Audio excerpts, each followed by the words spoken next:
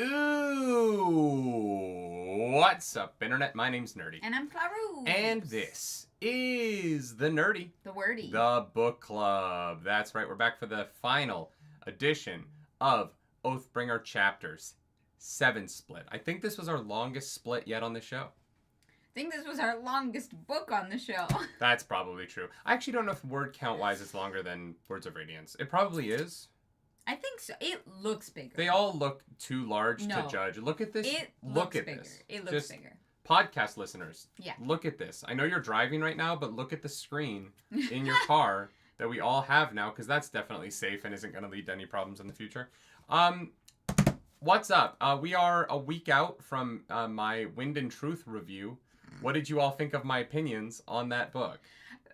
In all seriousness, do not talk about Wind and Truth. Arazu is out with a fucking mission, okay? No spoilers. Yeah. No spoilers for our sake. No spoilers for your sake. Not everyone in the chat has read the book. It just came out, and it's longer than this, so it's gonna take people fucking 8 weeks to read, okay? Fucking 14 to 28 business days, at least. For those of you who have already finished it, congratulations. If you write in the chat, like, I finished Wind and Truth, you're not going to get banned. If you write anything else, you will get banned. So don't do it. Don't just risk it. Yeah. Don't do it. It's not worth it. I'm so happy for you. I cannot wait to be among you, especially after this book, which I've greatly enjoyed. Don't do it. Yeah. Also, if you're that guy that your warning came onto my my very, very farcical review of Wind and Truth and is like, way to make sure I'll never watch a video of yours ever again. Dude, really? It wasn't for you. It's fine. You're that upset that... People don't know how to have fun, okay? That I'm having a good time on my YouTube channel? How dare you? We don't do fun, okay? But that's what it feels like, though. People are like, we don't do fun. And I'm like, all right, that's fine. Yeah. Blue, thank you for being a member for 35 months. It's almost 3 years of book club. That's right. Yeah. And our 3-year anniversary stream is going to be a smut book, which I can't believe. Is it? Yeah. For the charity. Y'all, what smut book should we cover? Ours actually gave some great suggestions. So we'll probably do a poll in the Discord. Discord. Yeah, I guess next week is full book recap. Which leaves us with the 30th. Yeah, okay. We had said we may not do a book club on the 30th I have shows on the 30th. Oh yeah, so we can't. We're gonna do it on the 31st. So we would do it on New Year's Eve. Yeah, it would be New Year's Eve book club. Nobody's busy the morning of New Year's Eve. I guess. Does that mean we're doing a book club on Tuesday and on Friday? Like, are we doing a smut book and a Mistborn? Oh, I see what you're saying. Because we can. We smut can books go are harder short. in book club. Smut books are short. And honestly, like, I don't think it'll be the same audience. I don't think a lot of the people who are here for Cosmere are going to show up to listen to us talk about Icebreaker. These motherfuckers are going to be like, smut corner, smut corner. Michael Kioski, thank you for that super chat. You can have my pun. I did it. I killed the English language. I made those people groan. Combines 3 words into 1. Well done. I appreciate that. Judah Canizares, thank you for that super chat. We're so back. Called in sick because I've been so tired the last few weeks. So I can watch Uninterrupted. So glad it falls on book club coming back. Guys, Judah Canizares is on fucking god tier level. They're calling in sick to work for book club. All right. And also because they're tired. No, and for like, you book know what? club. For us specifically. Okay, but here's my thing. Look, work is important. Work is how we find value. I do agree with that. I do think that work is an important part of living. Yeah, sure. But, like, take care of yourself. Call out sometimes. Yeah. I don't call out. Your corporation's not going to care. My job isn't a corporate job. Call out. Take care of yourself. Take a mental health day. Judah, regardless of book club, we have 20 shows left. I'm not going to call I know. Regardless of book club, I'm proud of you for knowing how to take care of yourself. Because that's an important skill set that some people don't have. No, that's valid. Especially artists. Linus Fiction, thank you for that super chat. Thank you. Bold of you to assume Era 2 isn't a smut series. Well, based on Brandon Sanderson's writing of romance, I don't think it is. I'm gonna guess no. I don't think it's that bold. I think it's a pretty, like, lukewarm. I think it's a pretty normal take. Yeah. But hey, I'm happy to be proven wrong. I have heard the romantasy girlies are liking Wind and Truth. I don't know why, but... Don't talk about it. We skipped the fucking wedding in this book. Yeah, that was sad. A Weak Flick over on Twitch says Tusk Love. We will cover Tusk Love on book club. I promise. It just doesn't come out till June. Oh, wow. Okay. Yeah. I don't know about that. Tusk Love is an in-world smut novel that Jester finds in Campaign 2 of Critical Role that the characters become obsessed with in Critical Role. Right. And so they have turned that into a real book. It comes out in June, and we will be book clubbing it. Probably not on this channel, because starting in 2025, we're going to have more book stuff over on the Nerdy Wordy Book Club channel.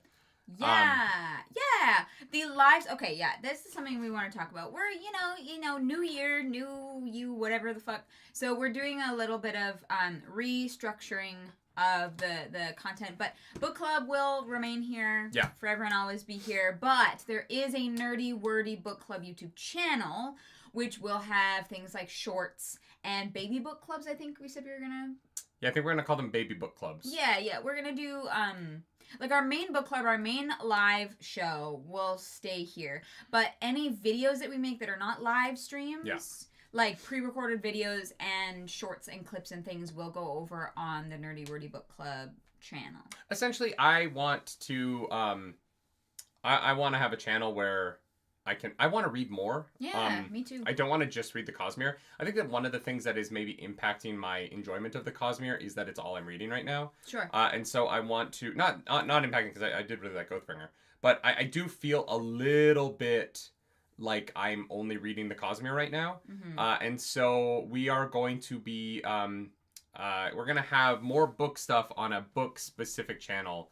And yes, Spencer, that I'm going to start that with covering the Percy Jackson series starting in January. Hell yeah. So there will be a Percy Jackson... I volunteered to mod that channel. Thank God, Harasu. We couldn't do this without you. Yeah, so I'm gonna be doing my I'm finally doing my baby book club for Percy Jackson. It's what is it called? The Lightning Thief? Is the first one. Yeah. Yeah. So I'm gonna be covering the Lightning Thief in January. So that's gonna be fun, and I'm hopeful to get through all the Percy Jackson main series before season 2 comes out. Yeah, and luckily those are pretty fast, easy reads. I definitely have not read all of them, but definitely enjoyed what I did read when I was younger, and yeah, definitely I want to read more stuff as well. I don't know exactly like the schedule for what that channel will be. It might be slightly irregular just because it will depend on our schedule, how much we're able to get reading done and such. Well, and part of the reason why it's going to be its own channel is because it is going to be irregular content that's not going to be as structured as the main channel. Yeah. Unless it does really well, and then it will become structured very quickly. Sure. It might be one of us, might be both of us, depending on what we have the time for. But the lives for book club for the main book club will stay on the Nerdy Nightly channel, because I don't want to add another membership tier on YouTube. Yeah, no, yeah. All that stuff will still happen here, because we don't want you to have to membership here, membership there. That's just silly and confusing. I already have 2 memberships on YouTube for the Nerdy Nightly and Nerdy Daily. Yeah. So I don't want to keep adding memberships. I'm not trying to get more money from people. No. We're just trying to Holy shit, wait. We're just trying to separate the content so people can find it easier, that's all. Yeah. Arzu, thank you for 20 gifted memberships. Thank you. There was also Roger lied. Just made my book club dinner. Chips and beer. Recipe available. Yeah. Welcome back to the Nerd Table. What flavor of chips though, Roger? That is a great question. Because if it's not salt and vinegar, you're wrong. Here's my thing though. Every time I post, unless you mean fries. Every time I post book-specific videos on the main channel, subscribers leave because they're like, "Oh no, I only care about reactions," and so if that's the case, then I'll just make a new channel, and we'll do it over there. Yeah, for sure. But fuck yeah, Iris, thank you so much for 20 gifted memberships. There is a 2-hour reaction that you can now go watch to chat. Was it 120? Or 122. No, 120 is 2 hours, and 122 is an hour and 15 minutes. Wild. Long ass fucking reaction. Thank you for commissioning that, y'all. But you can now go watch it. Also, my plan for that channel right now, just because this is book club and it's book club related, is that if you are a member of the main channel, you will get at least some of those videos early. So the Nerdy Nightly will be home to membership only versions of the Nerdy Wordy Book Club videos. And so if you're a member on the main channel, you will get early access to videos that will then go up on the book club channel later. Mm-hmm. So I'm hoping to give like 1 week early access to members on Nerdy Nightly. Obviously for lives, can't do that. But there will be early videos. I don't want to have more memberships. I'm not, I feel like we already have too many. And so yeah. Yeah. That and they Jess, they will of course also be on Patreon. Yeah. Early access to those videos will be on Patreon. Yeah, we are desperately trying to not like get people to have 17 different memberships. Yeah. We wherever you like to have your membership, whether it's Patreon or YouTube or whatever it is, like we if we miss something, please let us know. That's what the Discord is for. We are doing our best. Yeah. That is the goal is not to have to like fucking swindle you into having like 6 different memberships. Yeah. We the goal is to have the Patreon and the YouTube members have access to everything. Yeah. And then have separate channels for algorithm reasons that aren't related to... Yes. Because like you said, we put certain stuff on Nerdy Nightly and people don't want to see it. But the general public, the general subscribers don't give a shit about what's in the membership tab. Yes, exactly that. Yeah. So we're just trying to play the YouTube algorithm game.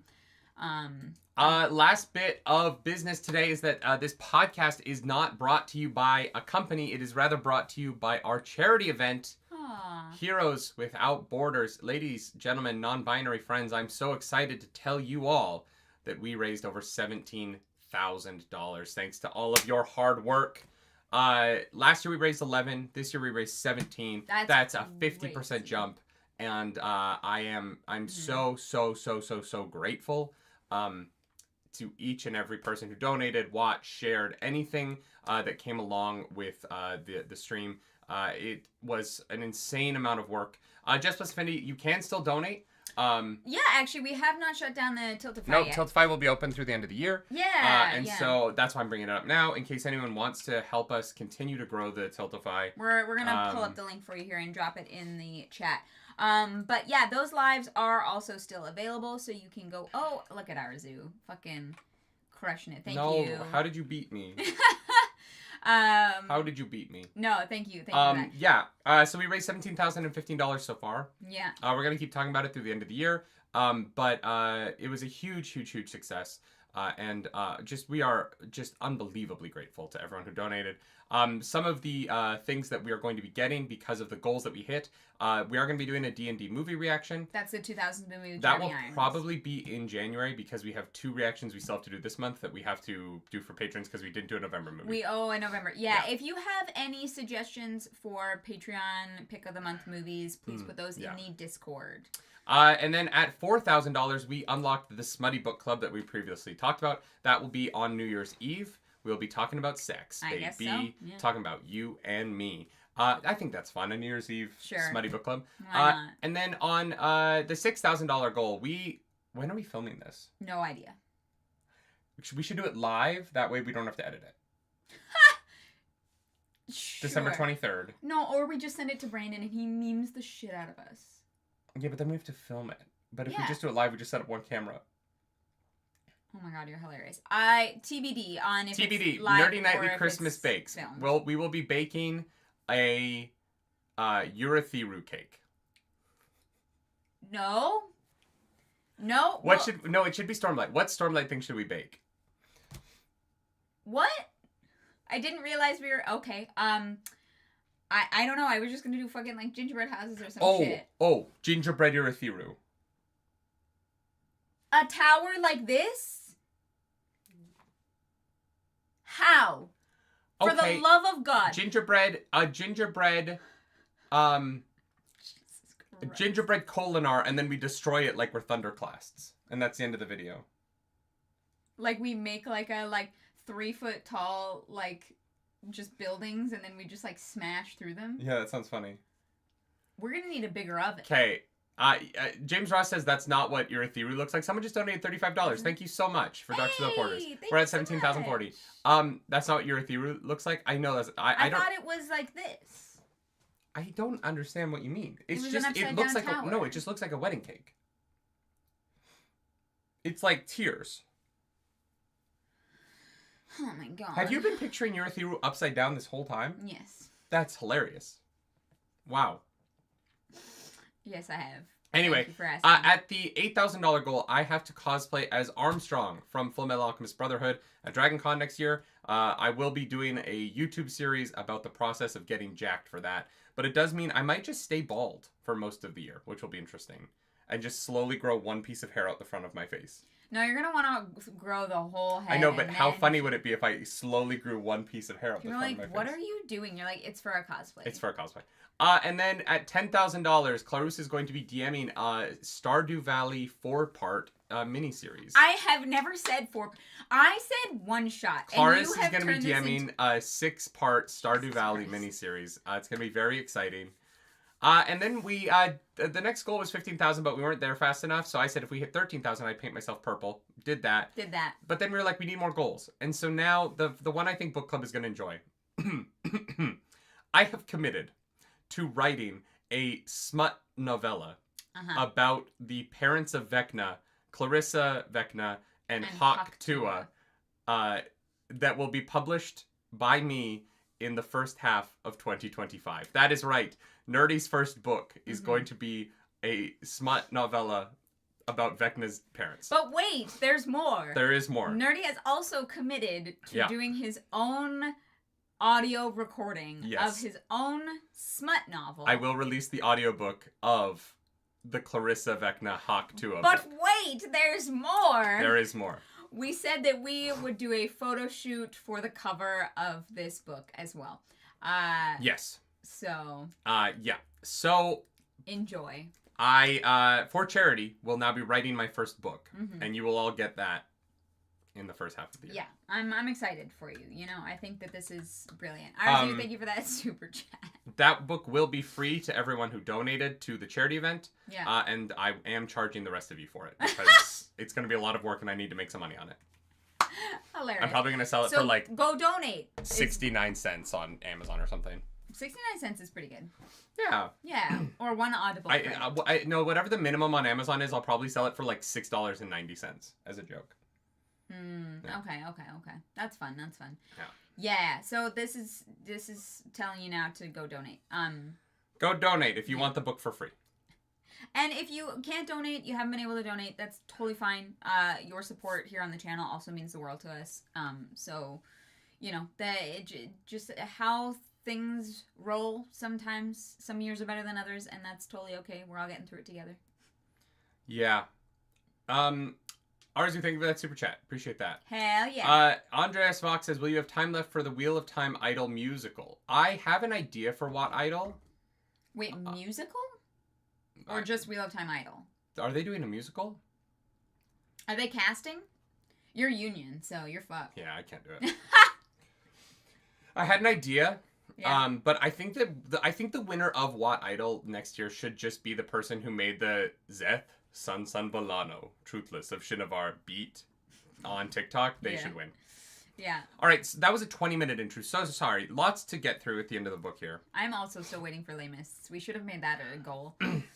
Oh, well. We should have made Les Mists a goal. If we hit 18,000 by the end of the year, we can raise $960 more. Andres Fox, the reason I am bald right now is because I'm in a musical professionally. I am doing Charlie and the Chocolate Factory right now. That is literally the reason why I look like this. That is absolutely true. Hi, Clarus. Hi. We've read all of Oathbringer.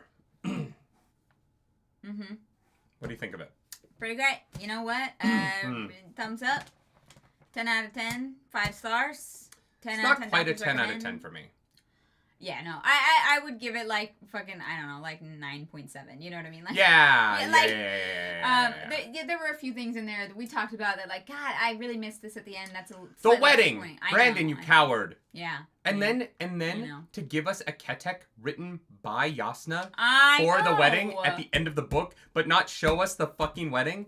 That's rude. Unbelievable. That is a level of edging that only Mormons are capable of, and so I commend you for it. But I just don't understand why male authors don't. They don't like weddings. Because we went through this with fucking Robert Jordan too. I know. And, like it's this weird male mentality that weddings are like something you get through, and not something that is like the best moment of your life. Yeah. And I don't agree with that. And you know, maybe it is just, you know, my being a queer man and my healthy relationship with the women in my life that I actually like my wife, unlike some men. True. It is very bizarre to me to skip through the most important of a character's life, right? Like I still think that our wedding is one of the most important days of our lives. Yeah. And like I think back on that day quite often, and I don't know. Yeah, I was disappointed. Yeah, I hear you. Michael Kioski says, please describe the plot of Oath Bring It On, a movie about youth cheerleaders. And I hate that so much that I can't describe it. They all got killed by the Midnight Mommy. I'm so sorry. Yeah, sad. So sad. So sad. Yeah. That's why I knocked those 0.3 points off. Because like the not getting the wedding was actually so disappointing. Like I've been looking forward to this for millions of words at this point. And, yeah, it's fine. Well, and Buttons brings up, Brandon bought the oaths, but not the vows. It is so fascinating because oaths are such a big part of this series. And, like, the most important oaths, I think, on Earth are wedding vows. Whether you believe in weddings or not, right? Like, take out the religious element of it. But I do believe that the most influential oaths in the history of humanity are wedding vows. In terms of like shaping human history and how important marriage has been throughout since you know the dawn of human civilization, right? Kingdoms were forged by weddings. Yeah. Kingdoms were saved by weddings, right?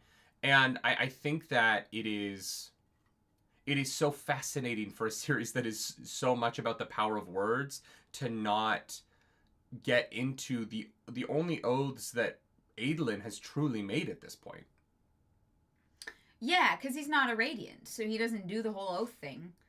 We got Dalinar and Navani's wedding, but the whole thing in this book was that they skipped 5 through it. Minutes. We were doing a real wedding this time because they fucking skipped through it last time. The book makes a point to be like, Dalinar and Navani's wedding was kind of like rushed through, so we're going to do a real one this time. And then we didn't do the real one because Brandon Sanderson is a coward. Yeah.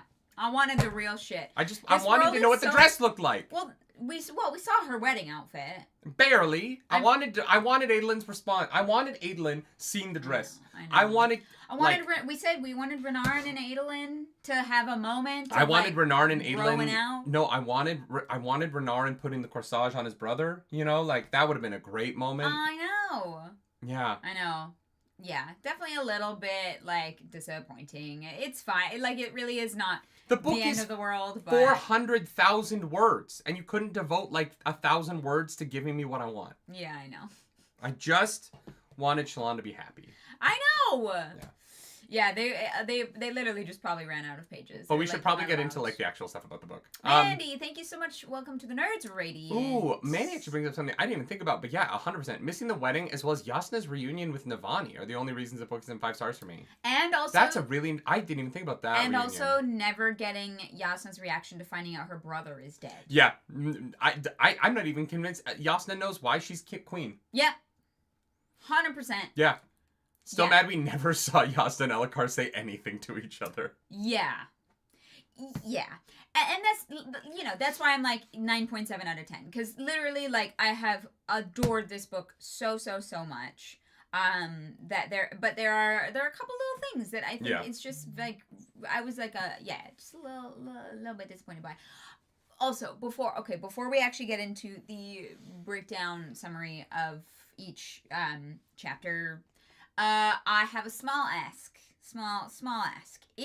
If you went to Dragonsteel this year, and they send out a form asking for feedback or anything like that, our 2025 goal, like our big goal, is to be guests at the Dragonsteel convention next year. We would like to bring a book club or most likely the TTRPG game, like do a show, a podcast, something at the convention. So if you did go and they have a spot that it has asked for feedback, and you can name drop us a little bit, being like these are the things that I want to see next year. That helps us a lot. Mm-hmm. Once our name is kind of out there, it makes a big difference. Yeah. So I'm just gonna throw that out there and do with that as you will. Thank you. Moving on. You know what Hoyd's finale in this book should have been? What? Instead of him becoming a Radiant, it should have been him at the wedding. We should have had, like, him talking about great art, and the great art was the wedding. No, it should have been him fucking roasting Elhokar still. It should have been Hoyd getting up at the wedding reception and giving a speech unasked. Hilarious. Like, that would have been so... Hoyd being the guy at Adolin and Shallan's wedding who gives a speech that, like, no one wants him to give, but Shallan lets happen because... everyone uncomfy. Yeah. No, instead, 100%. Hoyd is a Radiant now. Yeah, he took Elhokar's spren. Oh. Yeah. I didn't think of it as Elhokar's, but that actually makes so much sense. Yeah, it's a little pattern. Fuck, yeah, right. Yeah, he's been hiding in there the whole time. I'm assuming that well, actually, I don't know how the Void Spren... Well, no, I guess the Void Spren would know. They're also Spren. I'm like, are they digging that pile specifically to look for the Spren, or are they looking for something else? I don't think they're looking for the Spren, but I also think that cryptic is like, oh, I can't go back to Shadesmar because Odium holds this part of Shadesmar on the other side. Yeah. It was crypt-napped. Interesting. Yeah.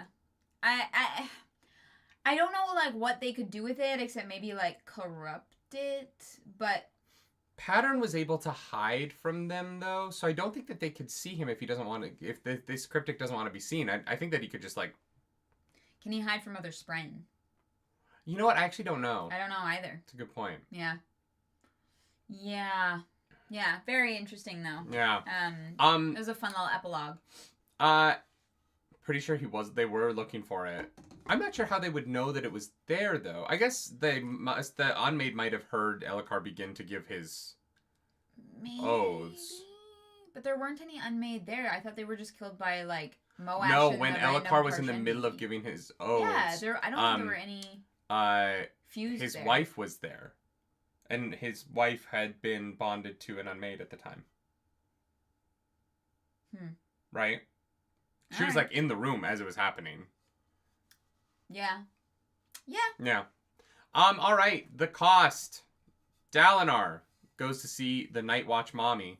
And Night Watch Mommy is superseded by Uber Mommy Cultivation. Uber Mommy is like, hey, Odium's coming. Odium is straight coming for you, bro. Hot. And I don't actually want him to get you. So I'm gonna try and help. I'm gonna get a little bit of me in you too. And then she pegged the shit out of him. It was pretty raunchy. It was wild. Super smutty. But then she took away the memories of it. So he just woke up with a sore ass the next day and no idea what happened. He's like, wow, I just had a rough night on the toilet. It was not a good time. Oh, that's what IBS feels like. Christ. This was fascinating. We reacted to this one, right? Yep. Yeah. So you can go watch our reaction to it. This chapter was fascinating. The description of the clearing, the description of how, like, Dalinar asks, like, to be forgiven. He's like, that wasn't what I meant to ask for, but it's just what he needs. Mm-hmm. And also, it being Cultivation and not the Night Watcher specifically. Because the Night Watcher does not know how to respond to Dalinar. They're like, don't you want money or something? Dalinar's like, no. No, I'm rich as fuck. No, I don't, actually. Yeah. I'm so wealthy. When she was like, I can make you rich, I was like, do you know who you're talking to? Do you know who I am, sir? Can you, like, it's like Elon Musk trying to be like, well, do you want wealth? And he's like, no. Yeah. No. Like, nah, bro, I'm good, actually. Yeah, he gets these, like, visions and such. I thought there was going to... I'm not going to lie. This chapter, it wasn't a letdown, but I definitely thought it was going to be... I thought the chapter was going to reveal something that we didn't already kind of just know about this situation, and I don't feel like it did. Yeah. Like, I felt like this Except chapter just Cultivation. showed me what I understood. Yeah, but I spent the first 2 books thinking the Night Watcher was Cultivation. So, like... Fair. That wasn't really... The whole time I thought Cultivation was the one that did this, just because I didn't know that the Night Watcher was a separate entity. So, like, even that didn't really feel like new information to me, because I had just been previously wrong. Fair. And so, yeah, I think that the element of it that... The element of surprise that I was waiting for in this chapter never hit. It just kind of played out sort of how I thought it was going to. Yeah. Yeah. Yeah, it had, like, really strong, like, emotional moments. Yeah. But... And some great writing. Yeah, for sure. Yeah, there wasn't a lot of crazy, like, information revealed in this moment. Although, you know, the Night Watcher as a character is very interesting because yeah.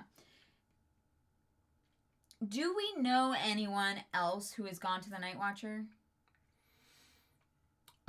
Lift. No, Taravangian. that's the thing is, the Night Watcher, or Cultivation also got Lift. Right, but Lift went to the Night Watcher first, and the same thing happened. I just mean, do we know any character that has actually made a deal with the Night Watcher? Taravangian. Or has Taravangian also made a deal with the fucking... No, it can't... Well, actually, no, because Taravangian went after Dalinar. Yeah, I think. Because in this, the weird thing about this is that Cultivation says she hasn't intervened in however long, right? Oh, yeah. And now she's just fucking shit up everywhere. Yeah, and so after Dalinar, she meets Taravangian and Lift. If she's the one who, like, assisted Taravangian. But all the other people we hear about, they get, like, really, like, inconsequential things from the Night Watcher. Well, but that's what I mean. Like, the Night Watcher, I thought, in my brain, I think, was, like, way more powerful. Well, I mean, she isn't, right? Like, I think she's as powerful as the Stormfather.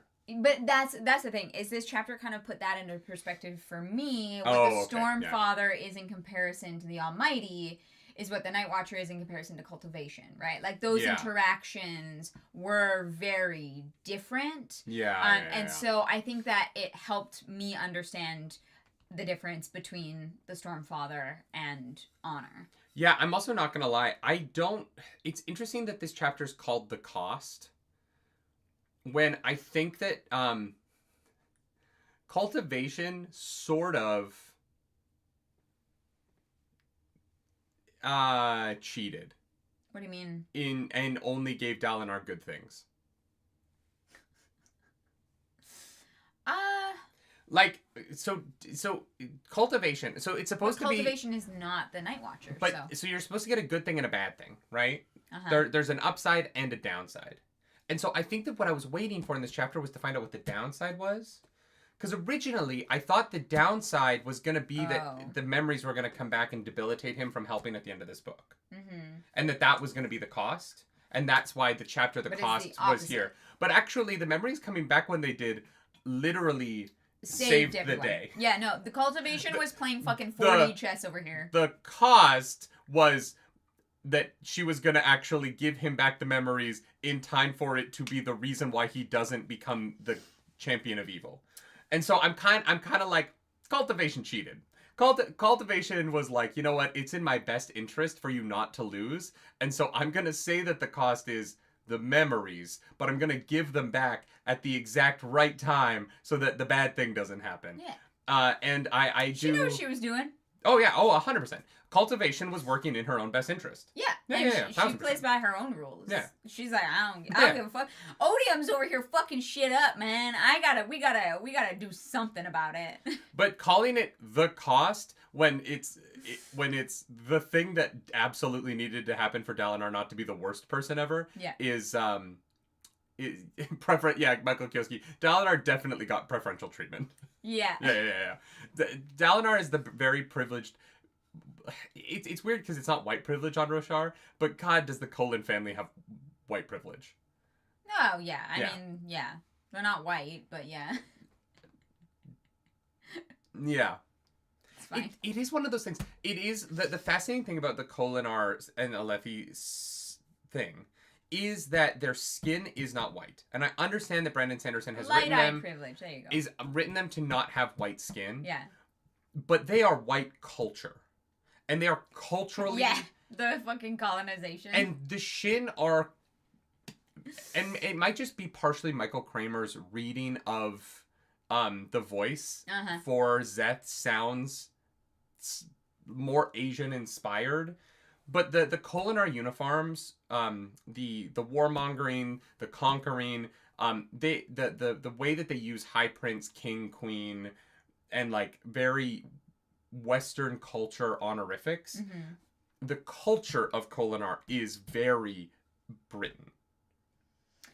Right? Yeah, is very European centric. The prudishness as well. 1,000%.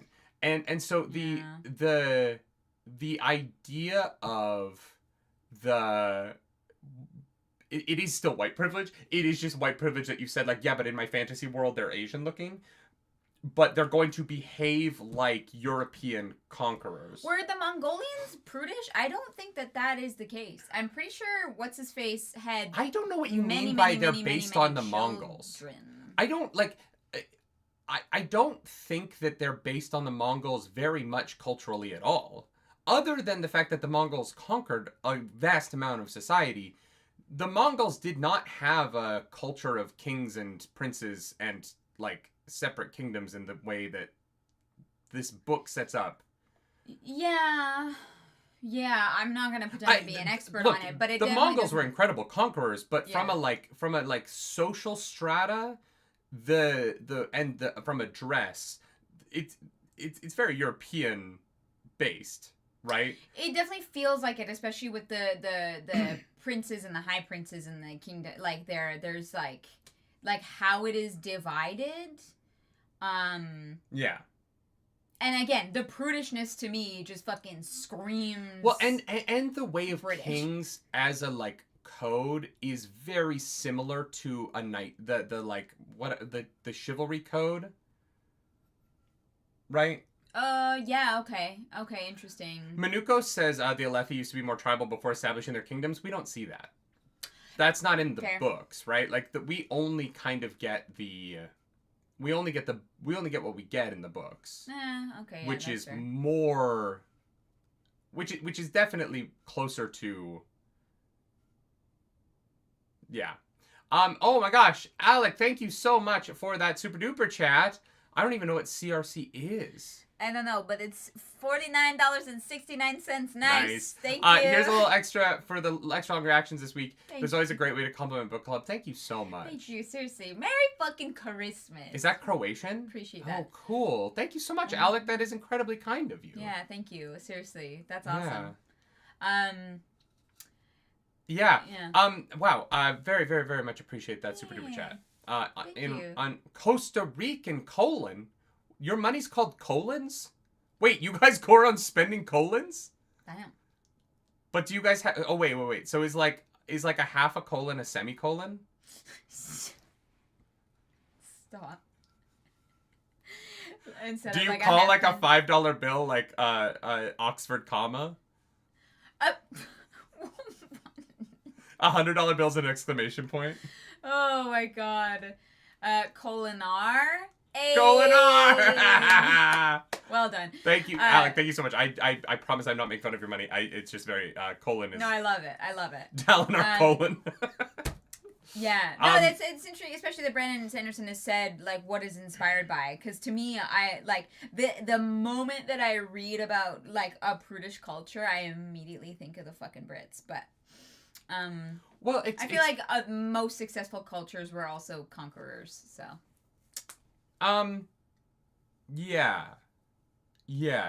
for sure. Oh, yeah. I mean, and like, you know, it's one of those weird things where like conquest was such a part of human history for so long, and now that it is a tough thing, and I understand that like my sensibilities around that are strong and don't necessarily fit into fantasy, and I understand why the audience can get frustrated with me talking about the colonizer narrative of this book and being like, well. We were all colonizers, like, and you know, on the timeline of this book, right? of when humans got to Roshar is more similar to when Native Americans got to the north, got to like the tip of Alaska and began to colonize North America than it is to when Europeans arrived on the other side of the continent 14,000 years later, right?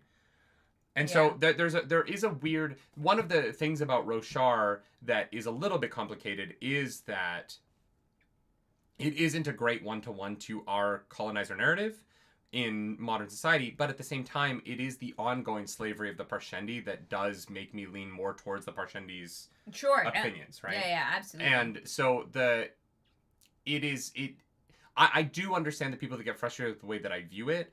I just am more cautious about how we handle those narratives, particularly from a white writer, than... Sure, yeah. You know, if Brandon Sanderson were a black writer or an indigenous writer and put this into the book, I would have a different hesitation around how it was going to be handled than I do because, you know... You never know. Some white men put out their opinions on things that maybe deserve to be scrutinized. Yeah.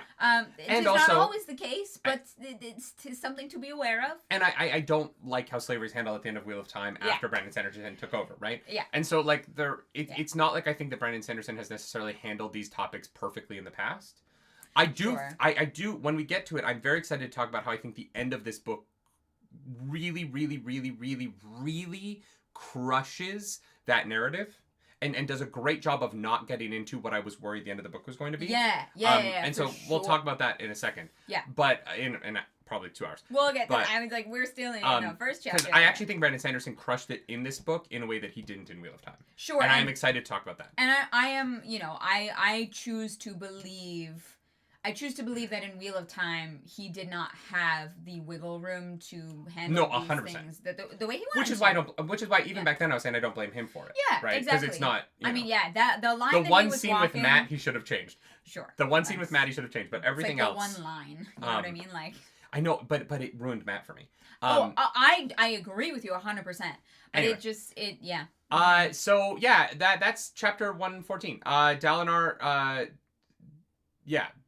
Dalinar loses memories of his wife temporarily for a few years. He gets pruned by Mother. Yeah. Mother is mothering.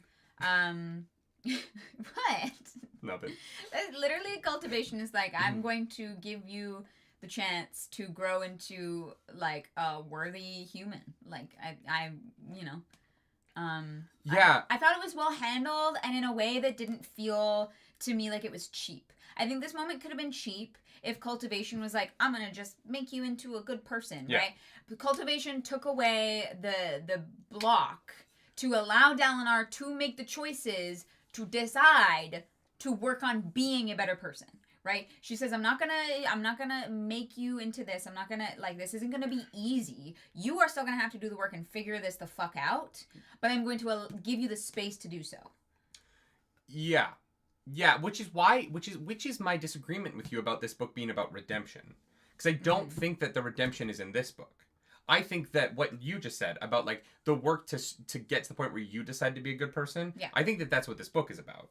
I don't think that redemption... I think the next book will be about... I think that 4 and 5 will be about Dalinar's redemption. Yeah. And about the actions that he takes in trying to make up for what he's done with what happened with Ebby in his previous life. Yeah. But I think that this book is more about acceptance. Yeah. And it's about that, like... It's about acknowledgement. Thank you, Umang. Acknowledgement is a great word for what I think this book is about. Yeah. I think that we get that with Shallan's story. I think that we get that with Adolin's story. I think we get that with Kaladin's story, right? Yeah. I think that acknowledgement, that personal acknowledgement, is the first step in being able to, like, work on redemption. Yeah. If you did not watch any of the audiobook reactions, Nerdy and I had a very interesting discussion about what redemption means, because...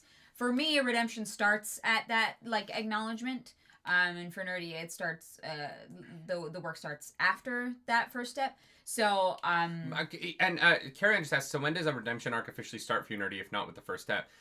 For me, redemption begins when it becomes about other people, right?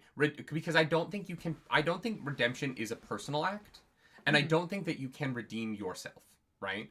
I think that... You can redeem yourself in the eyes of others.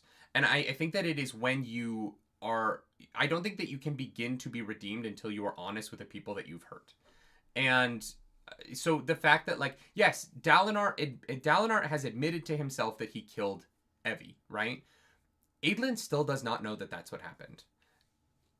Renarin still does not know that that is what happened, right? Like, the people who were harmed by those actions are still in the dark because Dalinar is still keeping secrets from them. Mm-hmm. His redemption cannot begin until those people are brought in, until the people that he harmed with his actions are the ones that he is impacting with honesty and with acknowledgement, right? Mm-hmm. And so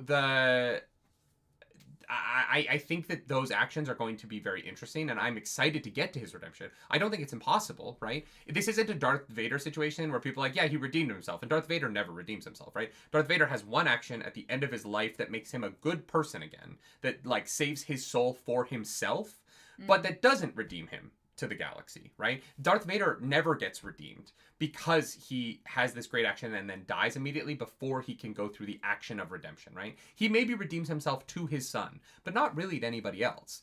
And well, here's the thing. I think that Bloodlines, the book, covers that. If you want to read a great book about how Darth Vader's redemption isn't real to anyone except his kids, Bloodlines covers it so beautifully in that Leia has to live in the future of the galaxy under a galaxy that does not believe in his redemption because the actions were not about other people, but rather just about this kind of somewhat selfish moment with his son, right? So do you think then that him writing this book is redemptive? Yeah, 100%. And I think well, that's in this book. It's called Oathbringer. It is in the no, Twilight pages. No, it's not. It's at the very first epigraph. Oh my god, no. I needed to write it anyway. It literally is on page 1. Great, sir. Thank you so much on Super Chat. From Elantris to Oathbringer, I just wanted to ask your thoughts on Brandon Sanderson's reattempt at autism with Renarin so far. Oh, much better. Which is hilarious because I don't really think of Renarin as being particularly autistic. I see Yasna as being the autistic character. Oh, no. Renarin is the oh, yeah. No, but Renarin, I'm not saying that he's not. It's just, if you were like, oh, is there an autistic character in the Stormlight Archive? My first thought would be Yasna. But that's not saying Renarin isn't. It's just that Yasna is the one that comes to my brain first. Interesting. But much better. Like, the world's difference from Elantris to Renarin not really understanding social cues in the way that I don't really understand social cues is why I'm disappointed he's not in the book more. Fair. Because he's the character I relate to most. Yeah. Especially after this book. Renarin is a much better representation of autism. Yasna isn't really autistic. She's just incredibly smart. Right? But, like, Yasna doesn't have the sufferings of... And I say sufferings because they're my sufferings. I'm not putting this on any other autists, right? But the difficulty in social situations, Yasna doesn't have. She just doesn't care. Whereas Renarin cares deeply but doesn't understand. And that, to me, is that to me is more autistic than Yasna's... Yasna is almost more sociopathic in the fact that, like, it just doesn't mean anything to her. Yasna seems like the kind of person to me who actually cares deeply and cannot express that in an outward way. Like, I think she cares a lot about Shallan and the people around her and does not know how to present right, but that. Yasna understands what's going on. She just doesn't want to participate. Whereas Renarin, there's a block. There's a legitimate block between him and what other people are communicating, and that I relate to so hard. Sure, yeah, that's fair. Guillermo, I want to say thank you so much for 10 gifted memberships. You can now go watch our Guillermo, thank you so much. Discussion on redemption and where we believe that begins for a person. Sanguinus says, I disagree. Redemption to me is about being better. It can and should include making amends, but it shouldn't be a requirement. Being better without making amends isn't redemptive, though. Yeah, that's just being a better person. That's just being a better person. Like, redemption, like, you can't redeem an action redeem behavior without it being towards the people that behavior impacted. Just being better to a different person doesn't redeem what you did to somebody previously. Yeah. Right? And that's not saying that it's bad to just be like, I choose to become a better person and leave whatever is in the past. No, right? I think it's important to grow and become better over your life. Yeah. But growth is not inherently redemptive. Redemption is about your actions, not about who you are in the future. Yeah. Right? Those are like separate concepts. For me, redemption does start at the self-awareness and acknowledgement. But I do think that there is a difference between redemption and just like choosing to be a better person. Judah, welcome back to the Nerds Radiant. Don't forget there was stuff hinted about Yasna having some problems with her family from a very early age. She was hysterical in flashbacks. Yeah, still not 100% sure what that was. Like, they thought she had lost her mind, which feels like a magical thing, but I actually don't. I don't have context for that yet. We'll get to that when we get Yasna's. Yeah. Yeah. I just think that we have different ideas about when redemption starts and how it's achieved. Sure, yeah. But I do agree that it does him have to be book, about the people.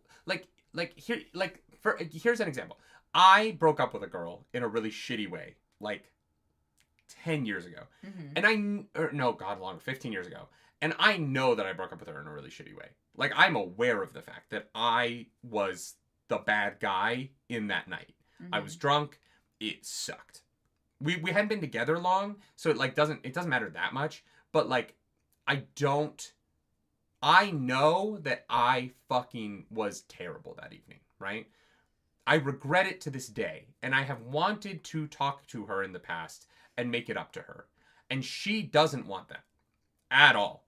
I'm a much better person. I wouldn't do that again. I can't redeem that night because she doesn't want it. And that's okay. That night will never be redeemed.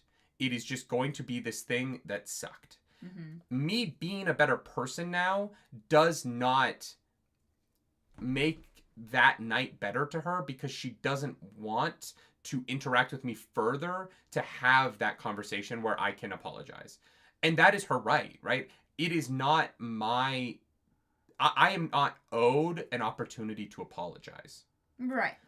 If she needed that for closure, I would happily give it to her because I would love to be redeemed for that, and I would love to be able to give that to her.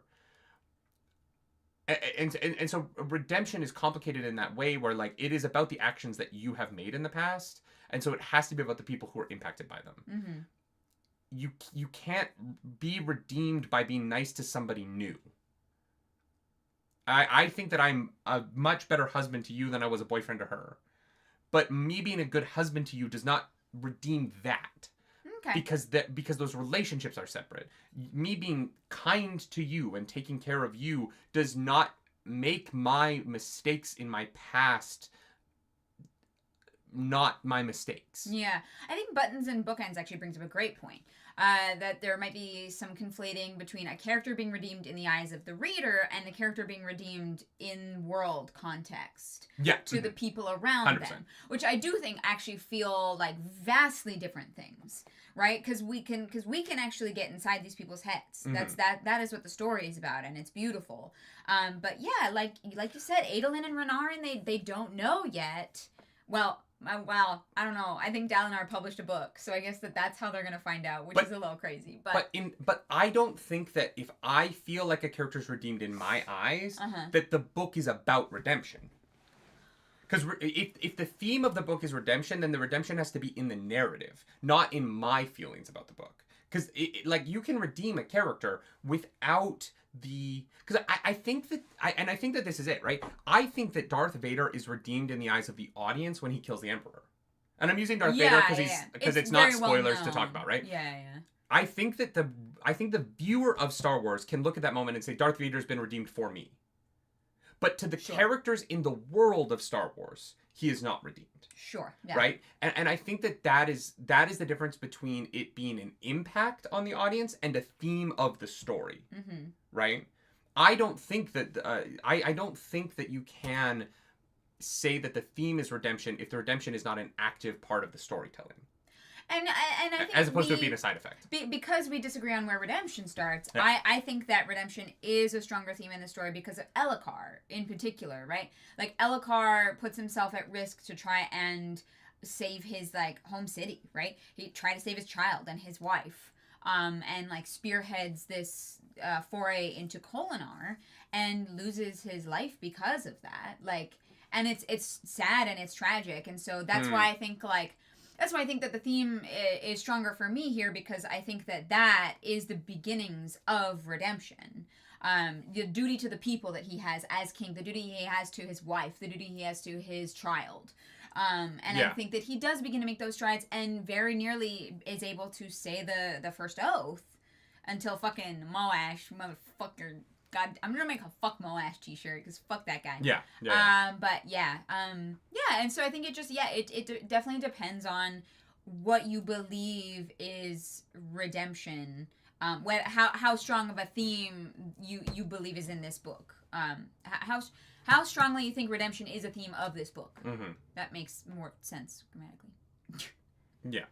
Yeah, it was just an interesting conversation that we had on one of the chapter reactions that we wanted to touch on here for the people who don't watch those. Yeah, I think that if Dalinar at the end of this book, before writing the book and before being honest with his sons, and I think that if there had been a moment of him being like, I feel like I've redeemed myself, I would have thought he was fucking crazy. I would have been like, no. You have so much work to do before you can say that you've redeemed yourself, dude. Yeah. And the first step is telling your sons what happened. Like, you have to be honest with them. Before you write the book. Adolin is honest with him about Sadeas. Yeah. Adolin, I think that Adolin goes through more of the arc of redemption in this book than Dalinar does. But Adolin doesn't actually, like him killing Sadeas affects, like, Sadeas's men and, like, his wife, and he hasn't told Eli or like Sadeas's men. No, but I don't think his arc is finished. But I think that Adolin is on the redemption arc more than Dalinar. I think that Adolin accepts that he did at the beginning, and Adolin is going through the steps of beginning to be honest with people. Like, Adolin is doing the active work of being like, I have done something that has hurt you, and he apologizes, and he brings it up with Shallan. He's like, I did this, I don't regret it, I do it again. Like, Dalinar needs to learn from Adolin's example. I don't think Adolin's done with that yet. No, I don't think so. At all. And Adolin has some reckoning coming around what happened with Sadeas' soldiers. But sure, I do think that Adolin is on that path, and is Adolin is the example that I think Dalinar should be looking up to.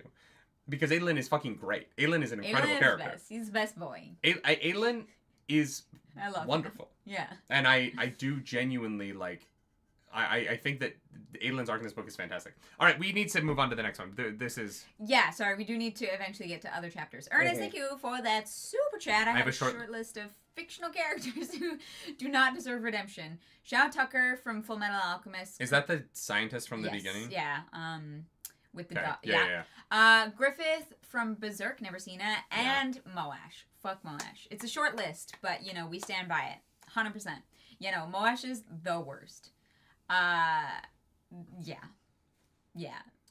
Oh, interesting. Embry says, I don't think you can redeem yourself from something you think was the right thing to do. I think that you can think something was right and still acknowledge that it hurt people. Yeah, I completely disagree. I think that you can very much acknowledge that you harmed people doing the right thing. And I have apologized to people for the effects of my actions many times in my life. Yeah. And gone, I had to do that for me, and I'm sorry that it hurt you. But I think that both of those things can be true, right? Yeah. And I think that Adolin acknowledges that both of these things can be true. He is the person who does that. Yeah. For sure. Because I think that he, when he tells his dad, he's like, I know this made things hard for you, but I also had to do it, and I also can't be king. Let's get into the next chapter. Right. The Wrong Passion, chapter 115. They came from another world, using powers that we have been forbidden to touch. Dangerous powers of Spren and Surges. They destroyed their lands and come to us begging. So this epitaph, I gotta get into this for a sec. Do the Spren exist on the planet that the humans came from? Because this implies that they came with Spren powers. Yeah, with the humans. And I assumed that... Well, we know the Surges come from the bond with the Spren, so the Spren have to be on the original planet. This epitaph feels very confusing to me. And I get read and find out. Like, I get read and find out. One thing I think we want to theorize. One thing I think Stormlight doesn't do the best at is that in trying to create the mysteries, sometimes it repeats wrong information a lot and then only corrects it once. And so, because of the unreliable narrator element of Stormlight Archive, I do think it can be hard at times to parse out what is actually true. Okay. Because even the characters that correct information and they're like, oh no, this is the actual truth. I'm like, well, but why would I believe that? How do you know? And so... Yeah, how do we know that the humans actually came from a different planet? That could be false propaganda put out by Odium. Can you imagine if, like, the end of Rhythm of War, they're like, actually, the Parshman came from another planet, and that was a lie? Like... That would be wild. I don't think that is the case, but it would be funny. Yeah. Yeah. No, I think it is. I think it is. I think it is both. Both a pro and a con that it does that, because for some people that's awesome. Them like investigating like what is actually true is part of the joy of experiencing this world. Mm-hmm. But yeah, sometimes it can make things a little bit confusing and lead to people being like, wait, but no, I thought this.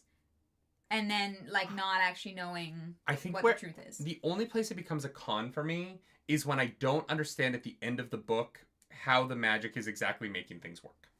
It's the only quibble I actually have with the end of Oathbringer. Which is why you're like, what does the Spren mean for this? Like, is when the book, the end of this book, the only and we'll get to it when Dalinar pulls the perpendicularity together.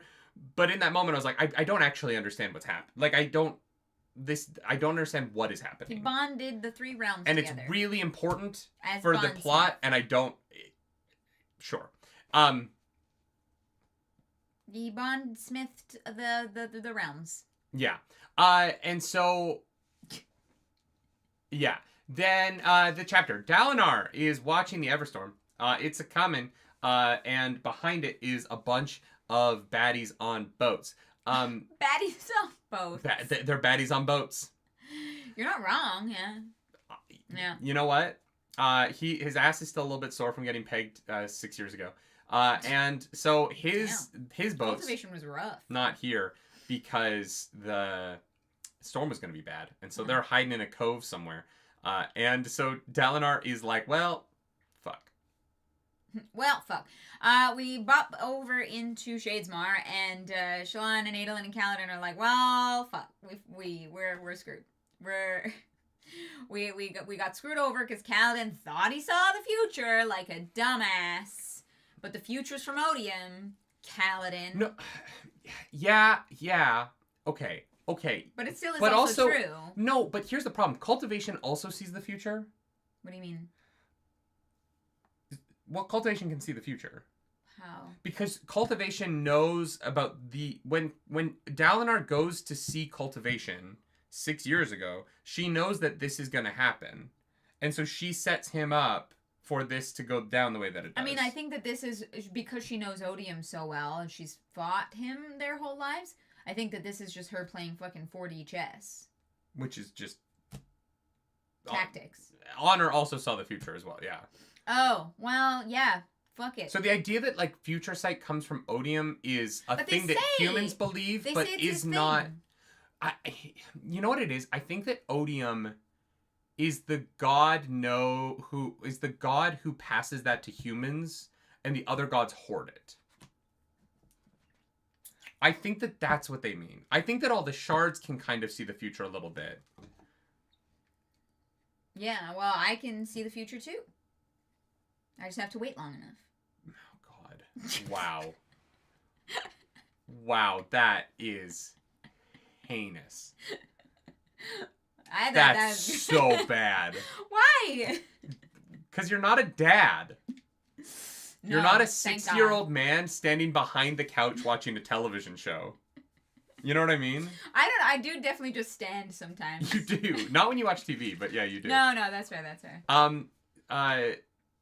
Yeah, no, I think that it might be that, like, Odium is the only one who allows the people to see the future. Maybe. Yeah. Yeah. But, yeah, so Dalinar is like, you know what? I am going to, I'm going to go fight them with a novel. Oh, even Dalinar though is, they can't read it, I can't read it. Yeah. Yeah. I understand the symbolism of this, but the idea of walking into a fight with a book that you can't even read is so funny to me. Lift is like, I don't have a weapon, I can't read. And Dalinar's like, what? Yeah. Oh, no, like our actual weapon. This is just here for... This is my crutch. It's like his baby blanket. You know what I mean? He's like, I just need this in my arms. It fits. Like... Yeah, Shallan, we cut to Shallan. Shallan is hanging out with the boys in Shadesmar, and they're looking up at, honestly, I'm so glad I looked at the image.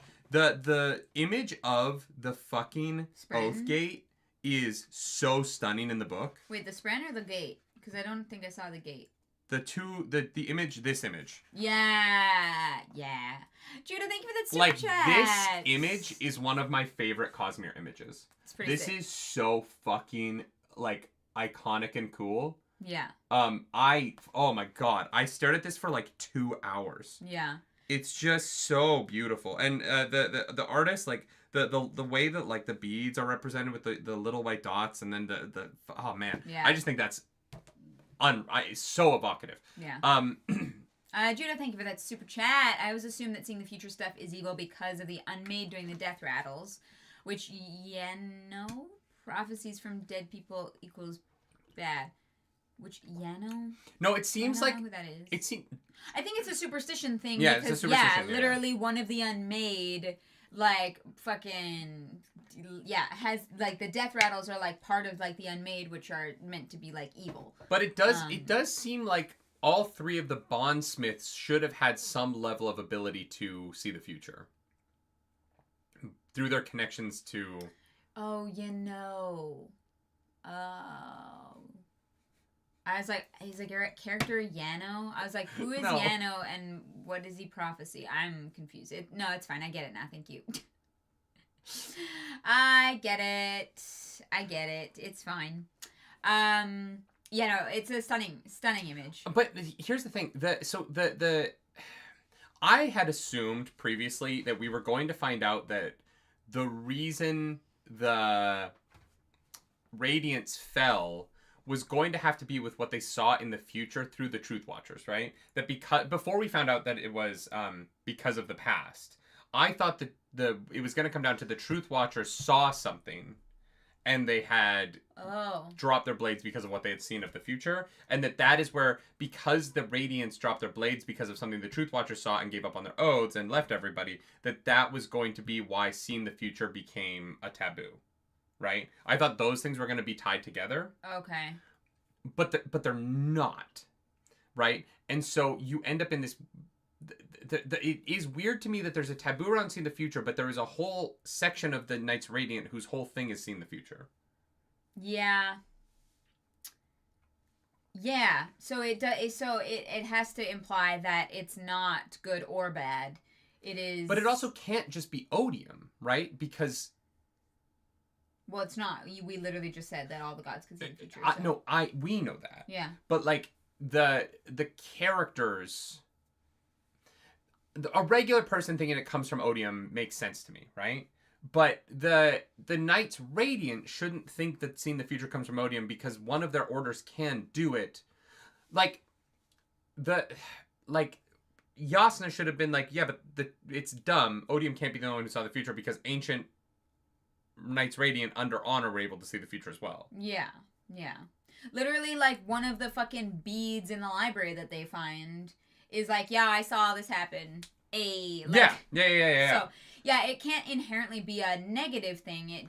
But it has been construed to be a negative thing by the church. Unless, first time theory, no, isn't that unique to Renarin because of corrupted Spren? No, it can't be because the gemstone in the library that says that they saw the future. Yeah. right? Yeah. And so, unless the gemstone in the library is a lie, or that gemstone in the library also was like someone in the past had a corrupted spren, Renarin can't be the only people who can do that. I don't think the Truth Watchers can see the future. I think that is a corrupted spren thing. Why, though? Thank you for that super chat. Yeah, we have no reason to believe that, because Renarin, like, the only powers we see Renarin have are healing and seeing the future. So, based on the information provided to us by the book so far, we know that Renarin can see the future, and then an Ancient Radiant also saw the future because they fucking wrote it down. So... yeah. Yeah. So I think Renarin being like, like, people can't know I see the future is because the church says that seeing the future is bad when it's actually just part of, like, his powers. Yeah. So. Yeah, but also I don't think that... And this is the other reason why I think that the Radiants would have been capable of this, is I don't think that Taravangian's ability... came from Odium, right? I do think that his ability to make out the future... Oh, that came from Cultivation. Yeah. And then we know for a fact that Honor left visions of the future for Dalinar, which means that Honor also can see the future. So all three of them. Wait, Honor left visions of the future? Remember when Colonizer fell apart? Literally fucking dust in the wind? Yeah, but that one, that's an assumption. That you could assume that was going to happen. Yes, which is what I assumed. But then how? Yeah, because how did he know about the Everstorm if it never existed when he was alive? Exactly, the Everstorm is a new thing. Which is why I'm saying. So then, if Cultivation and Odium can both give people the ability to somewhat make out the future, or at least possibilities of the future, then Honor should as well. It just. The idea that it's impossible for the Knights Radiant to do it doesn't make sense to me, given the evidence that we have that the other two gods in this world can't do that. And also Preservation... We literally talked about... When Vin put Preservation's body in her mouth, she saw the future. Yeah. Like, anyone who interacts with shards on any sort of a physical or spiritual level is able to see the future on some level across multiple books. Yeah. The divine people in... Warbreaker see the future because of their connection to a shard. Yeah, like they do the paintings. There are too many Cosmere shards that give the ability to see some element of the future. Yeah. That I just don't buy that Honor's the one that can't for some reason to the people who are connected to him. Yeah, exactly. There's no way. Yeah. Because we also agreed earlier in this stream that Cultivation has to be able to see the future to give Dalinar the power to then underwrite and to give him the visions back at the right time. Exactly. Yeah, 100%. So all the gods have to be able to see the future, which stands to reason that Renarin, one of his powers is seeing the future because the Radiants are from Honor. Like, that's... Philip says Kaladin got an impression of the future whilst pondering the orb. Yeah, but that orb might have been of Odium, so that doesn't help this argument necessarily. We don't know we don't know where the visions in the orb came from. Yeah. Those are in Shadesmar, which I don't know. To me, in Shadesmar, all fucking rules are out the window. I don't know. Like...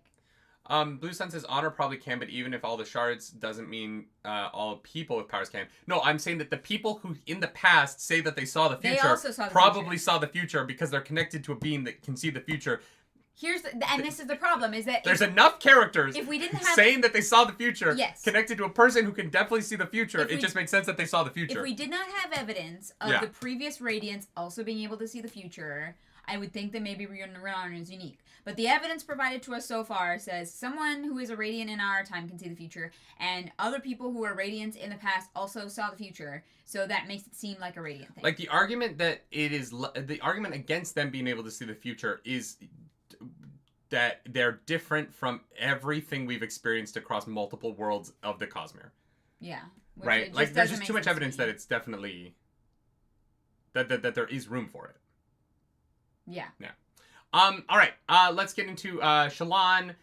She's at the Oathgate. The Fused are there. She's got a... Yeah. She's like, I don't even know if I can make this work, but I don't know what we're gonna do. And so... Adolin, for some reason, thinks... this drove me a little bit crazy. Adolin was like, Kaladin's stupid visions are a trap. And I was like, no. Kaladin said, Kaladin is like, hey, I just had a vision. Dalinar is in trouble in Thaylen City. And then they get to Thaylen City, and the Spren are holding the Oathgate, and Adolin's like, see, the visions were a trap to get us here. And it's like, or Adolin, Dalinar's in trouble because the enemy's where Dalinar is. You fucking idiot. Like, I was a little bit like, what? Adolin's assumption here that it was a lie is so weird given the fact that he's like, God, fucking Odium's gonna be there. And they get there and there's like evidence Odium's there, and he's like, see? I know. Yeah, Yasna's over in Thaylen City, and she's like, oh, well, they're fucked. Yeah. That's unfortunate. I'm gonna go murder my cousin. Venli arrives. Yeah. She's like, you know, she's not doing too great. They give her a sword, and she's like, what the fuck am I supposed to do with that? Like, Oh, wait, before we move on to Venli. I'm a propagandist. Can we stay with that Yasna moment for a second? Sure. How did you feel at first about, the fucked up Spren for... Before we get to what it actually is, how did you feel about Yasna seeing the Spren and his Spren not being a Truth Watcher Spren? I don't know. I really was like, oh god, Renarin has a fucking Void Spren. I didn't like it at first. Oh, sure. I wasn't about it. Sure. There was a moment what Void Spren looked like, and I was like, that's not a Void Spren, so... Well, but like Spren having multiple forms is possible, right? Like... Is it? In the moment. Syl is just a larger or smaller version of herself. Everyone else kind of... I wasn't about it. You thought it was Void Spren. I didn't like... And here's the funny thing is that I had said earlier in this book, I think, that I thought that Renarin might be the one that goes evil because of being neglected by his dad. Sure. And I thought Renarin might end up being the champion of Odium. Yeah. As like a foil to Adolin. Yeah. But by the end of the book, I really didn't want that to happen. Yeah. And so there was a moment here where I was like, oh no, I actually really don't want him to be possessed. Because what I thought it was going to be was that he was possessed and that Renarin wasn't himself anymore. Yeah. Because the Void Spren, like, the Odium thing is that they tend to take over completely. Yeah. And I was like, oh, Renarin not being in this book very much and just kind of being weird on the corners of rooms and learning to read. And then it turns out that it's not Renarin, it's just a Void Spren that took over his body. You're like, I'm not going to like that very much. I think that it would be fine and like, you know. Yeah. No, I think it's more interesting this way. Yeah. What it turned, but there was definitely a moment in the middle of this chapter where I was like, oh no, don't do this to me. I like my little boy. Yeah. No, I hear you. Yeah. Anyway, Venli. Back to Venli. None of the Parshendi really want to fight. They're like, I don't really understand what the point is. These people, like, yeah, they you know, they weren't great, but they definitely took care of us, and some of them were like nice to us. I'm not a fighter. I don't know what you want me to do. And the Fuse was like, shut the fuck up. I'm tired and I want to die. Well, and the way that Brandon Sanderson chose to, rather than make all of the Parshendi angry, which I think would have been a valid way to do it. Sure. And lead to a battle that is justified enough as an author that you can kind of get around the like kind of weirdness of it being this colonization story. Yeah. Instead, having the end of this book for the Parshendi be primarily the majority of the Parshendi narrative at the end of this book is not battle. Their freedom. But that's not even it, right? They want their culture.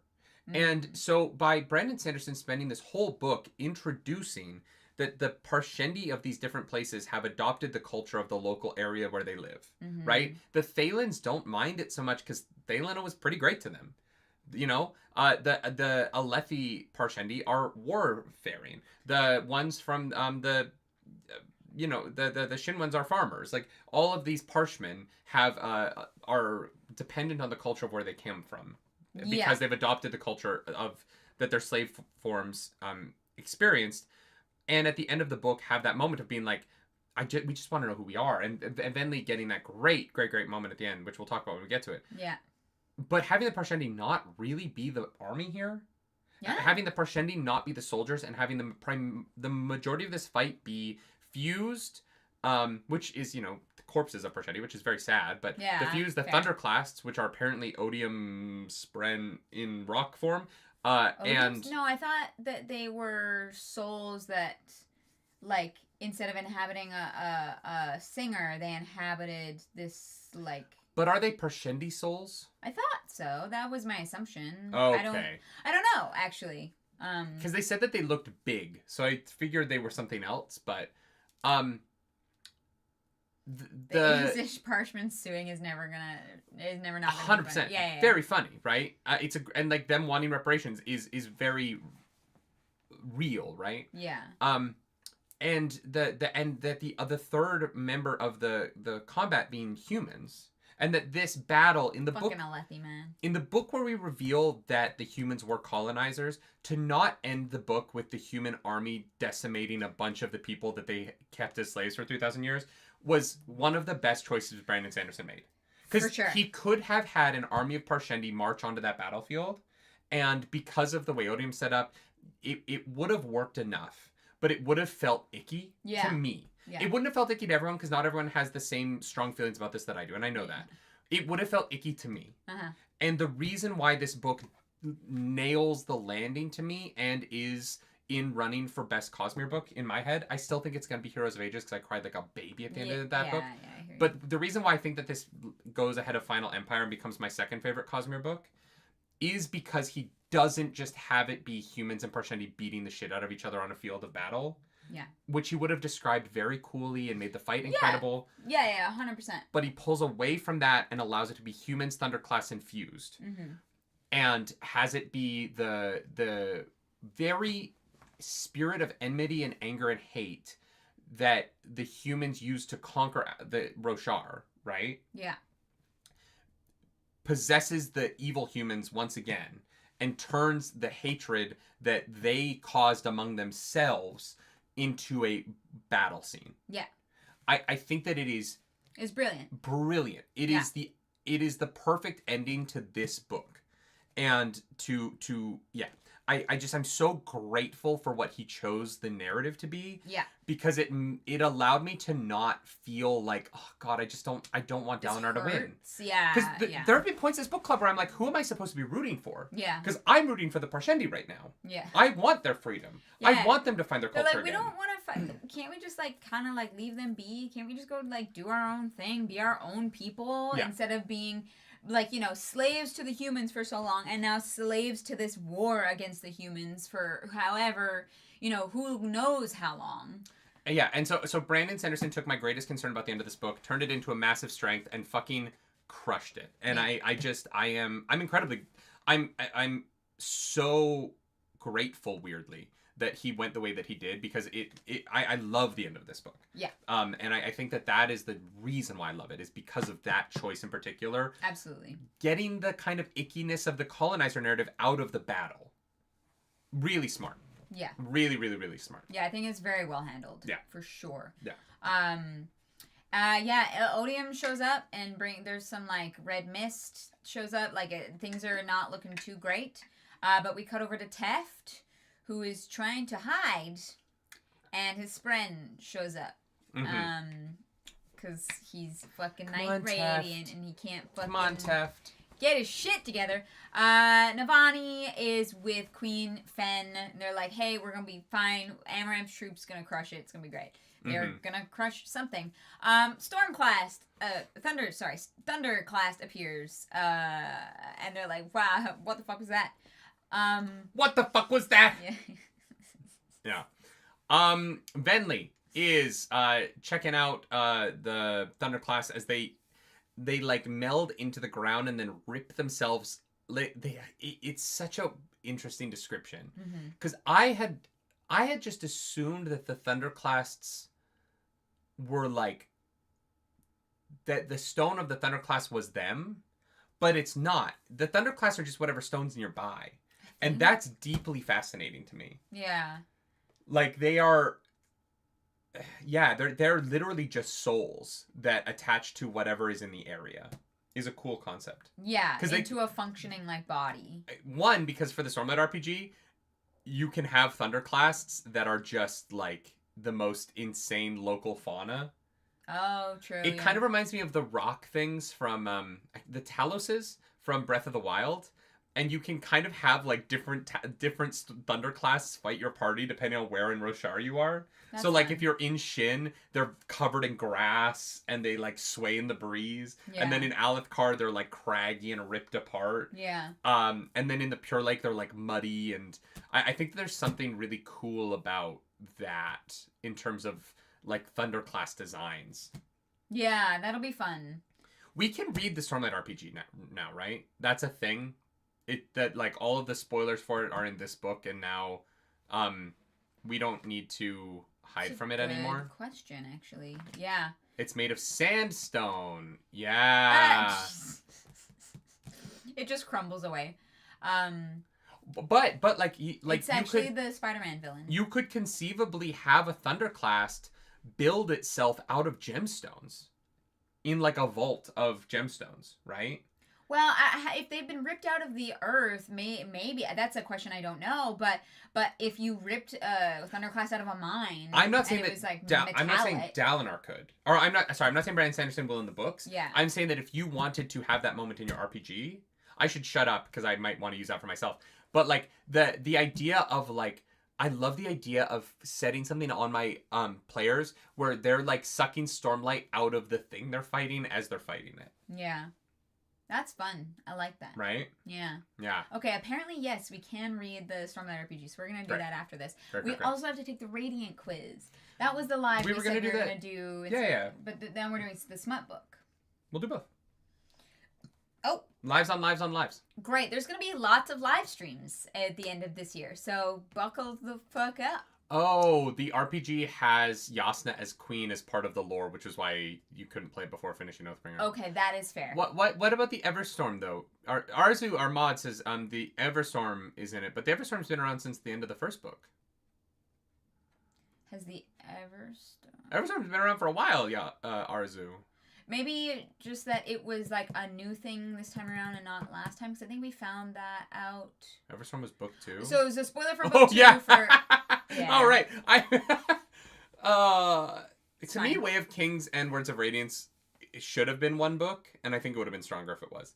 I don't know how you would have fit all that shit into a book, by cutting so much. Nerdy's like, edits. When you write your book, I'm gonna be ruthless with my edits, just so you know. Oh, when I write my book, it's gonna be bad, and people are gonna be like, "Oh, do you think you're a better writer than Brandon Sanderson?" I'm gonna be like, "No, of course I don't." Like, no, I just wrote this dumb smut book because we raised $17,000 for charity. I plan on writing books in my life. I really want to. I have a bunch of ideas. I don't think any of them are going to be half as good as Elantris. You know what I mean? Like, and I don't think Elantris is that great.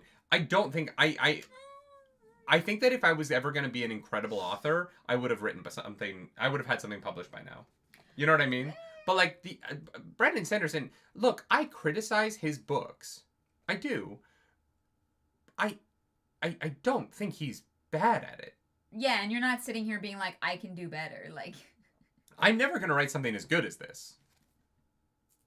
You know what I mean? I'm not under some illusion that I'm going to be a prolific author like Brandon Sanderson. No, maybe you write the smut book and you're like, you know what? I want to be a writer now. That doesn't change the fact that I criticize some of the things that he writes, right? Sure. Yeah. Like, I think Elantris has some real weird issues, right? Yeah. I also think that he's gotten so much better over time. You know what I mean? Gritzer says George R. R. Martin was a middling author for most of his career. Yeah, I mean, you're just gonna write a thing, and people are gonna connect to it, you know?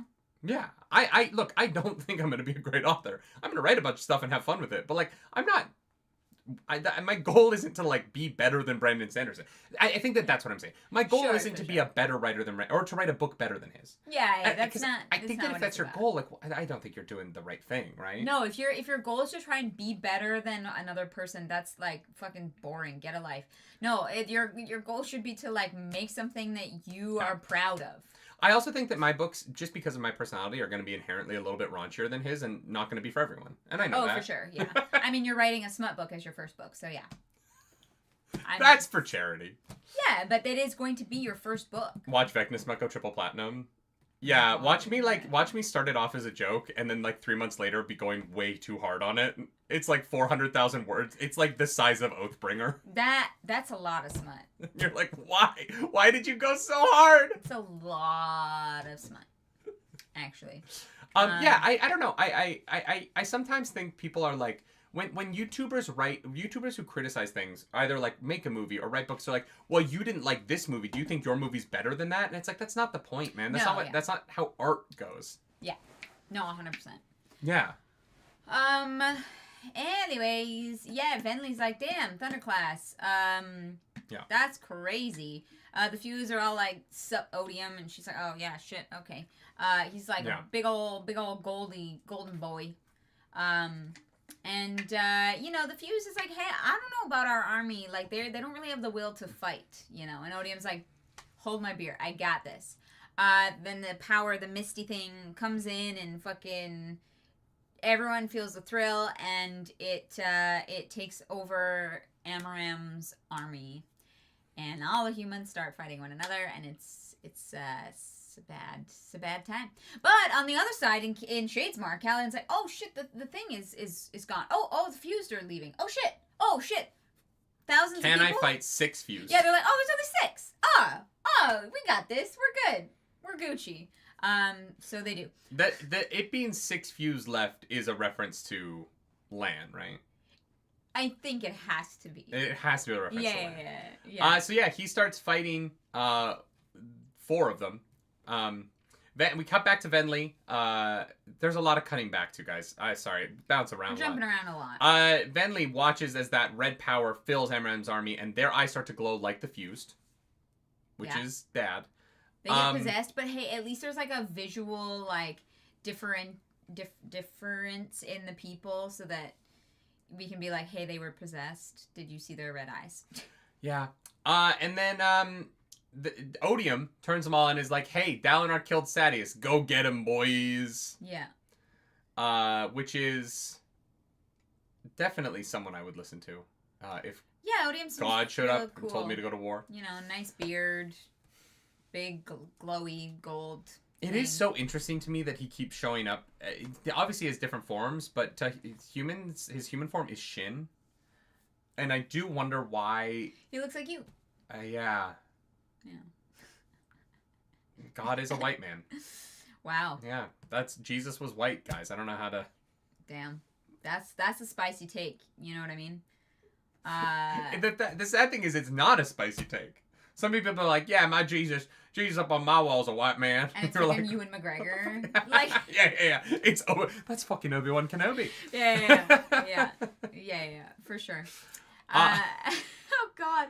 Yeah, Kaladin goes fucking fights the Fuse are like, there's just one dude here. That's crazy. And then he goes fucking bet, and he flies. Yeah, but that one guy is Kaladin motherfucking Stormblessed. Okay? And they start to fly around in a way that's a little. It's so cool in the way that Brandon Sanderson describes it, but if you put yakety sax over it, I feel like the lashings are actually kind of hilarious. Depends how you underscore it. Yeah. Yeah, 100%. Because okay, stay with me here, folks. Because of the way the lashings don't. You're not necessarily flying, but you just kind of start falling in different directions. The live action version of this is going to depend real hard on music to make it not a little bit goofy. You know what I mean? Like the sort of like tuggy nature of just falling in different directions is going to be really hard to visualize and have it not be a little bit funny. And the way that you get around that is by having the music be fucking incredible. Like, I wish John Williams were younger. You know what I mean? Because John Williams would crush it. But you're gonna... The score of these moments in the live action is gonna be so important. And I'm really curious. Like, I don't want them to get, like, a Danny Boyle. You know what I mean? I would be James Horner. I feel like a James Horner score would really crush this.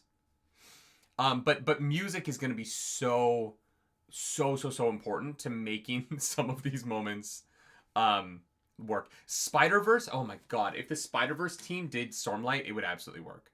Ludwig Göransson would be great. I think his scores are incredible. But yeah, Yeah, the I keep thinking about the lashings as a like visual flight, because it isn't flying with intention, right? It's literally like falling. Well, but the fused and the radiance also fly differently. Like they have different No, they're just movements. smoother about it. No, because it's more like it's faster for the radiance. They get kind of almost more like jerked around, where the fused look more like they're flying. Just because they're more used to it, though. No. I thought that was the implication, was just that because they've been doing it for thousands of years, they just are like better at it. No, I thought that the powers like literally worked slightly differently between Parshendi and the humans, right? Because it like manifests slightly differently. It looks different. It acts a little bit different. Oh, interesting. Okay. Because Kaladin's been doing it the longest, technically. Yeah. Guillermo, welcome back to the Nerds Radiant. What's your favorite flying mechanics? The falling wrong way of lashing or missing the floor, as in Hitchhiker's Guide? I definitely the lashings are, to me. I like the math of the lashings. Yeah. I really like the math of lashings. My favorite flying mechanics is Superman, where he's just flying, and you don't need to explain it to me. I would be fine with the Windrunners being able to fly. But it makes it more fun that it's lashings, because then Brandon Sanderson can like do funky things with it, you know? Yeah, I just wish that all of the abilities were math, and some of them aren't. And that is where the surges gets weird to me, is that some of the surges are very magical and some of them aren't very magical. They're in that they are magic, but they are very like, you know, like Shallan's light weaving is far more magical and like frou-frou magical than Kaladin's lashings are. And I think that like the inconsistency in that for me is a little bit... I don't agree. I think it's all very magic. Right, which is why, like, Kaladin's... It's light manipulation or gravity manipulation. But I understand that... But Kaladin keeps being like, I'm intentionally doing something. And Shallan is like, I don't know what the fuck's going on. To be fair, yeah, Shallan is fucked up. Shallan like, has some fucking issues. If Shallan was like, I'm intentionally putting the light there each time, and, like, describing the, like, feeling of moving the light around, I would be more on board. But Shallan keeps walking into rooms and there's pictures in the air and she goes, I don't know what the fuck. Guys, that's crazy. I built this city. What the hell? Not at the end of this book. At the end of this book, it feels much more intentional. But there's definitely, when she's doing the play for fucking the Midnight Mommy in Urithiru, she's like, holy shit, I don't even know what that is. I don't know, man. Instincts. Crazy. And so that's what I mean, is that sometimes I'm like, Kaladin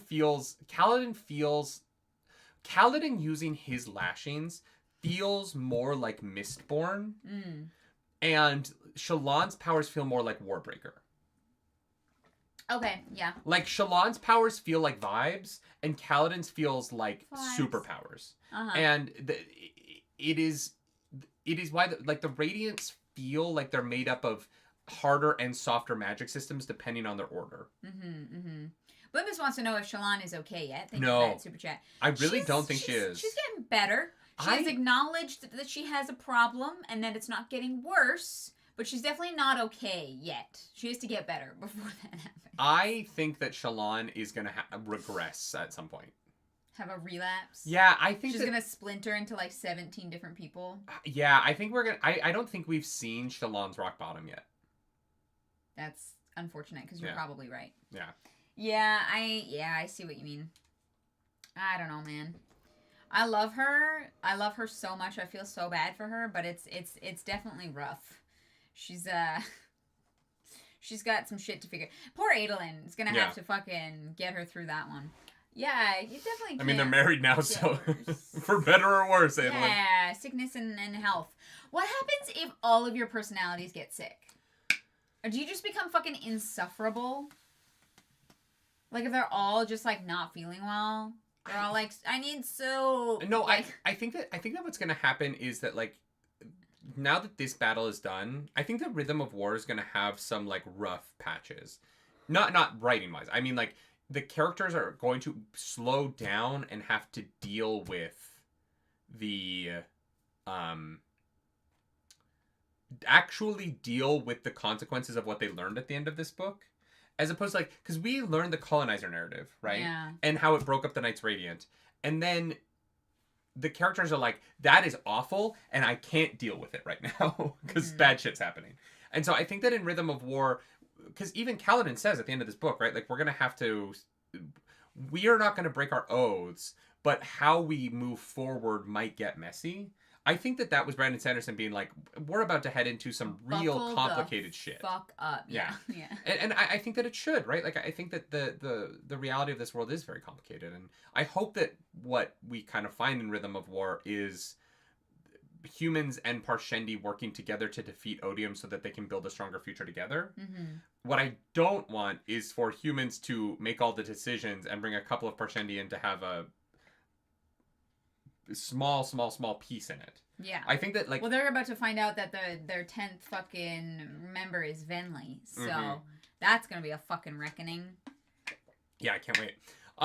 So, yeah, no, I don't think Shallan's... I think that Shallan, post-wedding, when she finally has a chance to sit down and think about what's going on with her, is going to have a slight... Not a major falling apart, you know? But there is going to be some real, like, difficult reckoning that happens in the next book. Yeah. Yeah. Absolutely. And it should. Like, that. It feels like that's where the narrative's heading. Yeah. I think that where that reckoning is going to come from is going to be disagreement among the Radiants, right? I think it was really easy for them to all be on the same side at the end of this book. Because the fight was happening and the Stormbreakers didn't come out of the sky. The Stormbreakers just watched. I think that in the next book, Dalinar's control of the Knights Radiant will be lessened because the truths are going to come out, right? Truths that are only really known by the board of directors of the coalition is what I thought. But like, you know, I think that when Malada is revealed to be the person that opened the Oathgate into Alethkar, you think that they'll find that out? Yeah, because Honor Blades can't open the gates. Oh. Right? And so I think that wait, yeah. When at the end of this book, when Dalinar is like, they use the Honor Blade to open the gate, I don't think Honor Blades can open the gates. No, because that was brought up before. Yeah. And so when that becomes revealed, the mystery of the book is going to be, well, then who opened the gate and let the Parshendi in? And the only person who could have is going to be Malada. And then once the Knights Radiant begin to splinter into factions, it's going to be really hard for them to present a united front. And then that's when Shallan's going to fall apart. Yeah. Interesting. Yes. Unless Honor Blades can. But I don't think that they can. I thought that there was a thing in book 2 at the very end where they, like, couldn't use the Honor Blade to open it. They had to wait for... Because I thought that I think the Oath Gates can only be opened by living Spren. Because regular... Or no, maybe it's just that regular Shard Blades can't. Maybe I'm conflating regular... Like, Deadeye Shard Blades and Honor Blades. Okay, so yeah, maybe Honor Blades can. Because Adolin's Shard Blade at the end of... Yeah. Okay, maybe that was it. Maybe that. I might be Almodius, this is live. Yeah. Yes. We can read that chat. Yeah. Sometimes we choose not to, because chat gets spicy, but yeah. Well, sometimes we're trying to move on, or else we'll spend too long on the same thing. I know. I've been trying in recent book clubs to be better about that, but book clubs have still been 3.5 hours long. We just have a lot to talk about. Well, this book's really good. It is. It's very good, but it is also very long, okay? Yeah. It's fine. So, yeah, where the fuck, where are we? Dalinar's like, there's another thunderclast. Everyone's like running around, freaking out. Yeah. So he's got his book. He's got his book. He's got that book that he can't read. Yep. And he's headed up to the wall. And he gets hit by a fucking rock that just fucking takes him out. Heals himself. And the thunderclast appears to be attacking the Thaylen gemstone reserve. Yeah. Because we obviously know about the perfect gemstone, but yes, they don't yet. Which. Yeah, interesting. He's like, Stormfather, do you know what the fuck's going on there? Stormfather's like, nah, bro, I don't know. Nah. I'm new. I'm honestly, I'm new to this. Then there seems to be a slippery, slidey fused, Mm-hmm. who's got a thing. He goes over to the Palanquin, we know, steals from Risen, gets the gem, and then fucks off. And Dalinar is like, you know what? I don't know exactly what that is or why they need it, but it's probably bad, and I should probably do what I can to then stop them. Yeah. So can we talk about this for 1 second? If Odium can see the future, why did he send someone to steal the ruby?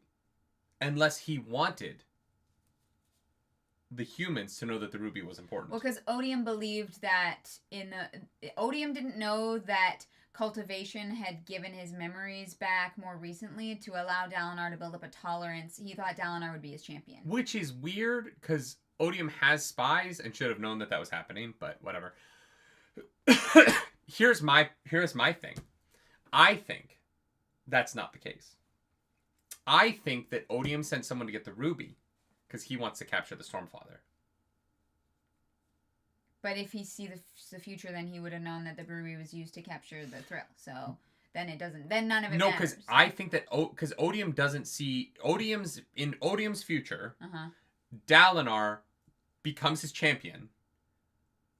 Right? Oh, and he captures. And he captures. I think he needed that ruby to capture the Stormfather. Interesting. Okay. In the same way that Dalinar uses the ruby to capture the thrill. Cool. Yeah. Okay. That makes sense. And so I think I don't know, because this isn't in the book. I do think that the reason why he was trying to steal the ruby, because obviously the ruby's like the most important thing. It's the thing the Fuse are going for even before the battle starts.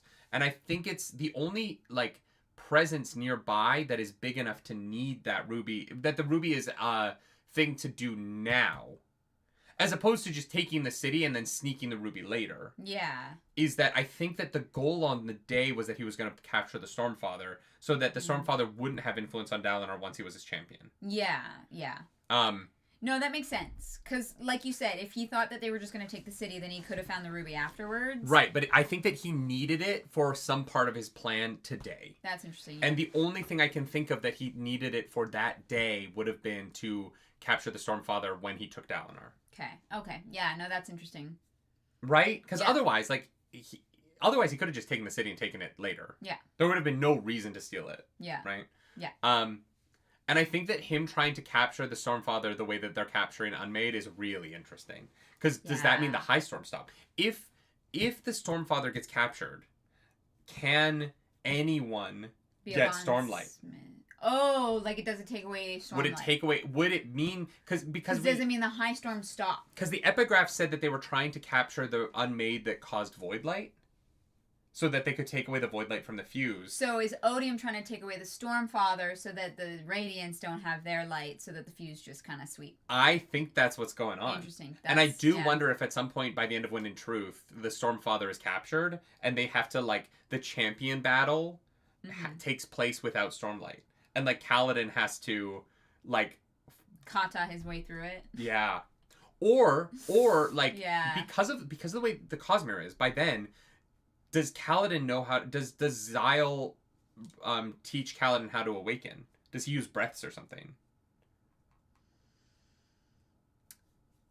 Yeah, I don't know if Xyle can use that magic if those shards are not present on that planet. Because I think that Xyle could technically pass off his divine breath from Warbreaker, right?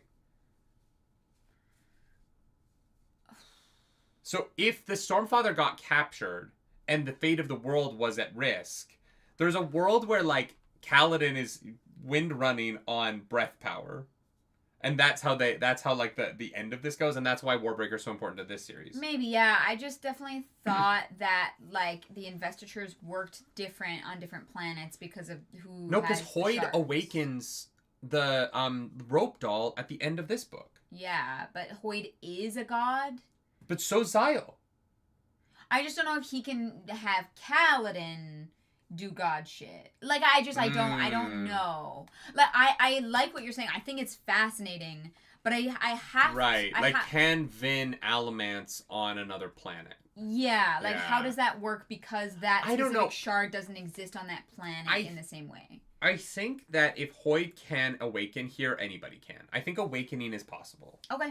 We didn't. I wish we'd seen Azure do it. Because if Ravenna had awakened. Azure might have, with the cloak around her arm, she hardened it into a shield. No, she awakened. No, you can awaken here. I think. She did. Yes. Okay. I'm forgetting. Okay, so, yes. But if it's an investiture, if like Wind and Truth ends with the Stormfather kidnapped, so Kaladin doesn't have Stormlight. Yeah. And so Xyle gives up his life. If Vasher gives up his life to give the Divine Breath as the investiture that Kaladin uses to beat Odium, that'd be pretty sick. I mean, that is literally Deus Ex Machina to a fucking T. Like, not if it's the power coming from Kaladin's literal teacher. Because Kaladin would still, because that would just give Kaladin the same power he would have had on Stormlight. It wouldn't have given him more power. It just gives him Stormlight power. Yeah, okay. And then he still has to fight that fight. If Xyle shows up and wins for them, that would be a Deus Ex Machina. Sure. But Xyle being like, oh, you don't have Stormlight? Use this. He dies. Yeah. And then Kaladin, like, uses a Divine Breath as the investiture to storm battle Odium. Oh, right. No, normal people become, like, done. But, like, he's technically kind of maybe a god, so he would die. No, he isn't resurrected. He would just become, like... No, he is. Gray or whatever. No, he can become a drab if he gives up all of his normal breaths. Because he did that at the beginning of Warbreaker. He was... Vasher went drab twice in Warbreaker. Right? Because he goes drab at the beginning when they're in the prison, and he doesn't have any breaths, and he has to go get breaths from the guy. But he doesn't give up his divine breath, which is the, like, breath that he got when he got reincarnated. I thought the divine breath was only for the people who died and came back. And I don't know if he did die and come back. I'm assuming that... But maybe I'm remembering Warbreaker wrong, but if he loses his divine breath, he dies, right? So I think that Vasher's final action divine breath? If Vasher's final action was to give Kaladin his divine breath to power his fight against Odium, I'm just saying that would be so cool. He is a returned. You're right. That's what I couldn't remember is whether or not he was a returned or if he just was like basically a god. I'm just saying Vasher's final moment being I gave my breaths and divine breath to Kaladin so that he could fight a evil god on another planet would be rad. That's all I'm saying. 100%. That would be so cool. No, I dig it. It's probably not what happens in Wind and Truth, but I do think it would be awesome. All right, let's move on. Jasnah walks in on Renarin. Renarin's Spren freaks the fuck out. And Gliss is not well. Yeah. But he can hide inside of Renarin. Yeah. And then Jasnah is about to kill him, and Renarin's like, oh, Dad. Oh, something bad's happening to my dad. And that's it. Yeah, then fucking Jasnah chops his head off. These Jasnah chapters are so fucking short. It pissed me off a little. I was a little angry. Yeah. Michael says it could happen in your Cosmere RPG. Yeah, next year, y'all. It's coming. Trying to figure out who the cast for that's going to be. I also don't know when the game is actually going to get launched. That is true. Which is a true. production problem. Yes, that is true. But that is going to be a big goal of ours. I have an idea for my story, but the problem is that I feel like I need to read Wind and Truth first, and I don't know when we're going to read Wind and Truth, which is a problem. Yeah, because next we're doing Mistborn Era 2, which is 3 books. Yeah. And then are we coming back to... And then Dawn Shard. 4 and 5? Oh. And then... Which is like 2 weeks. It's short. Okay. And then Rhythm of War. And then... Wind and Truth? Tress and the Emerald Sea. Oh. And then Wind and Truth, I think, is the order. Era 2 is 4 books. Oh, never mind. Oopsie doopsie. So we might have to start our Stormlight RPG before we read Wind and Truth, which is... That's a little spicy because, like, what if you accidentally just do what they... I know, that's the problem. Well, and I'm worried about spoilers and stuff for that show. We might have to do double book clubs. Do, like, Mistborn Mondays and Stormlight Saturdays. Oh, but we're doing Friday book clubs. So how is that going to work? Friday will cover Expanse. We'll do 3 book clubs a week. Oh, my God. We're not gonna have time for literally anything else. We're like, we want to do more video game stuff. We want to do this in the new year. Can you imagine? Apparently we're only just reading. The problem is I kind of, if we keep this on Mondays, I kind of like Mistborn Mondays. Oh my God. I don't know that we can do double book club because I think it would get confusing, but like... All of Era 2 is the size of one Stormlight book. Okay, that's not bad. Actually, though? Yeah. Oh, well, that's easy. Okay, that's fine. Okay. Yeah, Mistborn Mondays is pretty good. Stop it. No, Stormlight Saturday. You literally are such a fucking whore for alliteration. Stormlight Saturdays, I think, is going to be what the show is called. Yeah, the like TTRPG a TTRPG. Yeah. Will be Stormlight Saturdays. And because I kind of want it to have like Saturday morning cartoon vibes a little bit and be a little bit less depressing than. But smutty. Well, I don't think our TTRPG is going to have Stormlight tone. Okay. Because it's a little too sad to want to improvise with my friends. It would be pretty emotionally devastating, yeah. Yeah, I don't want to just roleplay depressing. You know what? We'll just play Lift and Lift's 10-year-old friends. We'll just be children slicking around. It's just gonna be fucking around on the Reshi Isles. Yeah. They seem like they have a good time. Everyone's naked. It's lovely. Yeah. Honestly, that sounds like our vibe. Actually, just everyone running around. Sunlit Sundays. That's pretty good. Oh, my Sunlit God. Sundays is pretty good. Hilarious. Yeah, roll a d20 to see if you jump into the chasm. Hey, Roll a Shallan. d20 to see if you fall off the giant god crab. The game that Brotherwise did was a hog heist. Yeah, but that's a one shot for a con. Like that is different. Yeah. God, I wish I'd been there. Next year, Dragonsteel. Shallan creates the army. Oh yeah. Shallan is like, oh well, we don't have an army to fight them. So what if I created an army to fight them? And yeah, so she. Oh no, wait, we're not even there yet. Oh my god, no, we're still on the other side. side. This is the first army. This is the little like strike team. She's got like a dozen people, I think, that she gives to Adolin. She like fuses to him, and he pretends to like not know what he's doing either, because we're all just like swinging wildly. Yeah. So he like blends in and pretends to also just be fucking. It's great. Yeah. Back to Venli. Venli is like, there's a random black figure swirling smoke. There's like this little smoky boy. Don't know what he's for. That's probably gonna also be very bad. So yeah, Odium Did we ever find out what that was? That's the thing that took Amaram. Yeah, but did we ever find out what it was? It's one of the Unmade, but I think it's one of the Unmade. Oh, is it? I thought it was one of the Unmade that then possessed Amaram. Okay. That then died? I thought at some point Amaram was going to start being like, I'm not Amaram anymore, I'm whatever. But... Yelignar. Oh, it's Yelignar. Oh, great. Good for Yelignar. Yeah. So Yelignar is not like dead, but they killed the thing that they killed his body. Oh, is it the same one as... So that means Isidan's dead, right? No. It's not the same Unmade as Isidan. I think it is the same one. So what? It just left Isidan? I think... Oh, right, because... No. Oh my god, I'm so dumb. Yes. That is in the book. Because Odium implies that Isidan couldn't handle being bonded to it. I thought he was just talking about another Unmade. No, I'm pretty sure that Isidan is dead because she couldn't handle being bonded to Isidan. It consumed her. Yeah. So she's just dead. Okay. Right. That happened off page. That kind of sucks that happened off page, but whatever. Well, she wasn't much of a character, but... I kind of wanted her to become more of a character before she died, because the first human to bond an Unmade is really interesting. Yeah. And I don't feel like we got a lot of that. And now we don't get a lot of it here. It's just he just becomes Doomsday. Which great. I thought was very funny. Yeah. That he's just... I was like, oh, he's like colorful Doomsday. All right. Yeah. Yeah. So... I love that he had to swallow a gem heart to be able to, like, possess the Sprent.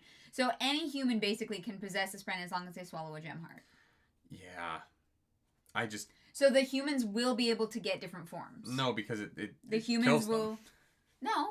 Not always. Amaram didn't die until he did. Kaladin killed him. No, but I think that Isidan did. Like, I think that it would have consumed him eventually, right? I think that he only lasted for a while, but no, I think I could swallow a gem heart and bond to like an embarrassment Spren. You know what I mean? What, are you fucking Keyleth? Yes. Thank you for noticing. It was consuming Amaram, yeah. It did like get rid of his chest completely. Yeah, it like, hollowed out his chest cavity, but Amaram still had his like memories and stuff, right? Like as a person. Amaram's like, yeah, sons of honors, bitches. Like, Amaram was still partially Amaram. he was just bonded to a spren. Yes. Or possessed by it. I don't know. No, I don't think he was bonded. I think he was a flesh puppet for the spren. Yes, okay, yes, that's fair. Yes. That's God, I love flesh puppets. Some of my favorite people are flesh puppets. The fuck? That's just humans. Some of my favorite people are humans, actually. Yeah. So Venli is sent forward to translate. Yeah. Oh, right. Yes. Kaladin, boop bopping around. His lashings are better than your lashings. You fucking fused, get fucked, but they're more graceful. Yeah, it seems like the fused aren't capable of multiplying their lashings, which is interesting. I don't know why they seem to be limited to single lashings, whereas Kaladin is able to stack his.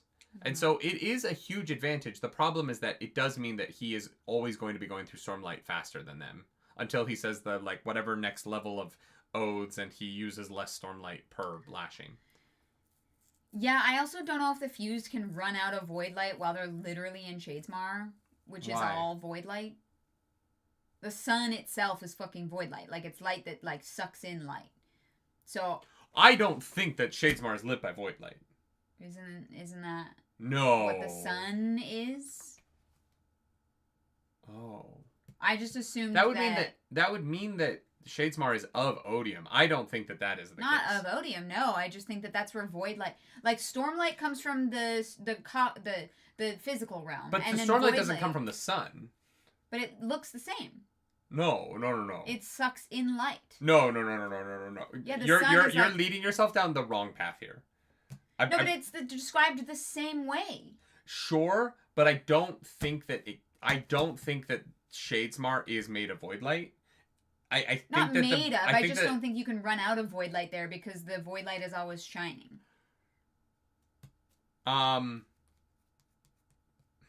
Okay. Because they're both described as a dark light that feels like it sucks in light. I don't think that it is void light. And I don't think the Fused get their void light from the sun in Shadesmar. But I understand why you think that. We've just never seen a Fused run out of void light in the... But we've also never seen a Fused run out of void light in the physical realm. Yeah. I think they just get it from their connections to Odium through their gem hearts. Oh, they just get it. They can never run out ever? I don't think so. I don't think we've ever seen Fuse run out of void light. All right. I don't know. I just thought... I might be wrong, but I don't think we've ever seen that happen, right? Yeah, I don't think so. Because I think that the void light comes from the Unmade, not from the sun in Shadesmar. Because we know where void light comes from, right? Like, we know that it's from that one Unmade that they were trying to capture in the past. Unless the sun in Shadesmar is that Unmade, but I don't think it is. Although, if it was that Unmade, it would make sense that void light is everywhere because that sun seems to be everywhere over Shadesmar. And so...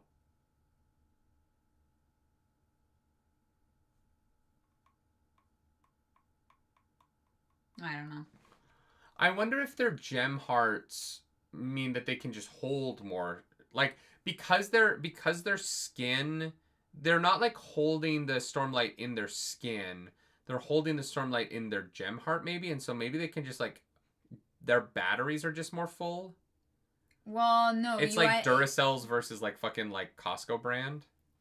No, because the only difference we know in gemstones is that, like, if it's a perfect gem, it can hold it indefinitely, but we know that gem hearts are not perfect gems. No, but I'm saying that, like, but, like, human skin holds a diamond chip's worth of Stormlight for, like, 20 minutes, right? Because it leaks out of you, but because they have but that diamond chip will hold Stormlight for, like, 2 weeks. On its own before it goes done. So because the Parshendi have a gem heart, are they able to, like, do their gem hearts keep the Stormlight or void light from leaking out of them as quickly? Maybe. Blimbus, thank you for that super chat. They're not perfect, but they're still a gem. Yeah. I definitely thought that the sun was described as like void light, but that's my bad. Solitary also brings up that Tree drains one of the fuse lights of void light, so they can run out. But that's the only time we've seen it. So maybe it's just that they have light for much longer because their gem hearts are able to, like, not go done as fast. Also, also, the fused are all going to be at, like, the 10th oath, or what the equivalent is, because they're so fucking old. Well, then why don't they have shard plate? Because they don't have spren. Do they not? I thought they had void spren. They don't need spren. They have carapace that the fuse have carapace that looks like shard plate, right? Maybe they do have shard plate actually. Maybe that is their shard plate. Yeah, because it grows back. They grow back with their void light. Yeah, they just don't have shard blades because they don't have spren, but they do have shard plate. What if shard plate comes from fucking flayed Parsh people? Because it just grows back. They like took it off of them. I would really not like that. I know, that would be really fucked up. I would, and I don't understand how saying the next oath would give you their skin. No, I mean the shard plate that like Adolin has. Right, but like just the random stuff. No, but that comes from a Radiant saying their fourth oath. No, random people can get shard plate. Shard plate exists separate from the spren. Right, but every shard plate came from a Radiant at some point. Did it? Yeah. Oh. Yeah. They didn't fillet fucking Parshendi for shard plate. So the shard plate is also Kaladin did that in book 1, but... Yeah, that's true. He did do that. No. I don't know. I love that for us. If everyone's wearing each other's corpses in these books, Brandon Sanderson, what the fuck? Where are we? No, because here's the thing. No, if that were true, Adolin would have 2 Deadeyes following him around, but he doesn't. That's why I'm saying it doesn't come from spren. That's which is why I'm like, maybe it comes from flayed They are not people. flayed Parsh people. You said it grows back. Yanagon. No, Kaladin is fighting with the fused, and they have harpoons and stuff. It's cool, and he's just running, so he goes to a mountain top to run away with a lance that he stole. Love that for them. Yeah. Yeah. Anyways, fucking Ramsay Bolton would have a field day. All right. Yeah. The Oathgates say to Shallan. No, we're with Yanagon first. Oh, sorry. I thought we said that we got the thing and ran away. Right, but that was Kaladin's storyline. Oh. Now we're with Yanagon. My bad. Yanagon is becoming comfortable being king. Good for you, Yanagon. We're all proud of you. Oh, and he's like, yo, we gotta go back. We gotta help. And I forgot that was his new name. Yeah, I know. Right, yes. And they're like, no, we're not gonna do that. The Alethi have turned on the city, and Dalinar is evil. And it's like, They were like, oh fuck. Shit, we were right. Yeah, because they get bad information, because... I mean, why would they know that they're possessed? They just have glowing red eyes. That's not a dead giveaway at all. Yes, Yanagon is very contemplative. Maybe... Maybe shard plate are beads from Shadesmar that the spren convinced to be shard plate when the Radiant says their fourth oath. So shard plate is just a mishmash of random objects? Yeah, it's like your spren, when you say your fourth oath, your spren like goes to Shadesmar and like convinces a bunch of stuff to become shard plate for you. They go on a fetch quest for you? Yeah. They convince that those beads real hard. I'm just imagining Syl going around like in Fable and like, what's the one, I didn't play all of Fable, at the very beginning, there's my husband's cheating on me, and you're like a 6-year-old child, and you have to go fucking snitch on this guy. Yeah. That's what I imagine Syl doing to get Kaladin his shard plate. Gritzer says, so someone's house disappears and becomes your plate? 1,000% that. Yeah. Mm-hmm. Yeah. It's why one of your socks always disappears. Socks are very easy to convince. One sock becomes shard plate every day. Because if socks are not paired up together and stored together, they lose their sense of self. And so they're very easy to convince to become other things. That's so stupid. No, it's fucking brilliant. So Shut dumb. the fuck up. I think it was great. Yeah, there's always one sock that just wants to go, do its own thing. Right? But yeah, Yanagon doesn't turn around. Shallan goes up to the Oathgate sprint and is like, hey, can I come through? And they're like, no. She's like, cool. Good talk. Thank you. They're like, yeah, we haven't been allowed to let people through since Dad died. No, sibling, not dad, sibling. Does he say the sibling? Yeah, he says the sibling. I swear to God. Anyway, Right? Honor told them not to. Yeah. So Shallan just kind of stands there yelling at them, and nothing happens. Or the sibling is actually the Stormfather, and he doesn't remember it, so they're gonna have to get the Stormfather to go visit the Shadesmar and just unlock everything. Yeah. All right. Szeth, son Villano, truthless of Shinovar, wore white on the day he was to kill a king. God damn, that sound is all over my timeline. I haven't seen it once. You're gonna have to show it to me. How? Because I don't open TikTok. Like, I literally, Shaz posted it on Instagram. Do you not follow Shaz? I do. Do you not watch the videos posted by our social media manager? No, I missed that. Oh my God. Give me a sec. I'm going to find it real fast. Please, no. No, you have to hear the sound. It's so rad. Great. Love that. Anyway, Szeth is not truthless. Szeth and Niall are having a lovely conversation. And Szeth is, super uncomfy about humans being the colonizers. But it's like, you know what, I get it. We're on the Parshendi's side. This is just how it's going to be, I guess. Nightblood is like, go fucking kill people. And Szeth is like, can you just shut the fuck up? Nightblood, big brain, don't say that often, is like, but you followed a fucking rock, okay?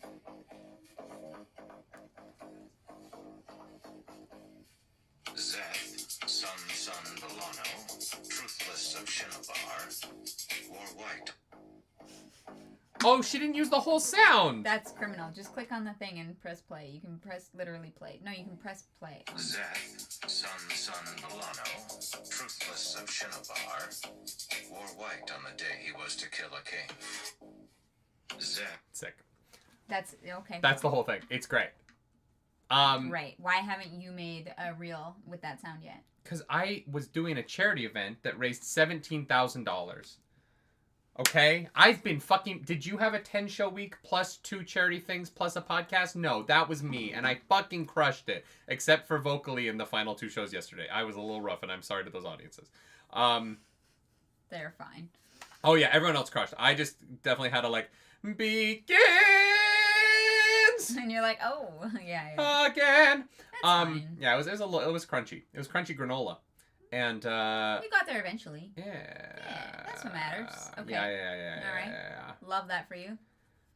Nerdy, dress in white, keep your bald head, and make a TikTok dance. That once the show's closed and I can shave the goatee, I have plans. So I'll see y'all in January.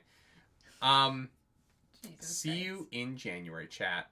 This is Szeth is like you have to make your Nin is like you have to swear to something outside of yourself because we are Stormbreakers and we don't make decisions. Are actually not that great at being. We good. refuse to take accountability ever. We just let someone else do that work for us. Yeah. Which I love. No, I was saying I got to the point where Nightblood brings up the fucking Oathstone and Szeth is like, no, that's different. Well, actually. No, that's just a fucking rock. And I said, I did what people who held the rock said. And it's a rock that I think Kaladin has. Wait, what? No.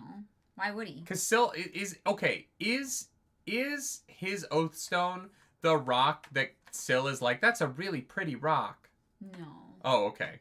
No, that's just a random rock. For a second, I was like, did Kaladin find Szeth's Oathstone somehow? Could you What imagine? the fuck is going on? That would actually be very funny. Well, but I didn't understand why it would be here. Because I think that Taravangian still has it. Fuck, I don't know where that rock is.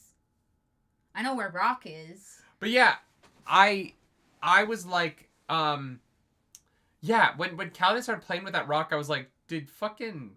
No, it was just a Kaladin find... It's just a Tien reference. Because Tien would just pick up random rocks and be like, look how pretty it is. I understand that it's a reference to Tien's enjoyment of rocks. I think that rock might actually end up being important. No, I don't. I'm gonna say probably. I'm telling you right now. All right. It changes color. It just reflects light because there's minerals in it. Tian found some. No. Anyways, Kaladin is technically Zethostone was also just a random rock, so. Sure. You know what? Yes. Just saying. There is a 1 in 87 billion chance that he picked up the same rock. It's actually all Tian's fault, actually. It is all... Yeah. Tian is Gavilar? Yeah. Blame Tian. Kaladin boop-de-dooping around. Shallan's like, I need more time. And Kaladin's like, fuck you, I own this guy, and then runs out of Stormlight. It's bad. And then he falls in the water. I mean, the beads. Yeah. Navani is clearing a path. Okay. She's with Fen and Fen's consort. I love that he is referred to as Fen's consort. It's like when you're talking to someone and you're like, oh yeah, so-and-so's wife all the time instead of their name. Yeah. Which I thought was very funny. I mean, that's a common thing among when you have a queen and no king, right? Yeah. No, I just think it's funny that it's their consort and not their name. I don't care about his name. No, he's just a man.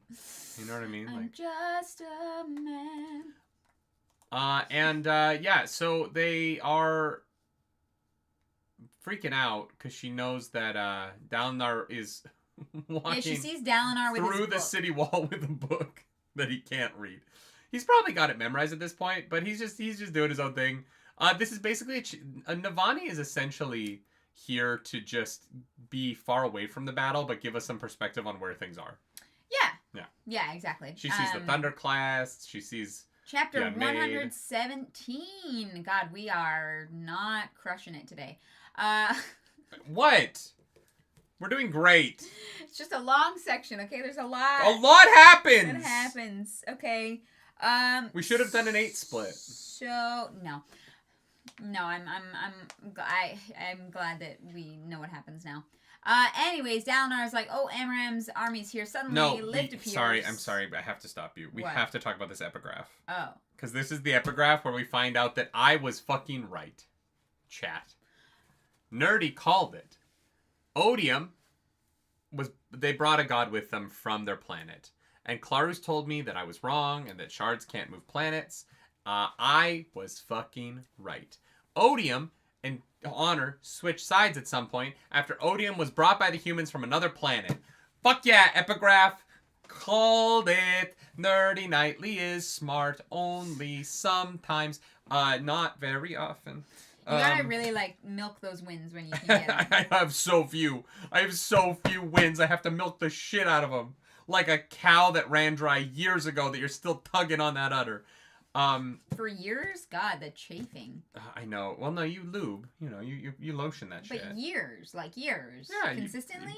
You rub some lube into that stuff. 24/7? I don't know if lube can... Well, no, just in the morning when you try and get some milk out. You get a little squirt. Oh, I thought you meant, in perpetuity forever. No, you're not constantly milking. You gotta give it time to build up.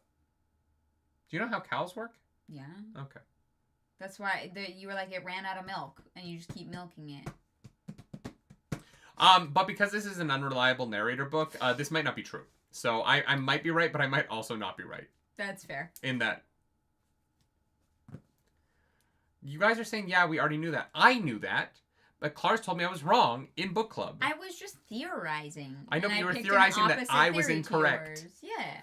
It's more fun when one of us is right and one of us is wrong as opposed to us both Who else right. up late at night milking them cows? Do you milk your cow to the Nerdy Wordy Book Club? Don't. Dalinar is with Amram's army. And as he's like, fuck, what am I gonna do? Lift is like, yeah, what are we gonna do? Yeah, I don't have a weapon. How the fuck did you get here? I can't read. Weren't you on a boat in the middle of the ocean? Yeah, I was. Don't worry about it. Yeah. What? I'm super slick. How did Lift get here? She slid. On water? Yeah. Water has surface tension.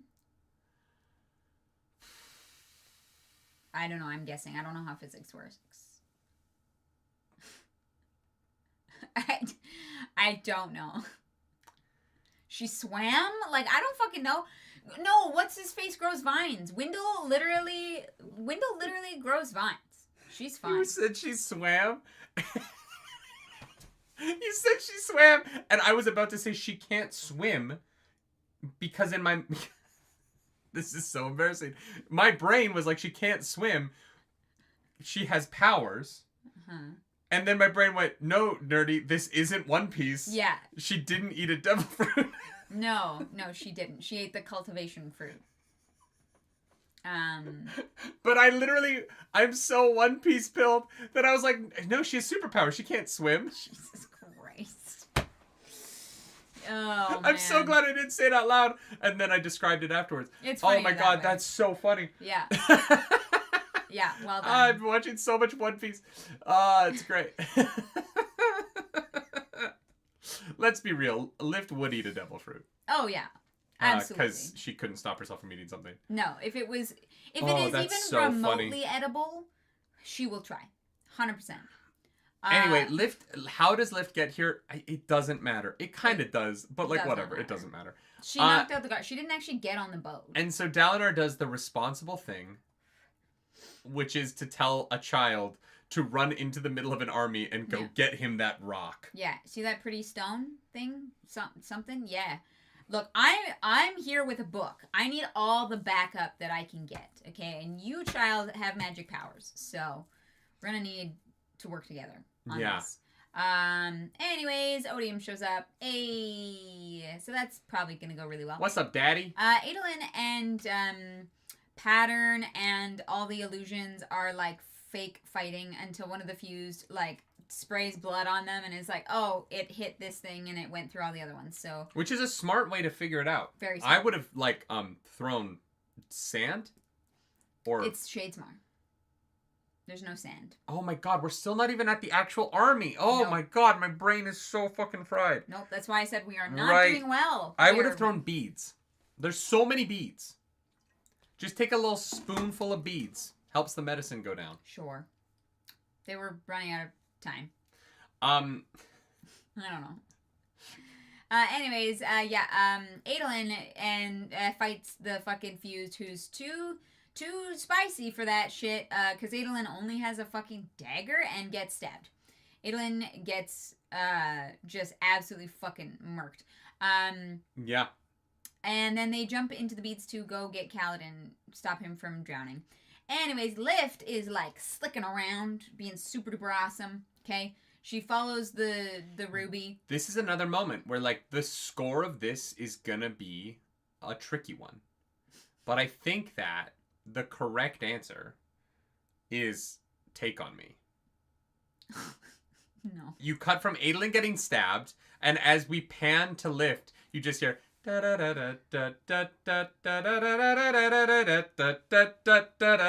then hard cut Lift spinning through the legs of Parshendi. Her fucking paddling like this. Talking away. Oh my God. I don't care what I'm to say, I'll say it anyway. That would. I need someone to animate another day that I knew. This scene. Flying away. Actually, that would make that incredible. Take on me. Take on me. It would be great. It would be so cool. Yeah, I love it. Man. Jesus Christ.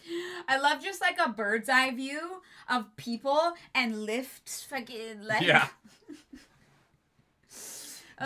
This is where I want someone like a Michael Bay to direct this scene. Just explosions in the background for no reason. Just like no reason. You need someone who's the thunderclast. Just exploding rocks. One thing I think Michael Bay is really good at is moving cameras in action sequences. Oh, okay. I think the Bad Boys movies do that really well. I think that the ambulance movie he just did is not a very good movie. But the motion of the driving is handled really well with like drone photography. Who did Fall Guy? Oh, the stunt guys. Yeah. Yeah, that was also very well done. And obviously Transformers. Like, I think the U.S. Navy shows up for no reason. Yeah. I don't know. Like, I don't want Michael Bay to direct the movie, but I would like for him to consult on the camera motion in this. Sure, yeah. You know what I mean? Yeah, I hear you. You know who I would honestly have direct Stormlight right now? This might be slightly crazy to people. I would give it to John Woo. What did he direct? Wicked. Yeah, okay. I think that John Woo... I genuinely think that the way that he directed Wicked would work for... John Chu. Sorry. Thank you, Dalmari. John Chu. John Woo is also a director, right? It's a different directional style. Oh my god. So there is a John Woo and a John Chu. But they're both directors. No, I think that John Chu, the way that he directed Wicked, I would want him to have a different cinematographer. Because I didn't like the color. I didn't like the visual palette of that movie. Yeah. But I like the way that he directs the movement. Yeah. Yeah, the movement is very, very well done. No spoilers for Wicked if you haven't seen it yet. But it is honestly John Woo, phenomenal. Honestly, here's the thing. I would love to see John Woo's take on a Shardblade fight. Yeah, that's fair. Yeah, that would be fun. I would love to see what John Woo does with a Shardblade fight. John Chu did Crazy Rich Asians. Gotcha. Right, but I think that there's... Very cool. I hear you. I think that John Chu's take on the aesthetic of Elphaba's flight at the end of that movie would really work for me in Stormlight. In terms of, there was a visceralness to Elphaba in the air that I feel like he nailed the motion of, that I think that he would also nail the motion of Kaladin. Yeah. And I thought there was the way John Chu handled the emotional impact of Elphaba flying would also work for me for Kaladin. Yeah. James Ross, that's the musical's been out for a decade, guys. For 20 years. They're saying spoilers for Wicked. What's the spoiler? You talked about Elphaba flying. That's literally in the musical.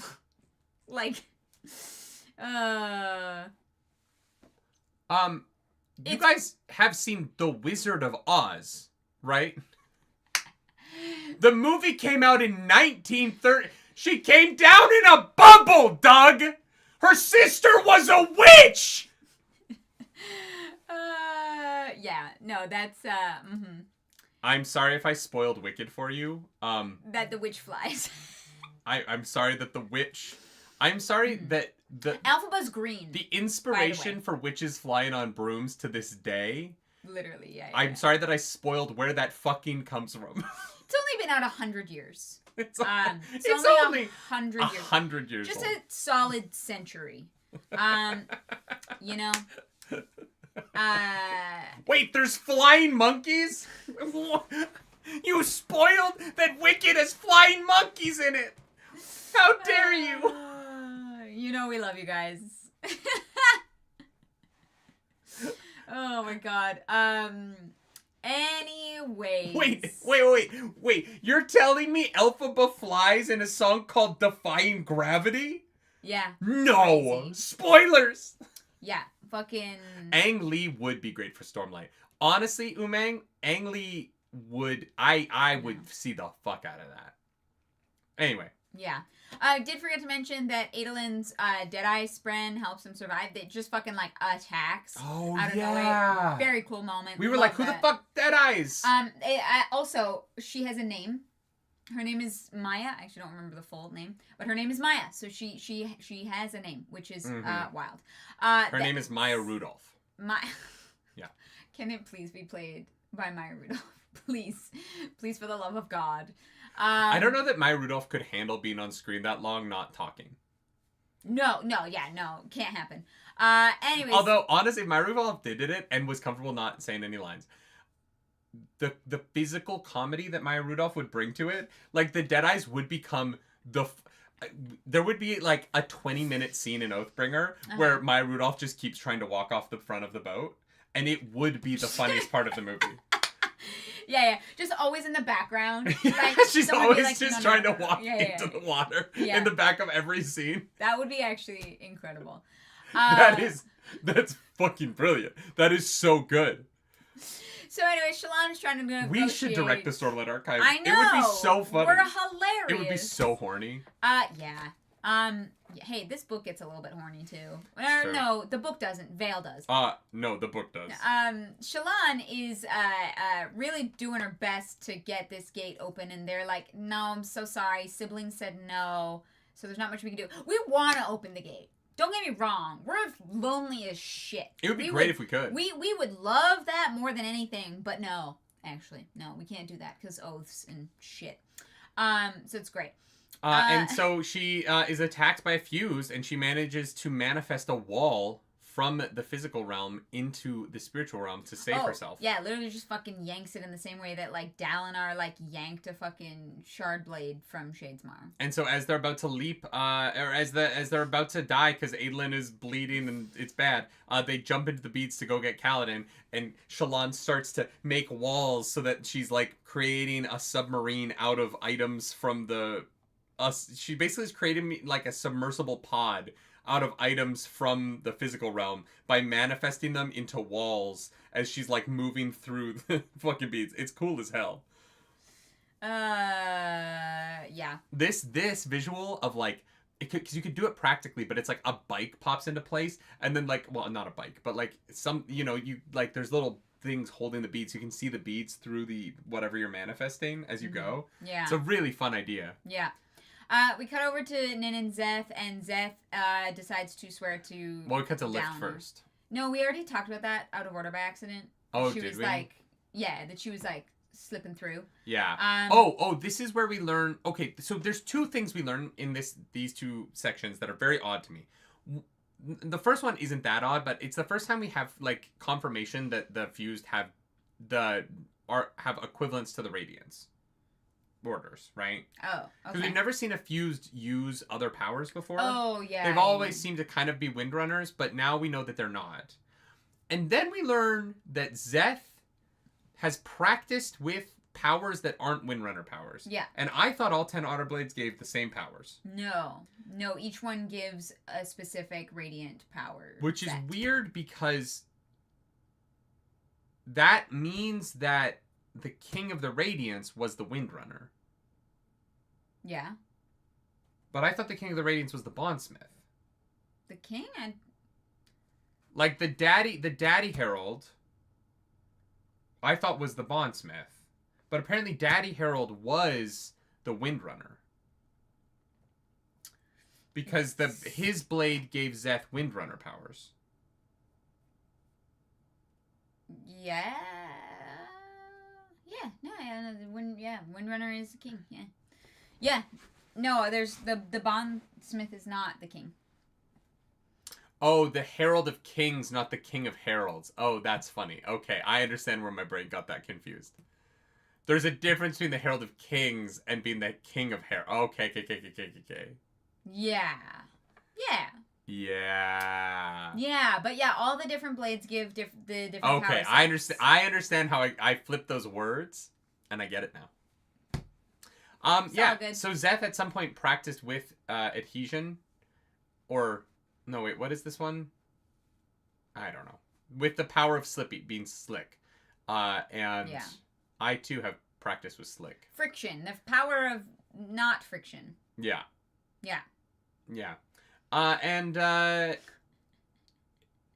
So Nin is like, you have to follow something, and Zeth is like, I'm gonna follow that man right there.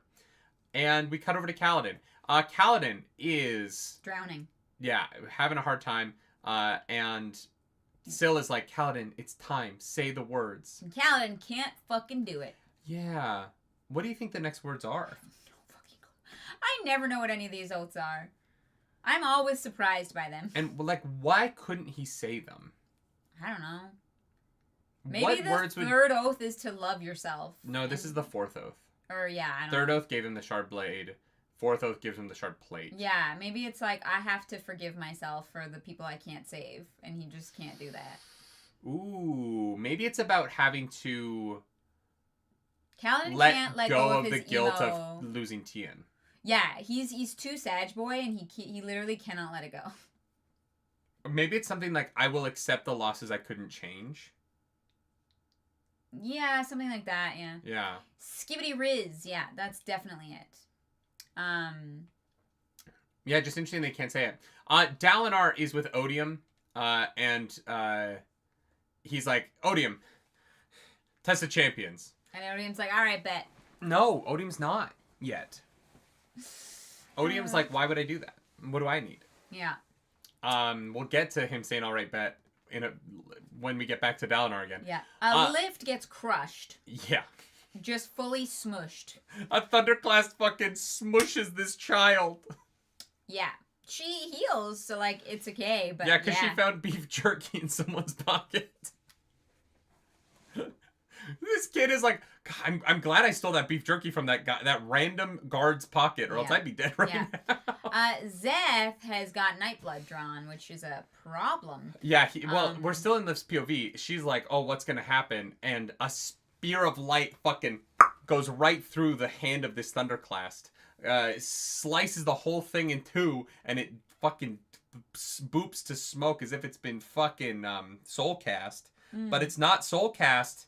It's fucking Zeth's son Villano, truthless of Shinovar, who wore white on the day he was to kill a king. Jesus Christ. Judah Ken is there, second line super chat. Odium, more like Oldium. Thank you, Judah.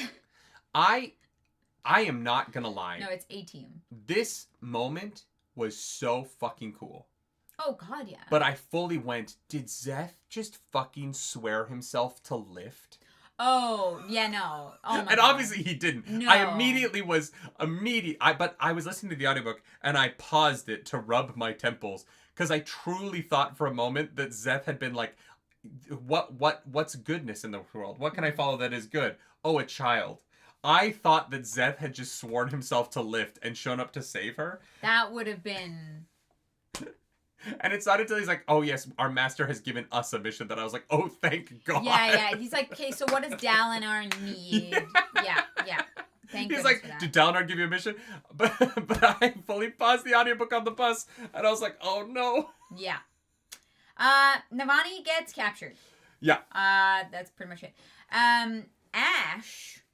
Yeah. And if you're like, who the fuck is Ash? That's just one of the heralds. Yeah. No big deal. She's looking for another herald. She sees herself on a fucking brazier thing and is like, I have things to do, but God, my ADHD is so bad that I cannot stop myself from getting distracted and scratching off the image.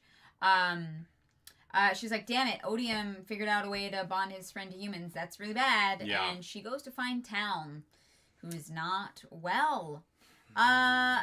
Renarin dies. Very sad. I was confused here. I thought that she did strike him down. I also thought. But he sees it. Yeah. Yeah. And then he's like, yeah, Dalinar is going to become the champion of Odium. Dalinar is certain now that he would like a contest of champions. He's like 100% on board. Let's do it. Yep. I feel like it's a mistake. Based on the way the rest of this fight goes, Odium is not a very serious combatant. If he was, he would just kill Dalinar and, be done with this. But he kind of is goofing around and lets this go on.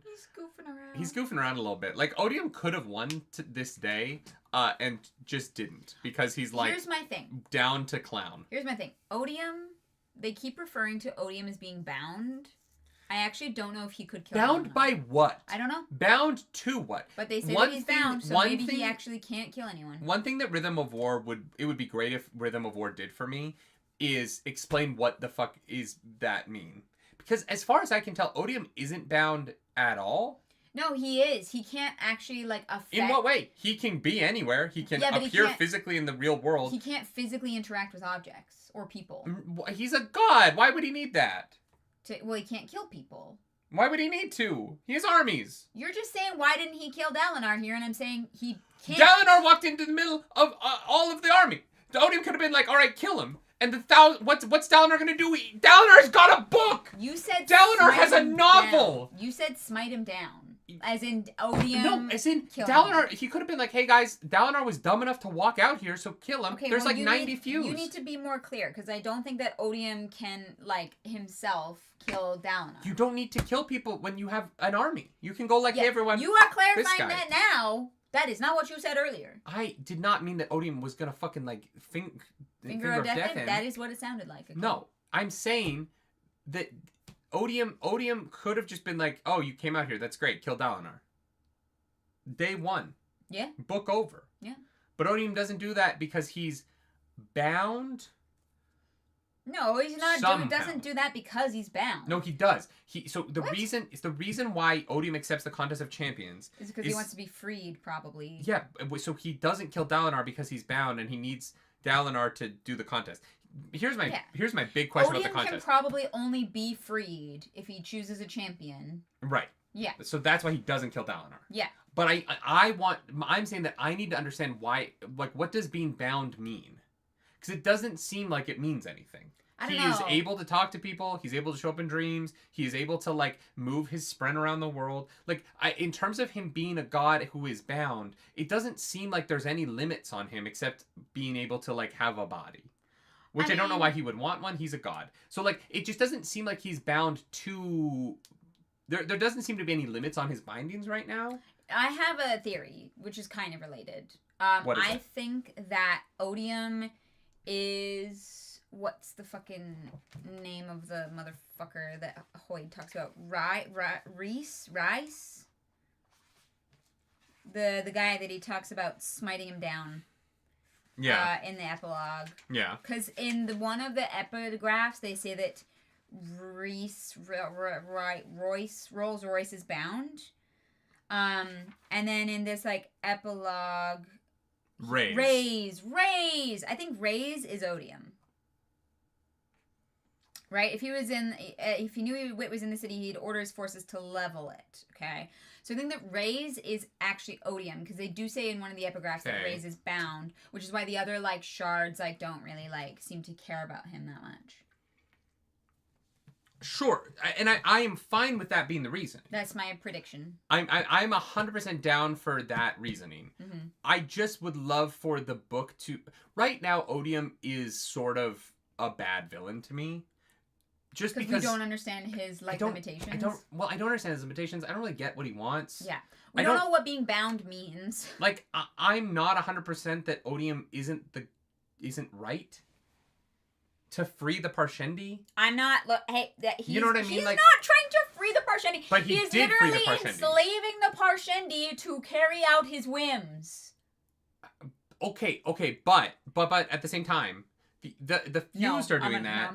And the Fused have stated that their goal is to win the war and then fuck off and leave the world to the Parshendi. Yeah, which is not what Odium is going to let them do. Odium has fucking lied to them. Odium has been like, yeah, no, sure, you fucking murder everybody for me and then I'll give you what you want. Because Odium's a fucking liar. But I'm not convinced that Odium doesn't want to, like, be freed and then fuck off and leave the world to the Parshendi. Odium wants to destroy everything. Why Odium literally says that. I don't think Odium cares about this planet. I think he wants to be unbound so that he can leave the planet. No, he wants to fucking kill everybody and take over. That is the problem. Stated goal. But that is the problem. From him. He can do that right now. Him being bound has nothing to do with what you just said. And that is why it doesn't work for me. And I think that you're wrong. I don't think that Odium cares about Roshar. No, I think he's bound in damnation or whatever. No, Odium is not in damnation. How do you know that? Because Odium is there torturing these fuckers. He isn't. The Fused are. I don't think you... No. You're 100% wrong here. No. Odium isn't in damnation. Damnation is a planet where the heralds and the fused souls get tortured by Odium. But Odium isn't the one torturing them. The fused souls are torturing the heralds. Who work for Odium. They don't work for Odium. They work with Odium. Dude. They're not for him. They're with him. Same shit. No, it isn't. Wildly different. There's a huge difference between being a subordinate and being like a group of people that thinks that Odium is their best path forward right now, but would 100% turn on Odium if he wasn't helping.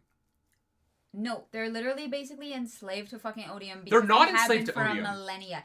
They're Odium's not been enslaved to Odium. Yeah, totally, like, do what I want, and you're totally gonna win this eventually. Ha ha ha. They're absolutely not enslaved to Odium. Pretty much, yeah. Based on what? Based on the Void Spren literally taking over the bodies of the singers. They're literally created by Odium. Odium fucking, like, facilitates all of this. No, the fused are the Spren that cause the fuse are the souls of the dead Parshendi. Yeah, how do you think that they can come back? And why do you think that they're fucking insane and tortured? But no, because when this war started, Odium was the god of the humans. Then they flipped sides at some point. But Odium is not the Parshendi's god. It was not the ancient Parshendi's god. Those two forces are aligned now, but they weren't aligned at the beginning of this. Well, it depends how far back you're going. If you're going to, like, Herald era, then that's different than the original, like, colonization. The Parshendi were not Odium's people when this all started. So they can't have... This isn't, like, a thing that started when Odium and the Parshendi linked up, right? The humans brought Odium to this planet. Yeah. And then at some point after that, Odium was their best bet to get their planet back. But that's not the same thing as him being their guy. Odium fucking manipulated them into worshiping him, and he was like, yeah, no, I can totally help you out here. Like, they're literally being manipulated by a god who wants to destroy everything. You keep saying destroy everything. That he doesn't seem to want to destroy everything. He said so. I don't think that's true. He said he would kill Cultivation and fuck everybody up. Oh, killing Cultivation and destroying everything aren't the same thing. I mean, well, yeah, Cultivation is literally the growth, like the growth of living things. Sure, but those living things will grow without cultivation. Will they? Yeah, because other planets don't have cultivation and they have people on them. Other planets have different, like, shards, right? Preservation and cultivation, I think, do similarly the same thing on different worlds.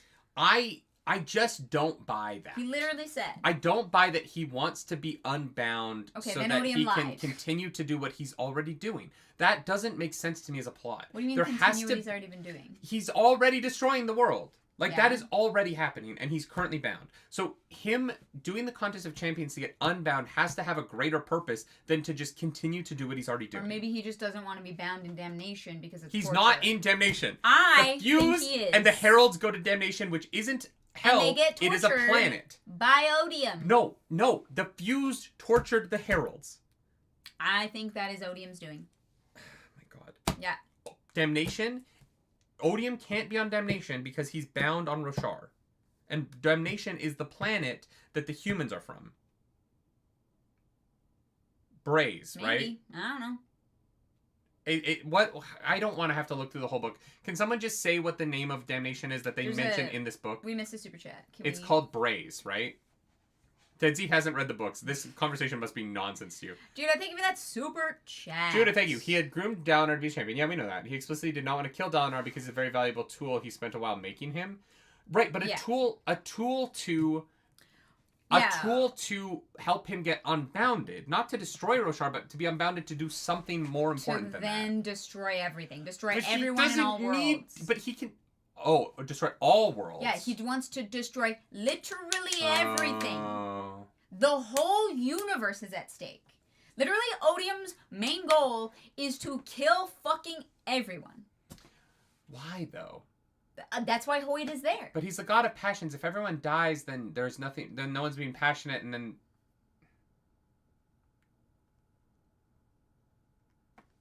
I don't know. I'm just saying. I don't get what he wants. I just want Rhythm of War to convince me to convince me of what he wants. I as a villain, he wants to kill everyone. Him wanting everything to just be destroyed is kind of boring to me. Like I like him having a greater goal than that would be interesting. Desi, thank you for that super chat. I am glad that you are having a good time. You are a mad lad. He claims to be the god of passions. You know what? That is fair. That is fair. Everything we've told so far might be a fucking lie. That's true. Here's my thing. Braze is the planet the humans came from, right? So Odium, if Odium is bound on Roshar, he actually can't go to damnation. How do we know he's bound on Roshar? Isn't that what? I don't know. I don't know either. I think that this is our problem, is that we are a little bit confused on the binding of Odium. What is the exact definition of Odium? He's bound to the Roshar system. Oh, I thought Roshar was this specific planet. General or widespread hatred or disgust toward someone as a result of their actions. Yeah, so Odium's just a fucking xenophobe. But just to everything? Everything except him, yeah. Okay. Judah, thank you for that super chat. The fused have to be subservient to Odium. He fuels their powers and immortality. Without their subservience, they couldn't do that. Yeah.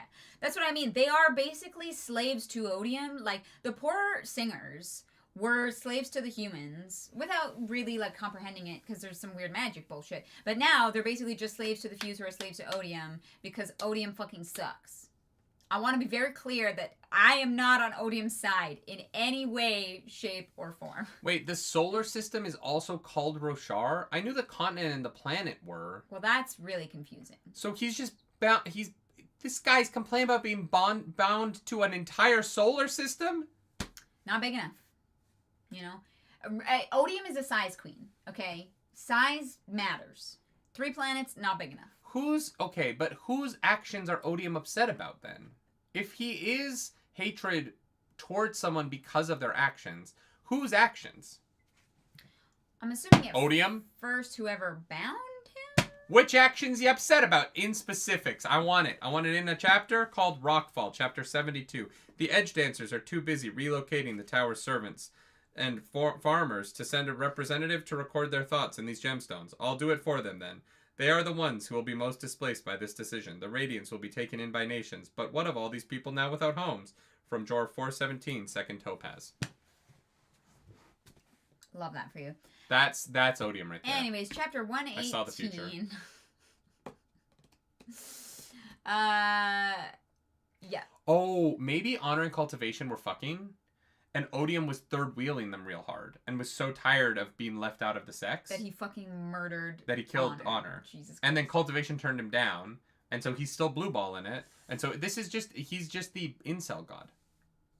The actions that he was upset about are Honor straight dicking down Cultivation.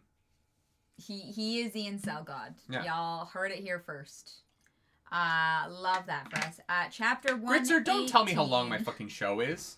We are. Don't you fucking dare. Well aware, okay? Don't you dare tell me how long my show is. Who do you think you are, Gritzer? A fucking narg? You think you're a Nerd's Radiant just because you're a Nerd's Radiant? Just because you are one? Just because you said the oath?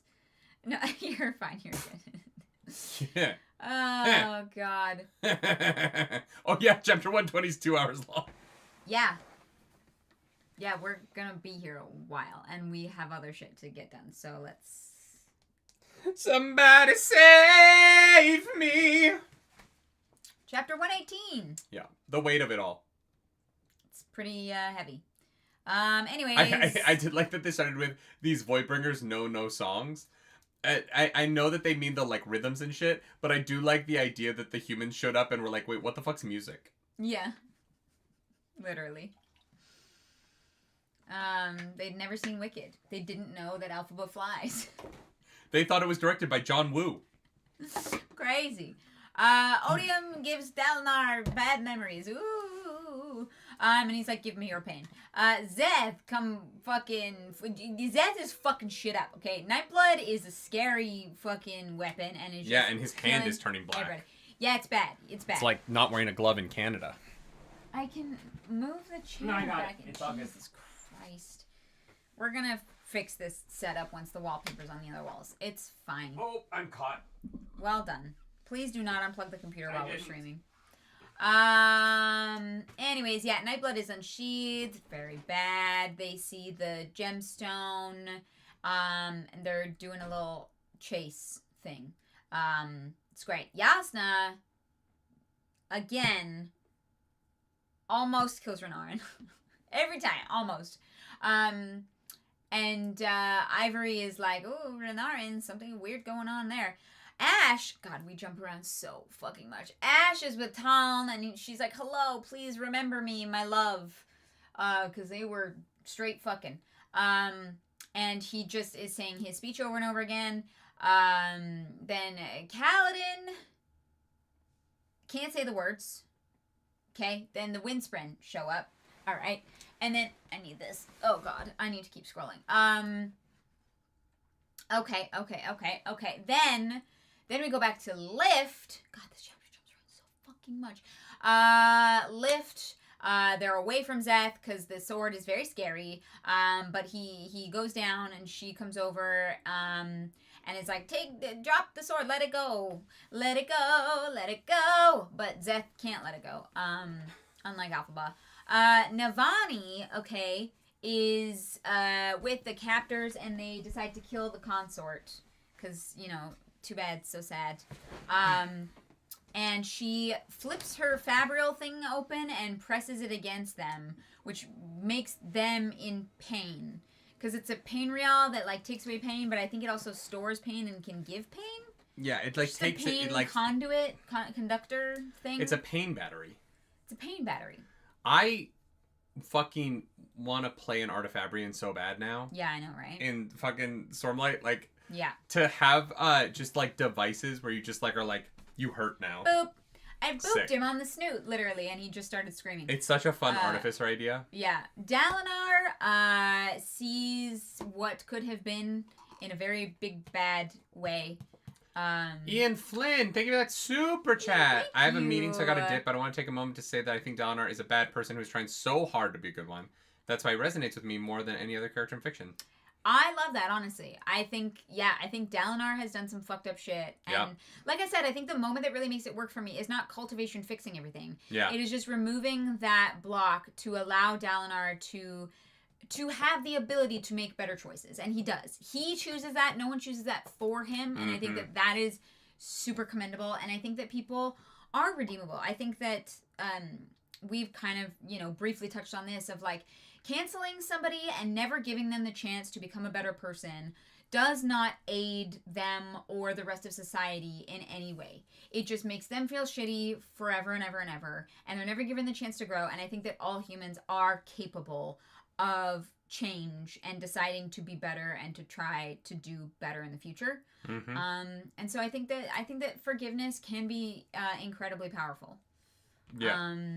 Anyways, back to the speed run of this fucking chapter. Taft is hiding. Okay. All right. Bridge 4 is dying. And Kaladin can't say the fucking words because he's thinking of Tien, which is why I feel like it has something to do with Kaladin forgiving himself for things he couldn't do. L-Gage. A pain real implies a pleasure real. You could... Oh, yeah. It's like a cock ring that, soaks up the pleasure.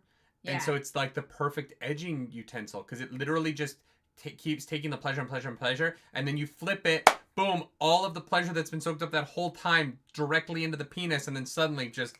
So I wonder if you could stay hard if it wasn't feeling good. Yeah. Oh, sure. Okay. That's all mental, babe. That's all. As long as you're turned on, you can stay hard through a lot of things. If you say so. Because I was going to say, it would be great for porn actors if they had a thing that they could put on to, it's called a cock ring. Yeah, to help them That's kind of what it does. Oh, I thought that it made it feel better. No. Oh, okay. Sometimes it makes it feel worse. Okay. It just keeps the blood in there. I have personally never put on a cock ring, so I can't attest to how that would feel. Yeah. Love that. Okay. Yeah, no, you're right. It does imply the possibility. Sorry, where were you in the speed run of chapter 118? Tien. We were talking about a dead child. You're welcome. Dalinar is there reliving his wife burning and screaming and dying in pain. The whiplash of this show is pretty wild. Odium boops the Stormfather on the snoot and sends him away somewhere. And Odium's like, give me your pain, Dalinar, so I can put it in my pain real and Maybe Odium's really into like pain actually, and like collects it. Like maybe. I think it's a passion, right? Sociopath. I think that he likes passions. Yeah. Zeth trying to get to Dalinar, can't do it. He's fucking dying because Nightblood is a fucking psychotic sword. Then Lift gets caught in it because she like touches his head, and then it also starts taking her Stormlight. Which, if Lift was consumed by Nightblood, she would literally like shrivel up to like a fucking like that Cillian Murphy corpse that we saw on like 28 Days Later. Yeah. Or 28 Years Later. Do you think though that Vin could, if she was at a feast, could she eat food fast enough to keep Nightblood satiated? It depends on how fast your metabolism is. Well, but her metabolism is the speed of the Stormlight she's using. Here's the thing. All humans metabolize calories at a different rate. But she's not metabolizing calories. Yeah. She's metabolizing the food directly to Stormlight magically. Yeah, she is metabolizing them into Stormlight as opposed to, like, energy. Like, but they don't, like, get into her intestines, right? Like, it's immediate. As soon as she eats it, she has the Stormlight. It's not a 45-minute process. So, could she keep really fast stuffing because that's the problem with her actual metabolism is her food doesn't actually hit her digestive tract, which is why that she's so thin. Yeah, I don't So could she conceivably out-eat Nightblood? She'd be really good at a hot dog eating contest. Yeah, she would. Judah, thank you for that super chat. Vin did all this self-growth without ideals and sprint. She had a shape-shifting dog, but whatever. Hashtag Vin supremacy. Just kidding, but Vin would be a good windrunner. Ooh, I think she'd be against Skybreaker. No! Yeah. No! Vin was great at breaking things. Yeah, but Vin would have used division real well. Vin was good at fucking accountability. The Stormbreakers literally cannot take any responsibility for their actions because they bind themselves to something else who then takes the fall for them. Sure, like Vin did with Kelsier and then Ellen and then... Oh, Dustbringer. That actually, yeah. Yeah, but then she couldn't fly, and Vin needs to fly. True. So then we get to Renarin. Sees Dalinar fall. Yeah, he's like, oh, my dad's fucked. Yeah. Then Venli. See, the problem is I don't think Vin would actually be a terrible... I agree with Joseph. She'd be a bad rating because she wouldn't want to make oaths. She'd be like, no, I just want powers. Yeah, I just want to do cool shit. Yeah. Fuck your oaths. I'm gonna be me. Yeah. Oh, Amram shows up with the sheath, the Nightblood sheath, so that it can't be put away. Right. Very bad. And then Amram gets the gemstone thing to swallow to then bond Yelignar. Which is Yelignar. Yeah. Then Kaladin can't say the words, and Syl gives him a cute little hug. And Kaladin starts to cry. Yeah. Yasna is still almost about to kill Renarin. We have been in like going on 17 for POVs. so long. I know. She's standing there. She's like, do I? Renarin is like, yeah, bro, I get it. Fucking do it. And Yasna's like, I can't do it. This would have been a good moment to bring up Yasna's feelings about Elkar's death. Like, if she was like, I just lost my brother, I can't lose my cousin. You know, like, I feel like there would have been room. We get like 9 POVs of Yasna standing over... Everyone forgets Elkar. Renarin. I know, but I'm just saying that, like, this would have been a good moment to have her feelings about Elkar's death be part of the reason why she saves Renarin. She didn't know. Yeah, Navani literally finds out in this battle when Adolin and Maya they're not even through the fucking perpendicularity yet. Oh my you're god. Right. Fuck. Yeah, you're right, Joseph. Yasna doesn't know that Elkar's dead.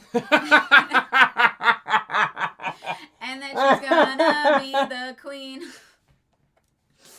Yeah. Anyways. Didn't we sing that same song to go, Elkar doesn't know that Navani and me do it? Oh, I think so. Yeah, I think that was it. God damn it. Anyways, she can't kill Renarin.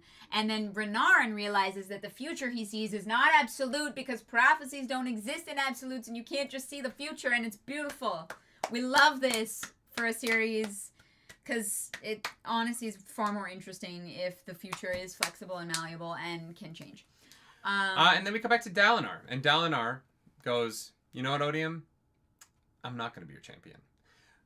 God, I hate to slow this down, but can we have one quick conversation about this? Okay. How can... Okay. If Dalinar is Odium's champion, how can Dalinar make the contest offer? It seems like by the rules of contests, the person offering the contest cannot be the person who will fight on the other side of the contest. That seems like metaphysical cheating. To me, it feels like they were like, all right, contest of champions. So Odium has to pick a champion and Dalinar has to pick a champion. So if Odium picks Dalinar, Dalinar can pick... But Odium? But like, I feel like there's a cosmic conflict of interest, and it shouldn't be allowed. Well, but Odium doesn't give a fuck about oaths. I don't know. I don't know how it would work either. It just Odium accepts the contest and then goes, and you're gonna be my champion. And it just seems like that doesn't actually make any sense to me. Yeah, because then who's gonna be the other champ? Unless Dalinar can just lose on purpose. Yeah, unless Dalinar has a battle of wills and he can pick whichever thing he wants to. Right, no, but the problem is that Dalinar can just go, okay, great, I choose Adolin. Adolin, I can see. I not can conceive? No. Concede. What's the word? When you give up. Concede. Yeah. You can just concede because you're the champion, so I was like, this doesn't. You can just lose. I think that if Dalinar was taken over by Odium, then Dalinar is kind of gone. Like, it's Dalinar's, like, body, but, like, Dalinar, in, like, this version of him dies, and he's... But Dalinar would still have his desires as the champion, so he could still just lose. Maybe. Even if the Stormfather picks another bond or whatever. It seems like he shouldn't have been able to be the one to offer the contest. Because once he is no longer on the other side of the contest anymore, then the rules of the contest are out the window because both people are on the same team. Yeah, Odium doesn't give a fuck about the rules. No, I understand that Odium doesn't care about rules, but the rules have to make sense in order for it to break Odium's bounding, right? In order for the contest to have the power to break the bounding on Odium, they have to have power behind the offering of the contest has to have some sort of metaphysical power behind it. And so if the metaphysical power behind the thing that is holding Odium doesn't recognize the contest because it's an illegitimate contest, it doesn't actually matter what Odium wants. If Odium is so much in control of this, what's binding him, that he doesn't need the contest, that he can just end it, then he doesn't need the contest. Well, but if the contest has to be legitimate in order to unbind Odium, then it has to be a legitimate contest regardless of what Odium wants or desires for it. Well, and that is the problem, is how is he bound, and what does that mean, and how does it become unbound? Because the structure of this doesn't actually make any sense to me. Yeah. It's fine because I know that future books will explain it. I'm not like upset with that, but Dalinar being able to offer this contest without knowing what the binding on Odium even is doesn't really square away for me yet. Yeah. And we'll get there and like whatever, but it seems like we're in a world where the words and who says them matter so much to the power involved.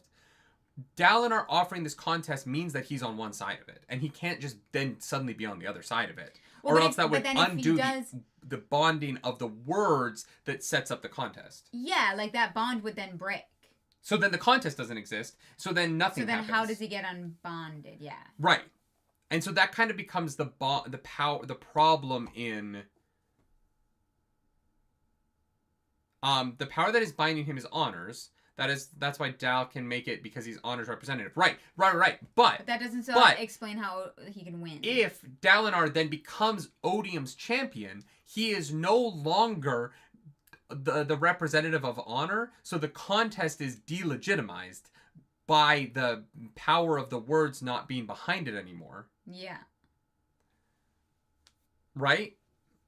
And so you would have to... Dalinar would then become Odium's champion, and then Odium would have to find a new person on the side of honor to take that contest. Take up the... to be the, like, representative of the honor side. Yeah.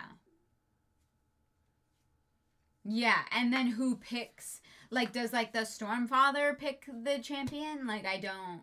by having Dalinar switch sides, it actually makes the contest meaningless, which is weirdly... It just, yeah. Yeah, like, I don't... Now that the rules of the contest, like, there are no rules of it. Yes. How does Odium become unbound? Yes. Who is unbounding him? Judah, thank you for that super chat. Yasa's worldview betrays her when it comes to her family every time, and honestly, it's what I love about her. It makes her feel so real as a character. Oh, interesting. I don't think it really betrays her. I think that Renarin is going to be really important. I think that her sentimentality is what saves the world, right? Yeah, exactly. Yeah, it's what brought Shallan to this point. It saves Renarin. No, but it's the same thing that it's literally Ivory says logically we should kill Renarin. That's what Judah Kenizeris means by undoing her. Like, because Yasna is always logic first, right? She had fucking assassins set up for her fucking like sister-in-law. But then in this moment can't follow through with it, and it's what makes her such an interesting character. Garam says that's not how power of attorney works. What he did while representing honor stands until someone who also representing honor voids it. Right, but the problem is that once someone else is representing honor, they would have to approve the contest. Yeah, someone has to represent honor then. And so you would have to be, you would still the next person that's brought in to replace Dalinar on honor side could just not agree to it, and then Odium just stays bound. Yeah. Like, who, like there has to be someone that is, like, there has to be or there has condition to be, where this binding breaks. Because the problem is that it doesn't matter what honor cares about, because honor's dead. So, like, honor's feelings about the contest there's nothing to legitimize that. Right? Yeah. Like that... But you're saying Odium and Honor's representative agreed for Dalinar to fight themselves. And they can't do that. Because if Dalinar won, they would both win. Dalinar winning, because he represents both sides, means that both sides win. Yes. So nobody wins then. It becomes moot. Right. So there's no way for this contract to be fulfilled. Like, it just doesn't make sense. Yeah. And I'm sure it will. By the time we get to Rhythm of War, or by the end of Rhythm of War, I think we'll probably understand what exactly is the, like, contest and what is the... And But in this scene, I was like, you can't be both. Like a lawyer can't represent both sides. It just doesn't work. Yeah. Yeah, exactly. Yeah. Right, Karen. I understand that the agreement was for a contest of champions, but the person who agreed to the contest of champions becoming the champion on the other side of it invalidates the original agreement. Yeah.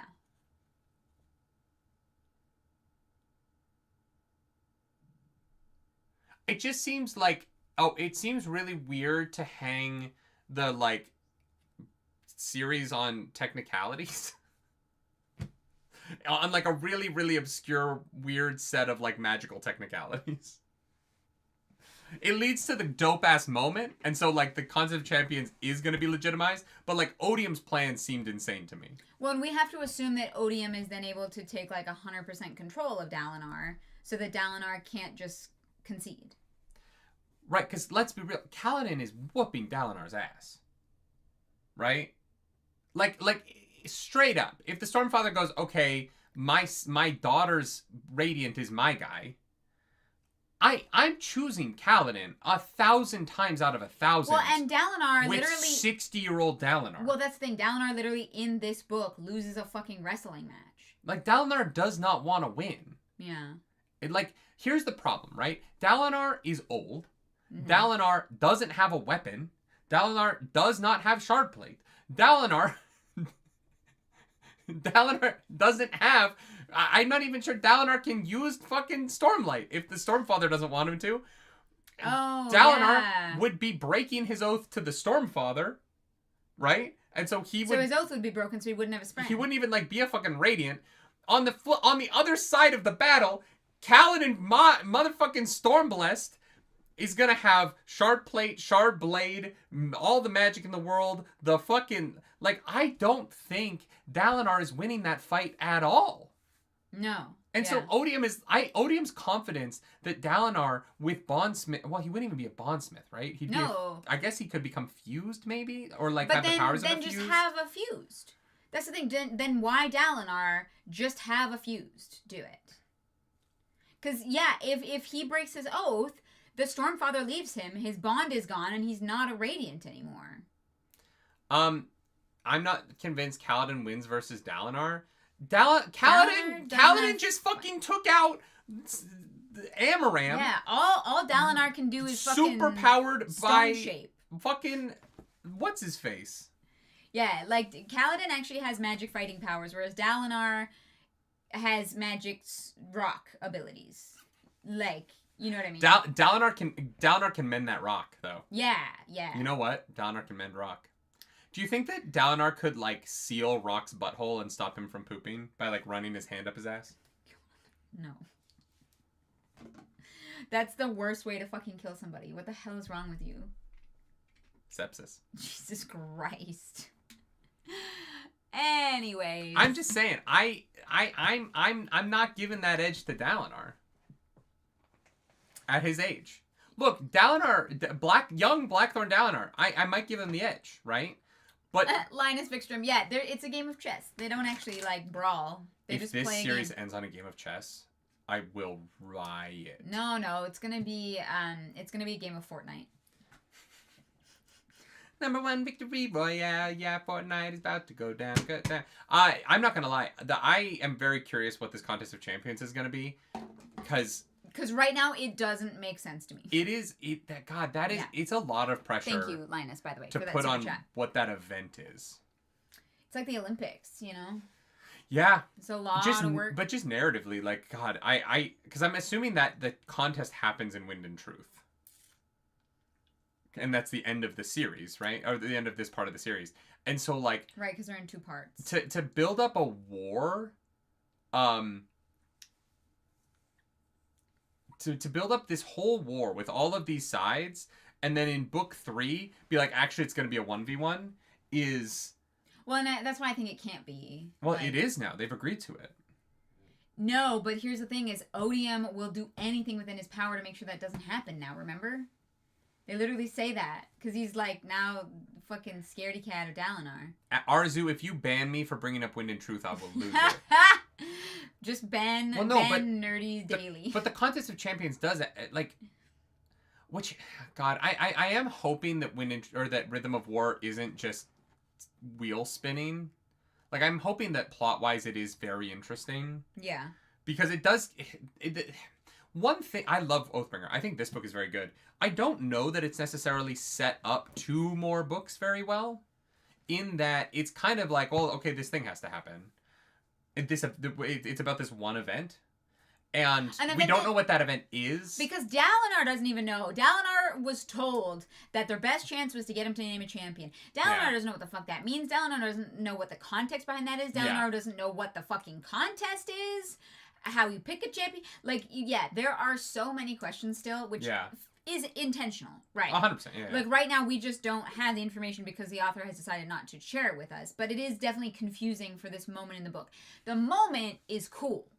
It's right. It's badass because Dalinar says you can't have my pain, and it's fucking... We're not there yet.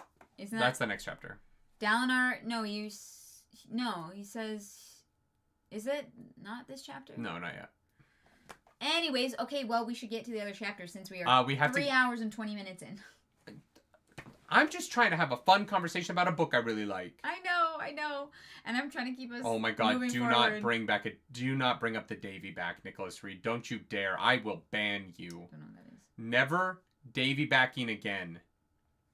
Fucking Foxy, man. Dalinar! Oh, yeah, no, Dalinar says you can't have my pain. Fuck you. No, because so in 118, the big... Dalinar gets a bunch of banger lines back to back. In 118, he goes, what's the most important step a man can take? It's not the first one. Because that's what he was like, Next no, one. I have to remember this stuff because the first step a man can take, my past is the most important part. No, it's not. It's not Dalinar. The most important step a man can take is the next step. Hell yeah. And then the next step, and then every step is the most important step, which means that no step is important. It kind of falls apart if you think about it too hard, but it's really cool when you say the most important step a man can take is the next one.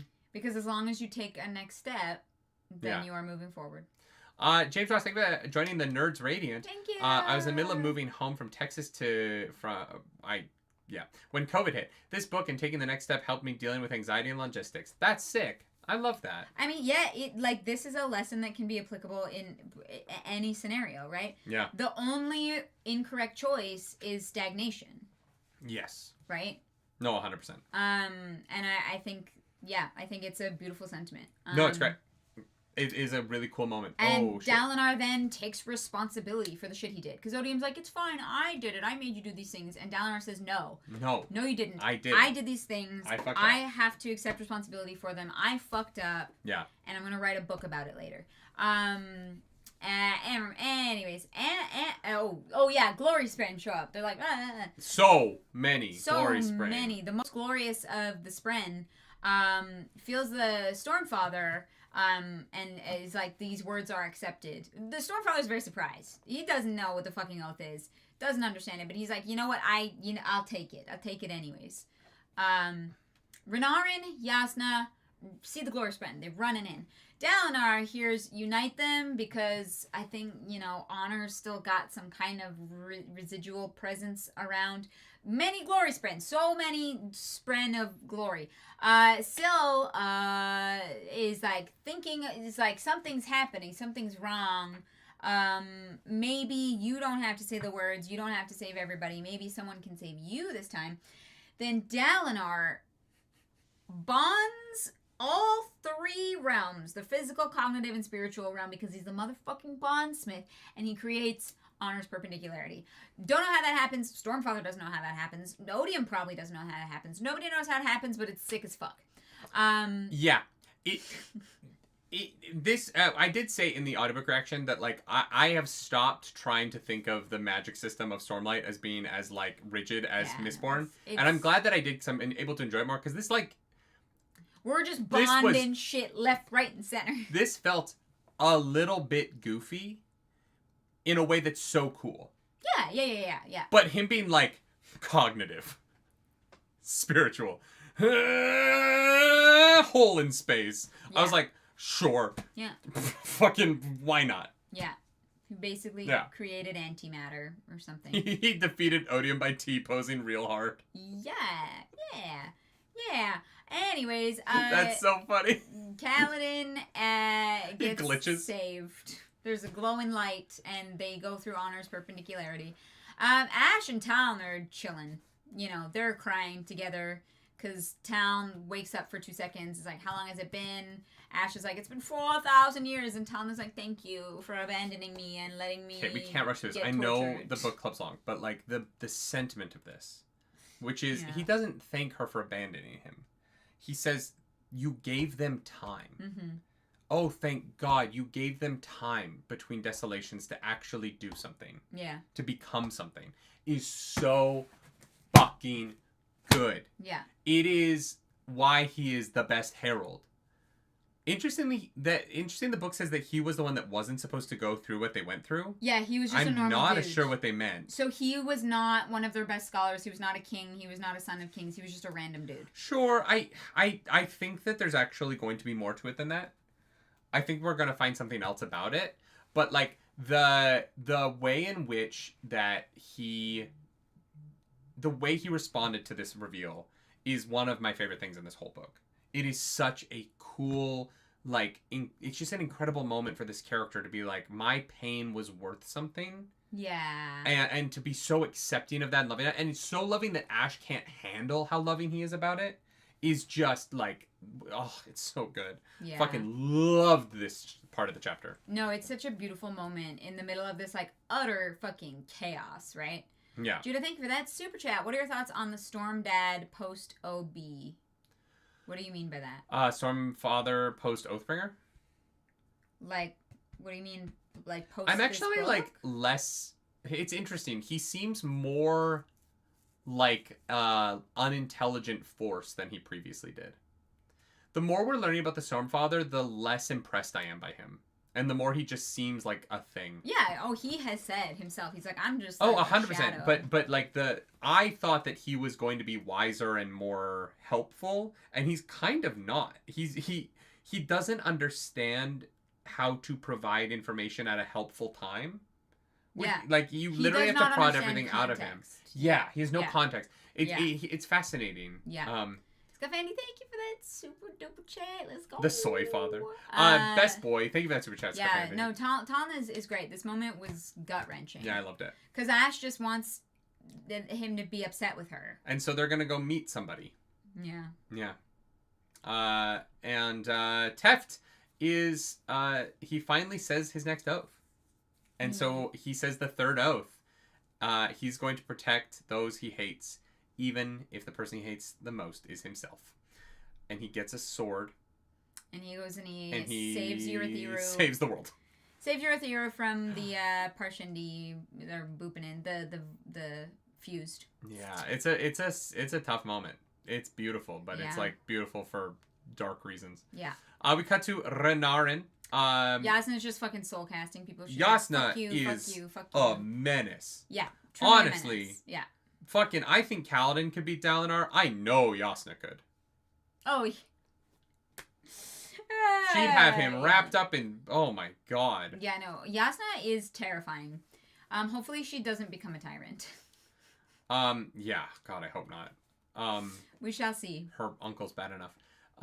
And so yeah, she's beating the shit out of everybody. And then this like bright light of fucking stormlight boops through the air, and the booping of the air of the light allows people to infuse themselves with stormlight constantly. Oh, yes. So there's now just like a... Very useful. Without a high storm, there is now just stormlight pouring out of the spiritual realm into this city, giving our heroes a pretty fucking massive advantage. Yeah. Linus, thank you for being a member for 13 months, over a year. So sad you got spoiled on Teft's Oaths, as it is, in my opinion, a highlight of the book. Yeah. No, don't apologize for the 2-hour reaction. I was happy to do it. I had a great time listening to that. Yeah, no, thank you for that. I wish it was this week when I had more time and not last week when I was losing my mind. But, no, I'm very grateful that you commissioned that. It was a very fun chapter to listen to. Yeah, I don't know who spoiled that in the previous book club. But, it was a shame to have already read that. The Teft's Oath being that he hates himself the most going into that, but it happens. We do our best, but sometimes things sneak through here. Judah Canizares, thank you for that super chat. Thank you. By the way, that covers Yasna in this battle. Where? Yeah, when? Does she make stairs for herself? I was like, this has to be Shadesmar, right? No, I don't know. I don't understand the cover very well. But, like, what is this goopy stuff? I don't know. And why is her sword floating upside down, not in her hand? And also warping. Oh, it's when she makes the wall into bronze? Oh, that doesn't look like bronze. It kind of looks like pus that, like, comes out of a pimple, if I'm being honest. Oh. Yeah, I think it is a very evocative art piece that is very cool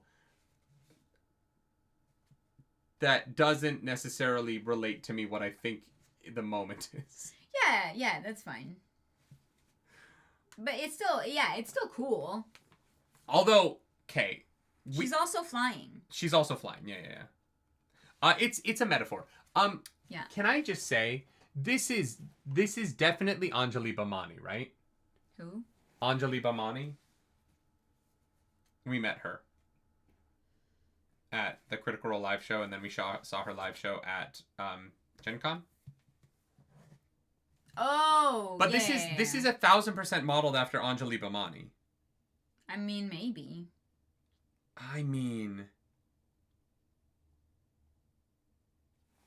Like, look at... Yeah, I see it, for sure. Right? Yeah, okay. Like, look at these photos. Oh, you clicked one. Like, that is Anjali Bhamani. You clicked one, so it's not really showing. I'm just saying. Yeah, she's a, like, TTRPG person. She's a photograph. Oh. But are we in the same YouTube video? Yes, we are. Look, there we are. Are we in the same YouTube video? Yeah. Fucking thank God. This is what happens when the show is more than 3 hours. No, it usually happens like 10 minutes in. I know. Okay, anyways. We are so Barack. Alright, let's keep moving. Where were we? Yeah, so Cultivation. Navani is stoked about all of this pillar of light coming out of her husband, and all the gemstones everywhere light up with stormlight. Yeah. Dalinar is now Odium is like, oh fuck, he's fucked up.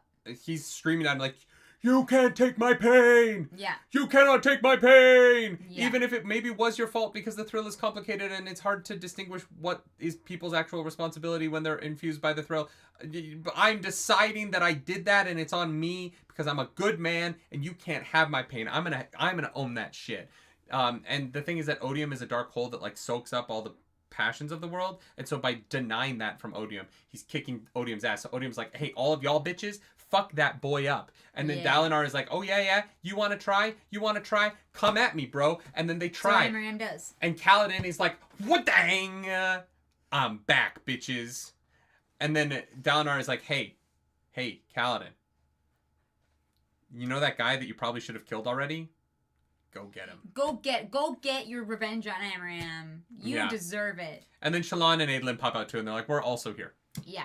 And then they realize Alucard But Adolin is bleeding because his stomach has a big hole in it. Yeah, it's a good thing Renarin has already showed up to heal him. Yeah. Lift is fighting against Nightblood, okay? And then all the gemstones light up, so Nightblood is satiated and they're able to pull away from him. Yeah. Yeah. Oh, Lift is like, you almost ate us. And Nightblood's like, I was really hungry. And Lift is like, oh, you know what? I get it, actually. I know what that feels like. Yeah. Yeah, thank God for the fucking Stormlight saving them here. I also like Nightblood being like, I probably wouldn't have eaten you. I was just very hungry. Yeah. Michael Kramer's voice for Nightblood is... incredible. It's a choice. I love it so much. I have a feeling there's people who really don't like it. Sure. I like it. I like Nightblood a lot. But it is like a very like, oh, Zeph. Kill someone for me. That's exactly what it's like. Yes. Yeah. And I have a feeling that doesn't work for some people, but it definitely works for me. All right. It's just very gay. Sure. You know what I mean? Yeah. Sure. Yeah. Yeah. Yeah. And then they start running towards Dalinar. Dalinar isn't able to hold this on forever.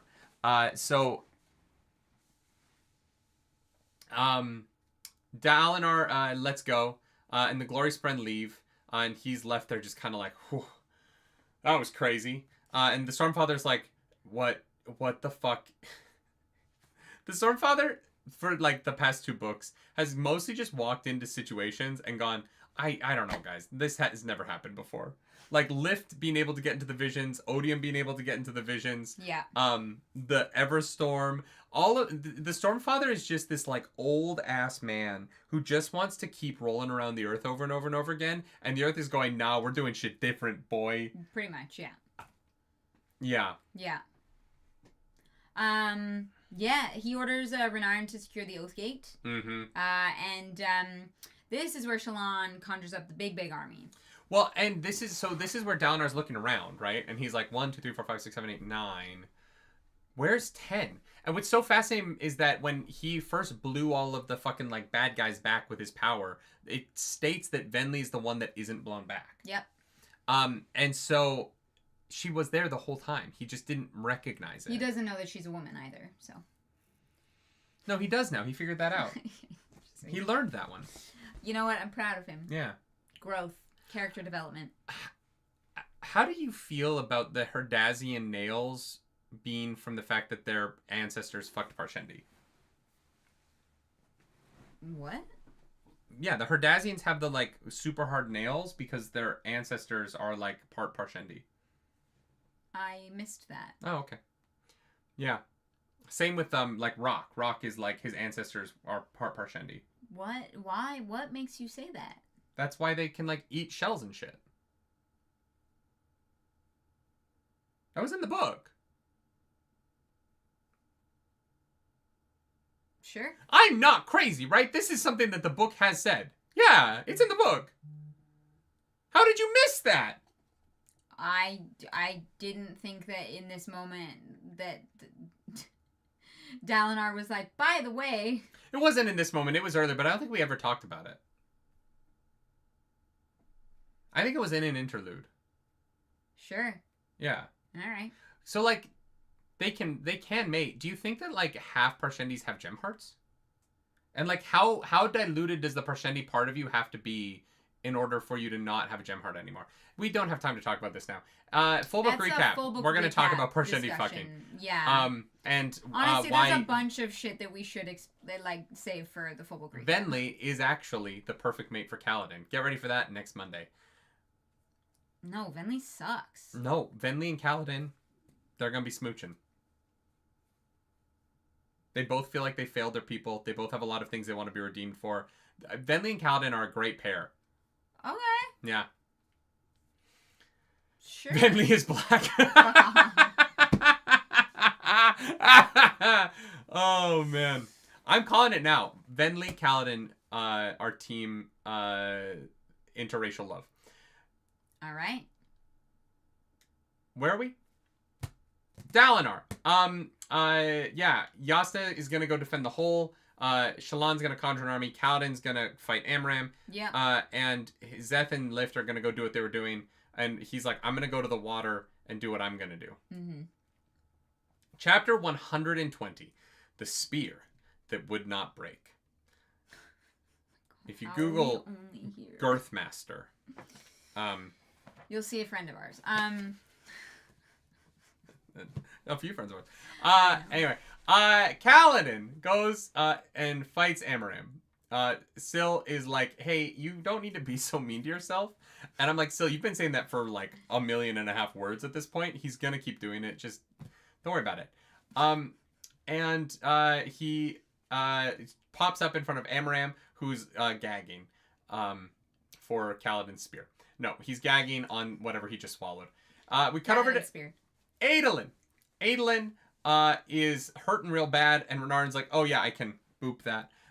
Thank God. He's like, girl, or no, first Shallan's like, what are we going to do about your wound? And he's like, go be radiant. Which has a weird double meaning. Yeah, because Shallan literally has a persona called Radiant. Yeah, it's confusing. Adolin doesn't know. He doesn't get it, okay? Not yet, but he will. And so she's like, oh, God, yeah, I will.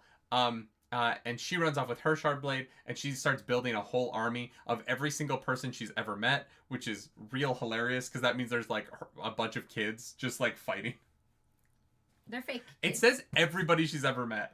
And I was like, that's a lot of children. Yeah. Could be. I don't know how much time she spends around children, seeing as she got locked up. Including Yalb. That's right. Yalb comes back. Yeah. Good old Yalb. I miss that boy. Yeah.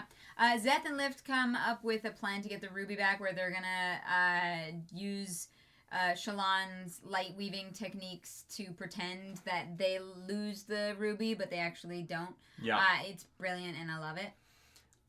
Well executed. And says that Szeth is a lot like Vasher, which is interesting. Nightblood does. Oh, yeah, I mean, that checks out. Really? I don't... Yeah, Vasher carries a lot of, like, baggage because he created... But Vasher is a, like, what I say goes kind of guy, and Szeth very much is not that. I'm just, like, I get it. Like, it's not that he is exactly, like... It's just, like, there are things that remind him of him. Yeah, that's true. Kaladin and Amram fight. Amram pulls out 2 shard blades. What? Fucking goofiest shit ever. This is some anime level bullshit. Yeah, and like, so... you're already fighting with one giant fucking sword that looks insane? Mm-hmm. How? So Amram has both Oathbringer and Helleran's sword. Yeah, right. Yeah. Yeah. I guess it's not, like, Shallan doesn't notice that, but she's doing other stuff. No, it's mentioned in the chapter that it's Helleran's. Yeah, I just mean not from Shallan's perspective. Well, no, because she doesn't see it. Yeah. Ooh, yeah, that's a good point. What happened to that blade after this? Because Dalinar got Oathbringer. What happened to Halloran's blade at the end of the book? No, he's got it, right? Oh, you mean after Amaram dies? Yeah. What happens to it? Oh, wouldn't Rock got... No, but Rock gave them back to Dalinar. No, Rock gave Dalinar... Oh, Rock gave back only Oathbringer. But Rock would want to... Rock can't fight, so I don't know why Rock also wouldn't want to keep a dead Spren, because Rock... I'm assuming Rock's going to get a Spren soon and become a Windrunner. I don't think Rock knows that they're dead Spren yet. Has Kaladin shared that with people? That's interesting. Yeah, that's a big old question mark. Interesting. Yeah. It's weird because I don't think Rock is gonna like use the shards. Oh, RSE King says, remember Rock came to get Blade and get not even just Blade, but came to get Shards the Horn Eaters. Yeah. Oh shit, that's such an interesting point. Yeah. I wish we'd gotten to see the scene with Rock. Rock is fucking catatonic right now because he. The scene afterwards where he gives it to where he gives Oathbringer to Dalinar. That would have been nice to see just because of the relevance of the shards to his mission. Yeah, true. Yeah. Interesting. So then yeah. Weird. Yeah, Kaladin and Amaram, who is possessed, are now fighting, and Amaram's like exploding into like amethyst crystals. He literally is becoming Doomsday. It's so wild. Yeah. He's just slowly shattering through his own shard plate. Yeah. Dalinar goes to confront the Thrill. He's like stepping up to it because he's like, no one else knows this thing better than I do. Hello, old friend.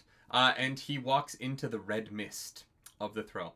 Shallan is pulling our armies out of her ass, and she finds she starts to like go through all the images, and she's like, oh, that's my mom, that's my dad, those are my brothers, and then someone grabs her by the hand, and she looks up, and it's Vale, and Vale's like, hey, what's up, girl, how you doing?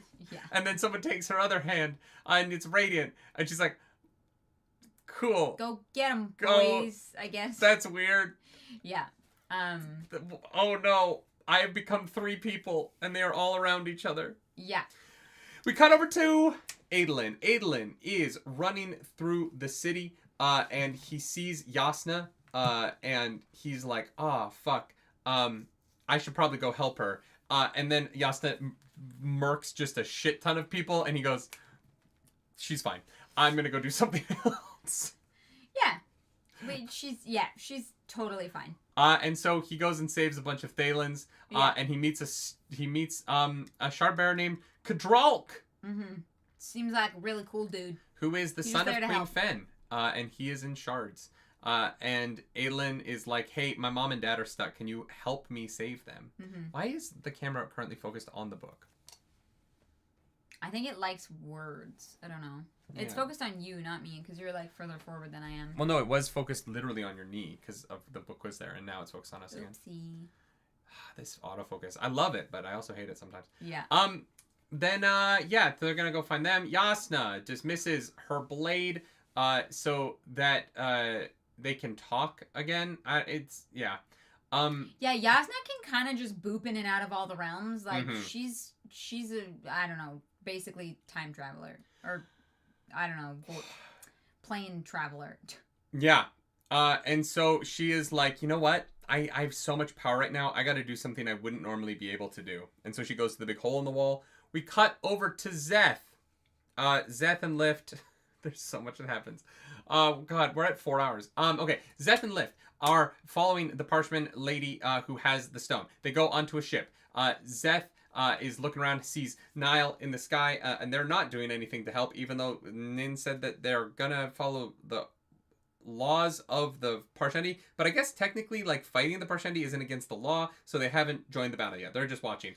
But also, like, have they sworn to a specific singer, or are they just, like, any of the singer, or are the fused, do they count? I think they've sworn to the laws of the fused. Though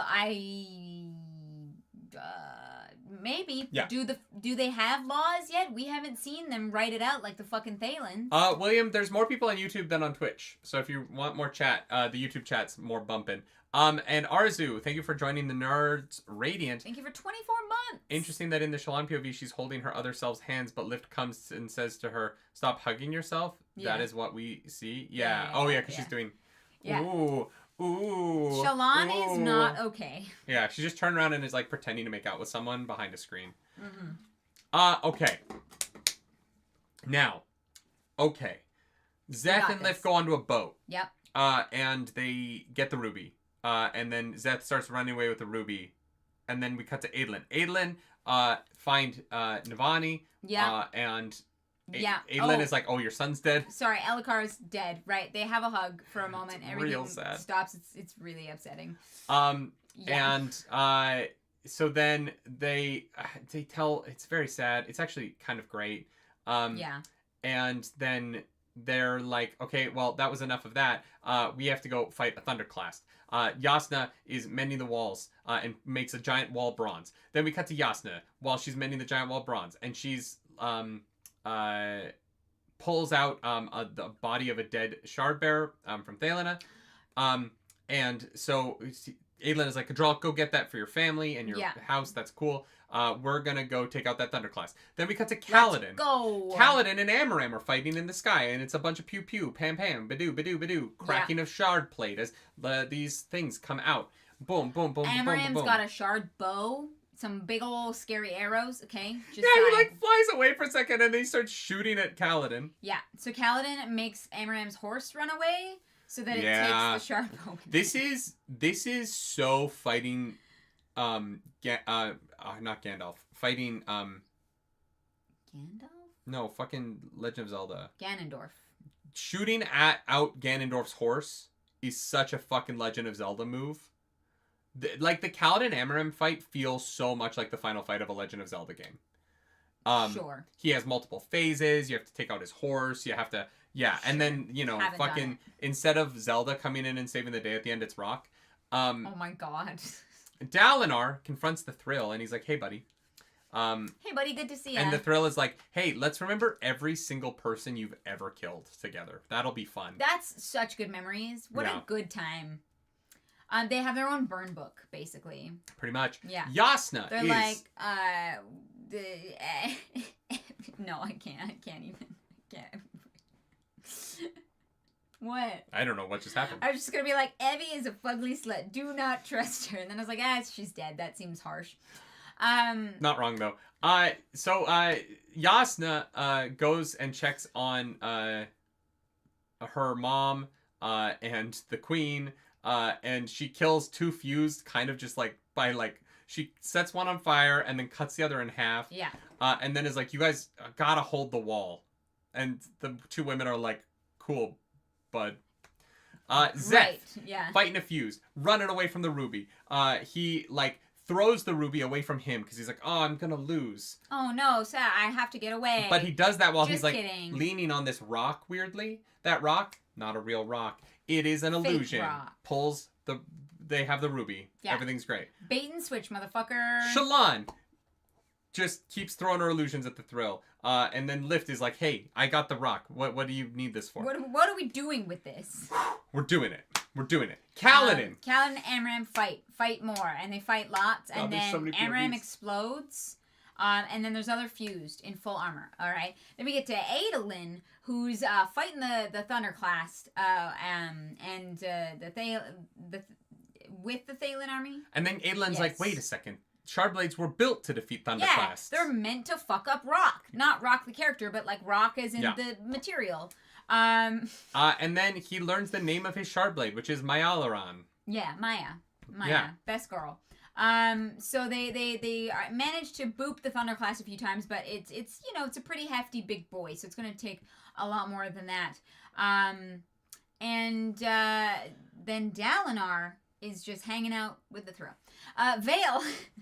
No, he's not hanging out with it. He's going like, "I appreciate you bringing me strength when I needed it. Yeah, but I'm not letting you in right now. Yeah, you did good. I'm not letting you in right now." Yeah. Then we're with Venli, not Vale. Yeah. Venli And her Bentley's little trying to spren is leaving. Yeah, they're trying to get the fuck out of there. And begins to say life before death. Yeah, and then a fuse shows up. And is like, give me your fucking bag. And so rips through the bag. And she's like, what are you doing?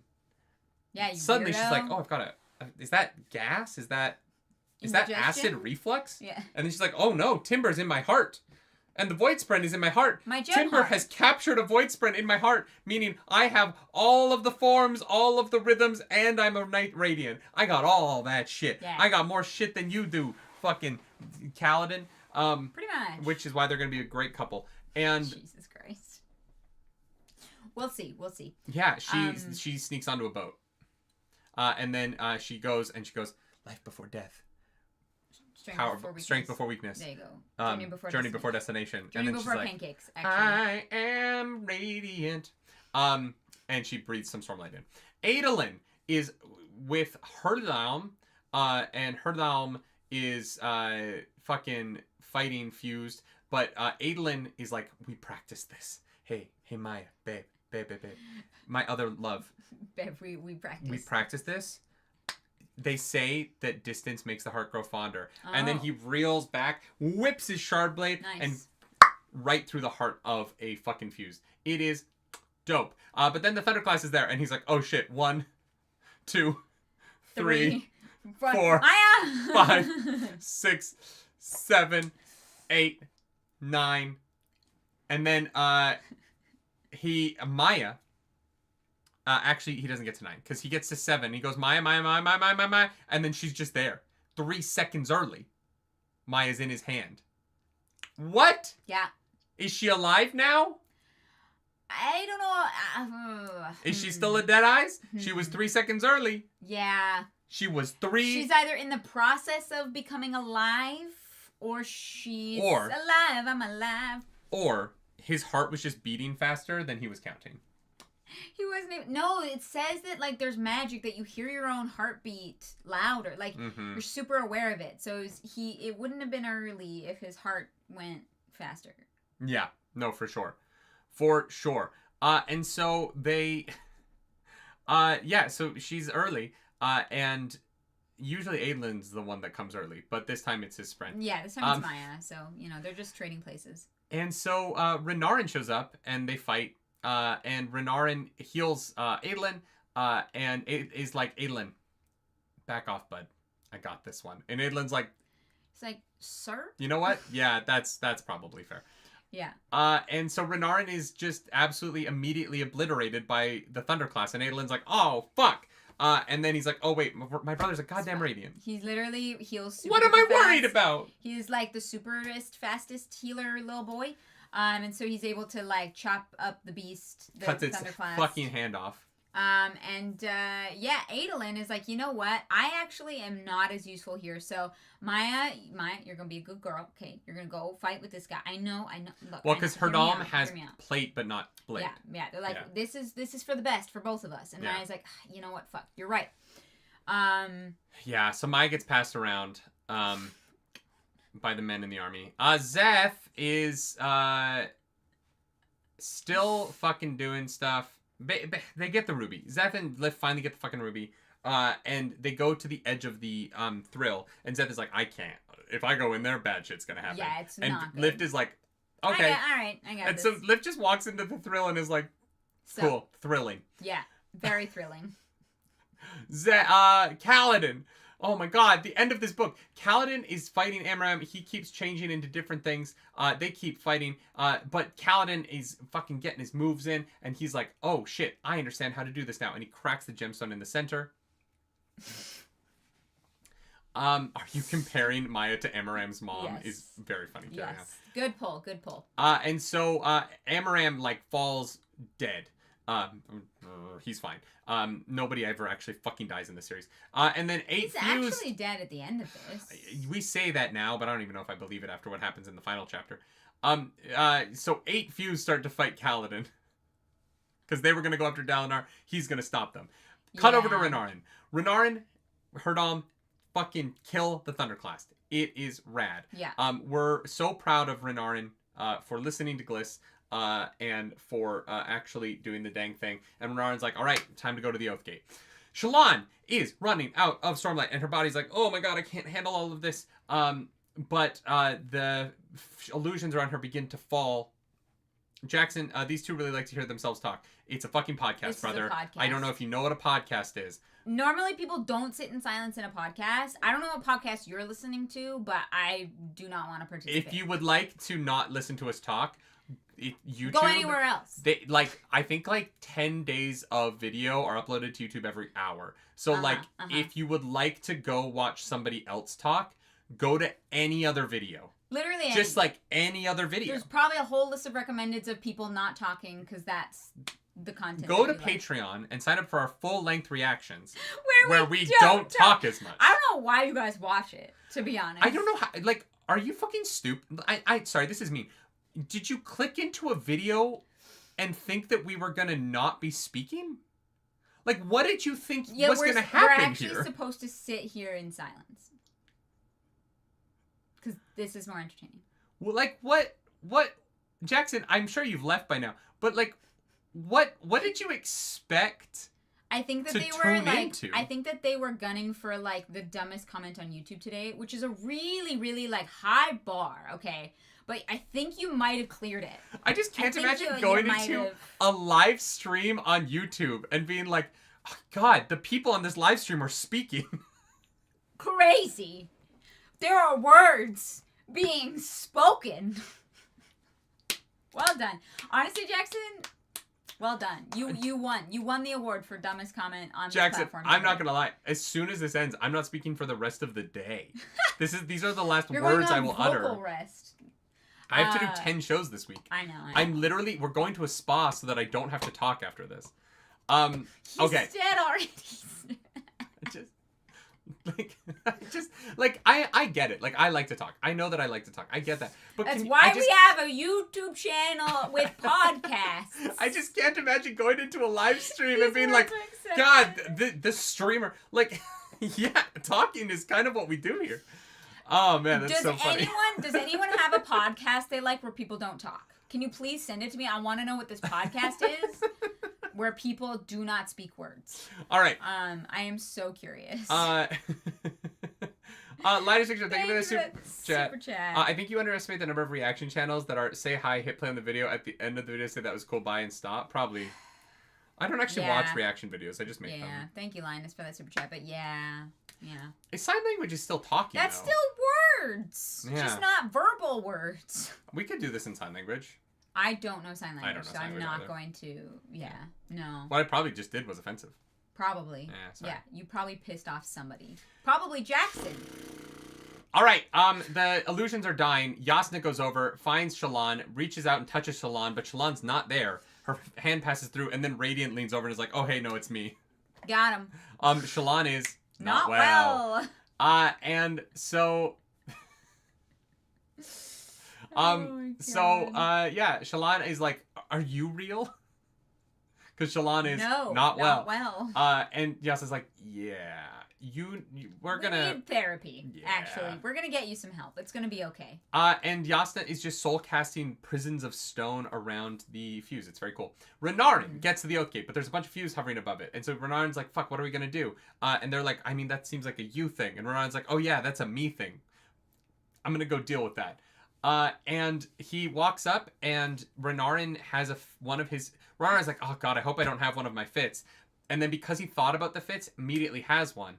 But that fit shows him what's about to happen. So Renarin goes and kills those fused, basically like Vin on Odium.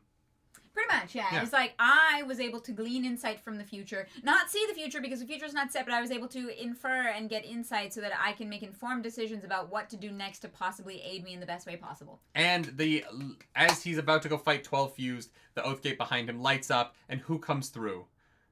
But the guy. Motherfucking Teft. Teft did it. Oh, I want Elijah Wood to play Teft now. Like old Elijah Wood, because he's the guy. You said the light comes through. Shallan is nearly passed out, and Pattern, Veil, and Radiant are like taking care of her. so confused. Shallan is not well, and it's like horrifying. And Yasa's just watching as she's just talking to herself in a corner. Yeah. Like Yasa's like, she looks over and what she sees is Shallan being like, I know. You really were quite strong. I'm so proud of you. And then Pattern being like, no mating. No, Pattern is like, Shallan is not well. It's like something is wrong. But the Parshman army is finally engaging as large ladders are coming off the ships, which means it's time for Helm's Deep. Grand. The horn of Helm Hammerhand sounds in these halls again! Renarin and Bridge 4 are fighting off the fuse around the Oathgate. Yes. We cut to Dalinar. Dalinar is like just fucking dealing with the thrill as it throws all of his past deeds at him. And then a little girl is like, hey, I got a big rock for you. And he's like, how the fuck are you in here? And she's like, I don't follow the rules of these books. So fuck you. Literally. She says that verbatim, actually. And then he grabs the giant stone and looks at the red mist around him and goes, hello, darkness, my old friend. And as the thrill enters into him, he feels the desire to murder and destroy as it passes through him. And then he shoves it in a box. And he puts it into a stone. And he goes, oh, thank you for helping me kill my wife when I needed you.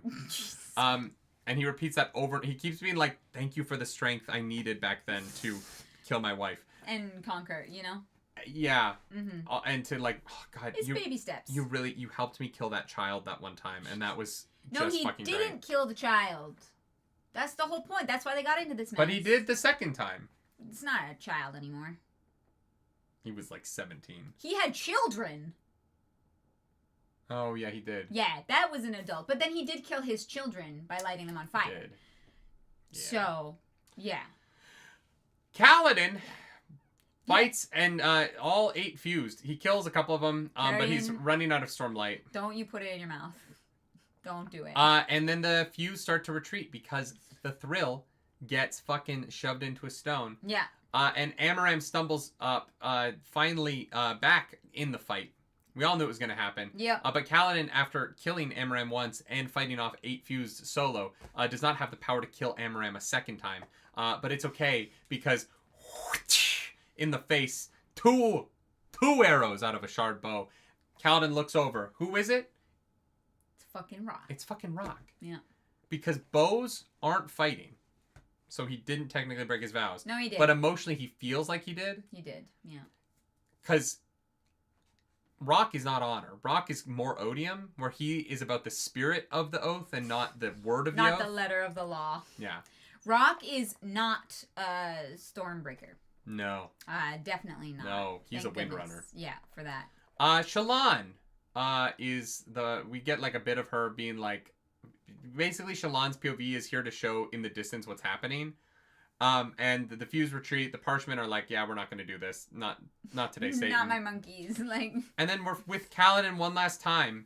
And it's, the Lopin arrives. And he's like, hey, Cal, breathe. And so Kaladin breathes in some Stormlight, heals himself. And he points over, and Dalinar is just on his knees, holding the ruby, just weeping. As he thanks the ruby over and over again for helping him have the strength to kill Evie. And Dalinar's like, hey, Kaladin, it's over. We got Nurgle.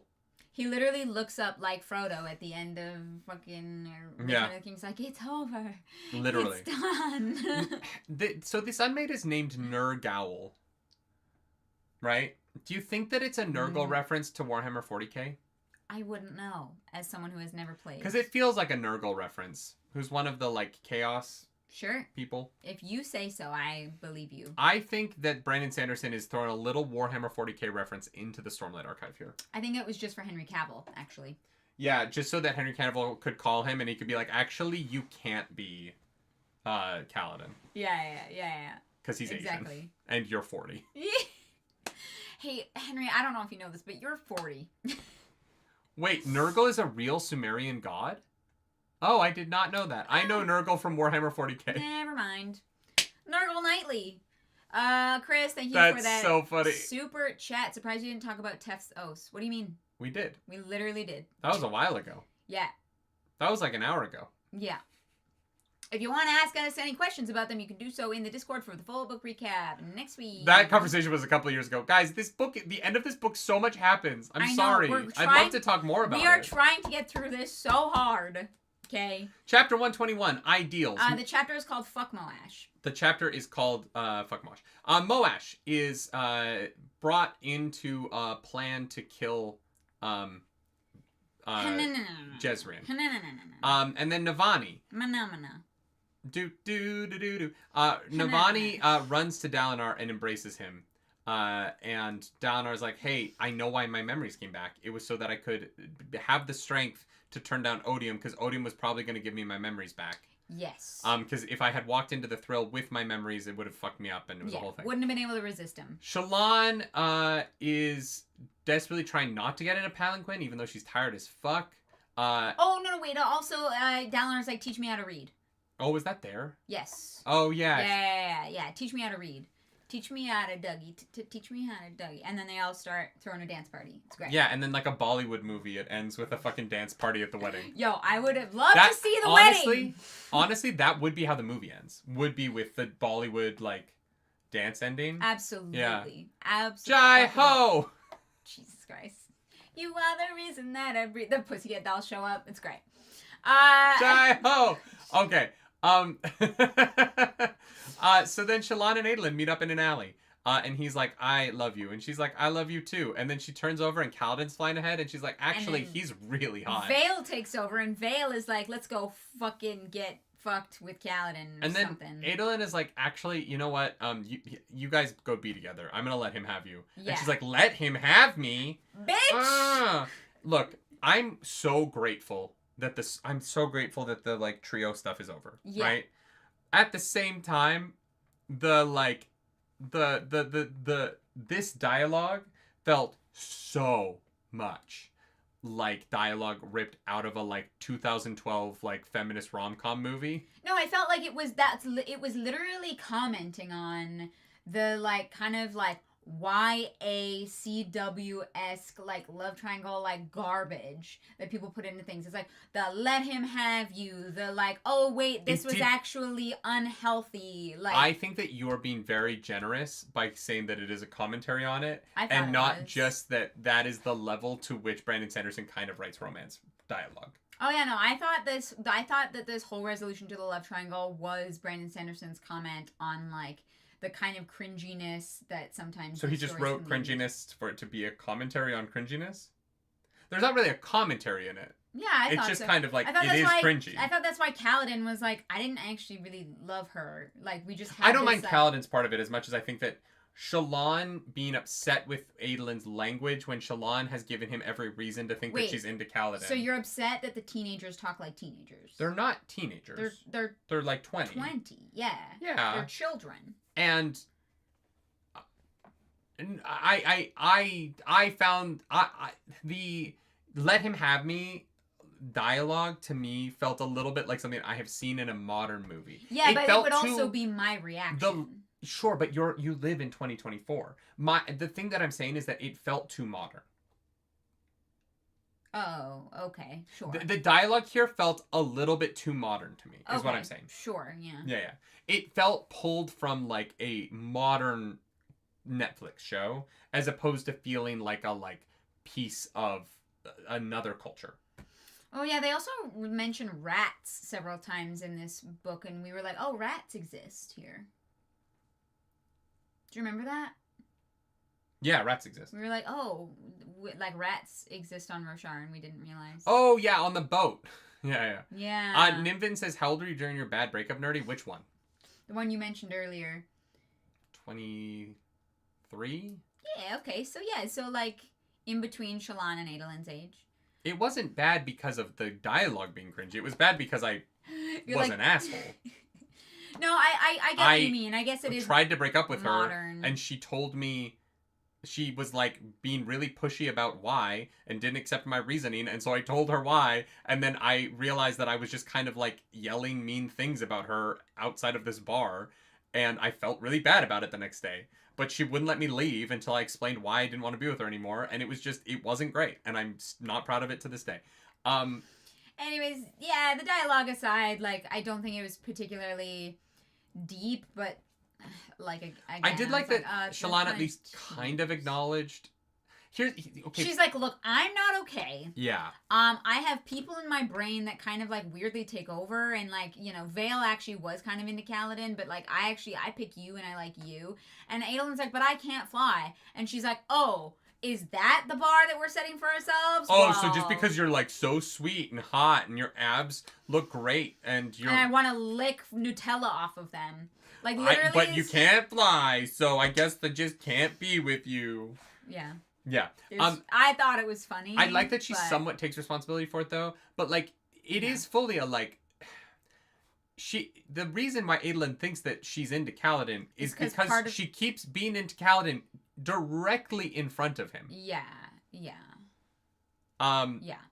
So... Octoberist, over on Twitch, we are covering the Stormlight Archive. This is a book club, so we're talking about a book that we've read. If you haven't read... We are talking about the last chunk of this book. Yeah, we're talking about Oathbringer by Brandon Sanderson right now. Mm-hmm. Like, the reason... Like, Adolin... It isn't like Adolin is like, I'm gonna let him have you for no reason. The reason he's saying that is because she keeps mooning over Kaladin directly in front of him. He's like, I see the way that you look at one another. And she's like, no, you don't understand. That's how Vale looks at him. And he's like, that's what? fucking crazy. He's like, wait, I get to marry 3 women? That's very No, warming. I do like that she's that's like, a lot of... That's true. I do like that Shallan's the one that's like, a lot of men would love that. Absolutely love for that chance. Because you know, Vale and Radiant are both gonna fuck him so differently. Yeah, he's like, gonna be Radiant, like, all right, who do I get tonight? She's Radiant gonna be like, actually, it's Radiant, so always it's missionary. Oh. No, Radiant rides. Sure. No, Shallan is a pillow princess. That's fair. And Vale is like anal. Yeah, because she's very religious. No, because she's had enough drinks that she's like, it's loose back there. Oh my fucking god. She has some Horn-Eater White and she's ready to go. Who needs poppers when you got a little Horn-Eater White? You know what I mean? Oh my god. This is the talking, Jackson, that they want us to do on the podcast! No, actually, we're not supposed to say anything. Jesus Christ. She said Adolin won't be intimate with Vale. She says that now. She also said she's not going to be Vale in front of Adolin 5 seconds later. Immediately. She says that as her face is bopping between faces. Literally. Shallan is not well. Okay. But anyway, Shallan decides she wants to marry Adolin. She puts all the fucking bullshit aside and she comes to terms with it. It is cute. It is. Yeah. I think it's actually very sweet. Venli is... I like the complimenting Adolin more than I liked the... being upset that about what Adolin said part, but yeah. Venli is on the deck of a ship, and it has this very interesting conversation with Timber, who bonded her and not a human because the humans fucked up their grandfather. Chat, please tell me it's not. I know. You're wrong about this. I know. Timeline wise, it can't be, but I just think that it's really strange to mention it both times. I was like, maybe this is the honor spren that helped them get across the boat. Like, October's, I'm so sorry. Yeah. October's on Twitch just said, you are lovely people and can regale a good tale, but I should read that first. You really should. Yeah. It's really good. This would be very confusing. It is very worth reading it. Yeah. No, the book is good. Go read. This is book 3. I would start with book 1.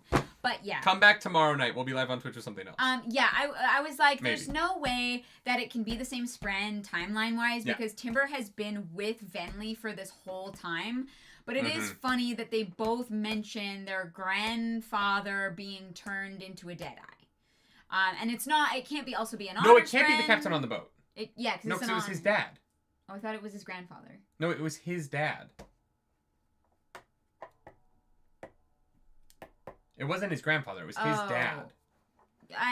Sure. I don't know. Never mind. Dehydrated Stream, thank you for using your Prime sub over on Twitch. Dehydrated, thank you for being a subscriber. Yeah. All right. Venli is talking about how many of the Spren died, and then finds 2 Parshmen who are trying to figure out their identities after the Everstorm. And she starts telling about the listeners, giving them their culture back. This is what I was saying earlier about, this is what I love about the end of this book. Yeah. Is that they don't make it a fight between Parshendi and humans, and Venli's purpose moving forward is to return culture to the Parshendi, which I think is so sick. Mm-hmm. I think that's so rad, and I'm very into it. Yeah. Zeth is having a conversation with Nightblood. They go to talk to Nin. Nin is like, hey, we're going to be on two sides of this, but that's fine. I agree. I accept what you've said, and I will train you to be a better Skybreaker in the future, even if we're going to fight on opposite sides of this conflict, which is a really interesting kind of weird soup of their relationship. Yeah. And also, you can use the Surge of Division now. Be careful. It's crazy, It's bro. math, actually. It's crazy. Yeah. You can now do math. Oh my god. Shallan is, does cocaine. Think Zeth can also divide by 0?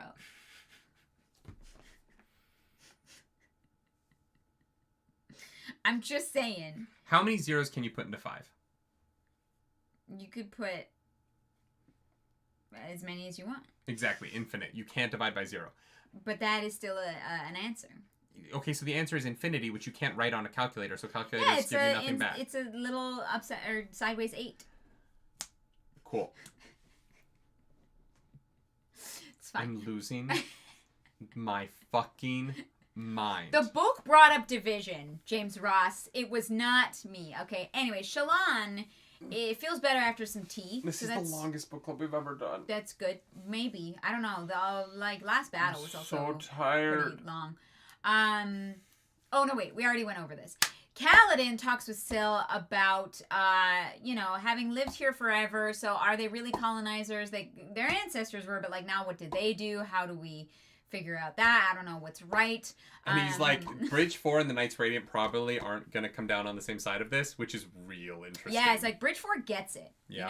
You know what I mean? And then he's like, hey, Tef, thank you for saving us. And then they go talk to Rock. Yeah. Yeah. Dalinar is in the temple where Taravangian comes in and is like, ha, my plan. Oopsie. It didn't work. I did leave so that when you failed, I could take over the coalition. And he's like, wow, you're ice cold, old man. Literally. It's like, that's the most vile fucking, like, just cutthroat shit. Taravangian does not fuck around. Moash, fuck you, is, Oh, also he reveals that one of the heralds is in Carbranth. And says that that's why they know the desolation was coming, is they have a herald. Yeah. I don't know which one, but one of them. I don't know which one. Anyways, the king of the heralds gets fucking murdered by Moash, because Moash is a fucking idiot.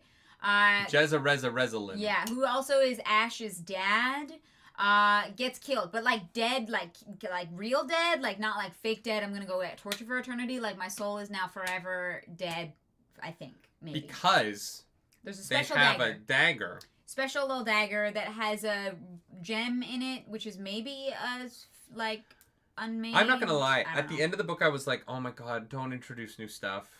We're in the denouement. Don't introduce another new magic item." But then where they go with Moash's story, I'm actually okay with it. But right after this chapter, I was like, "Why?" Much like the Sadeas death, which should have been in this book because of how this book goes, and we'll talk about it next week in the full book recap. Yeah. Sadeas' death should have been in this book. I thought that this was a moment that should have been in the next book, but because of the next chapter with Moash, I'm actually really okay with it being here. Anyways, Moash kills Dalinar's drinking buddy. Very rude. Yeah! Very rude. That was the greatest human ever the whole time. Yeah. The Lopin gets, he says, his second ideal by accident. It is very funny. Great moment. We'll talk about it next week. Ash is dragging Talon through the city and then feels something rip apart inside of her because new magic dagger that killed her daddy. Yeah. It's going to be bad. She passes the fuck out. But she, no. We're not done yet. We're not done yet. I'm trying to save some stuff for in next the week. Lopin section, Kaladin is given he's given Spanreed notes about that he has to go do something. In the Ash section, Kaladin Ash passes out on the way to the Oathgate in Thalina. And she looks up at Yasna. Yasna has drawings. Those drawings are in the same drawing style as the Herald of Drawing. The Herald of Drawing? Yeah. She was like, why is the Herald of Drawing drawing us? Oh, yeah. But there's Shallan's drawings. There's a Shallan. So Shallan isn't a really good artist. She has magical drawing powers passed down from a herald because she's the descendant of... Must be. Maybe? Someone. Ben? Yeah. Man Ben? Because she learned... When we were like, she learned drawing from a book, that doesn't make any fucking sense. No, she has magic drawing powers. Yeah, we love magic drawing powers. Yeah. Victor Dishonest says that's a take. That's what it said. She literally says those are done in the style of the what's-his-face who's good at drawing. There's a specific, style. Yeah, she's like, why is he drawing? Why is he teaching people to draw? Yeah, how do they have drawings from this person specifically? That's his drawing style, a part of Ash noted. Why has Midius been giving away pictures of us? Oh, maybe Midius isn't a herald? Oh. We just assumed. Is Midius Hoyd? Maybe. Because Hoyd in the epilogue is like, oh my god, that's a fused I used to dance with. And I was like, what the fuck? Oh, yeah. Okay. Don't fucking spoil shit! What? I didn't actually want to know if Midius was Hoyd. Oh, is Midius Hoyd? That's not in the book! God damn it. You guys, don't spoil stuff!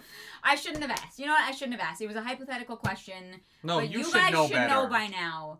That is not in this book. It's not a spoiler for anything. That's fair. It isn't actually a spoiler of anything. Wait, so Hoyd gave Shallan his drawing style? Yasna, you mean? Not Shallan? No, Yasna has Shallan's drawings from when she went into Dalinar's visions to look at the heralds. Yasna didn't draw that. It's Shallan's drawings. Yasna can't draw. They sent Shallan into the vision to draw the heralds so that they had accurate sketches of them. That was a thing that happened. So Shallan is Midius? Yeah, so Shallan has Midius' style, I guess from when Shallan was a kid? Is that the name of the book that she studied? I don't remember the book that maybe. she studied. Hoyd drew them for her? Oh, wait, no. Hoyd gave her those drawings at the end of the last book. You gave Yasna drawings? Yeah. After in Words of Radiance when he found her coming out of the portal. Oh. Yeah, no, I don't remember Okay. Alright. Oh, actually, now I'm glad you told us Midius was Hoyd so that we got to this point and figured this out. Because I was like, oh yeah, Shallan went into Dalinar's vision to draw them. But maybe that didn't... Maybe I don't know, guys. There's so much that happens. Chapter 122, A Debt Repaid! We're losing the plot. We're 4.5 hours in. I can't remember anything alone. Yes, I began my journey alone and I ended it alone, but that does not mean I walked it alone. Hey, that's about life. Lonely road. I was born alone and I will die alone, but I will spend my life with you.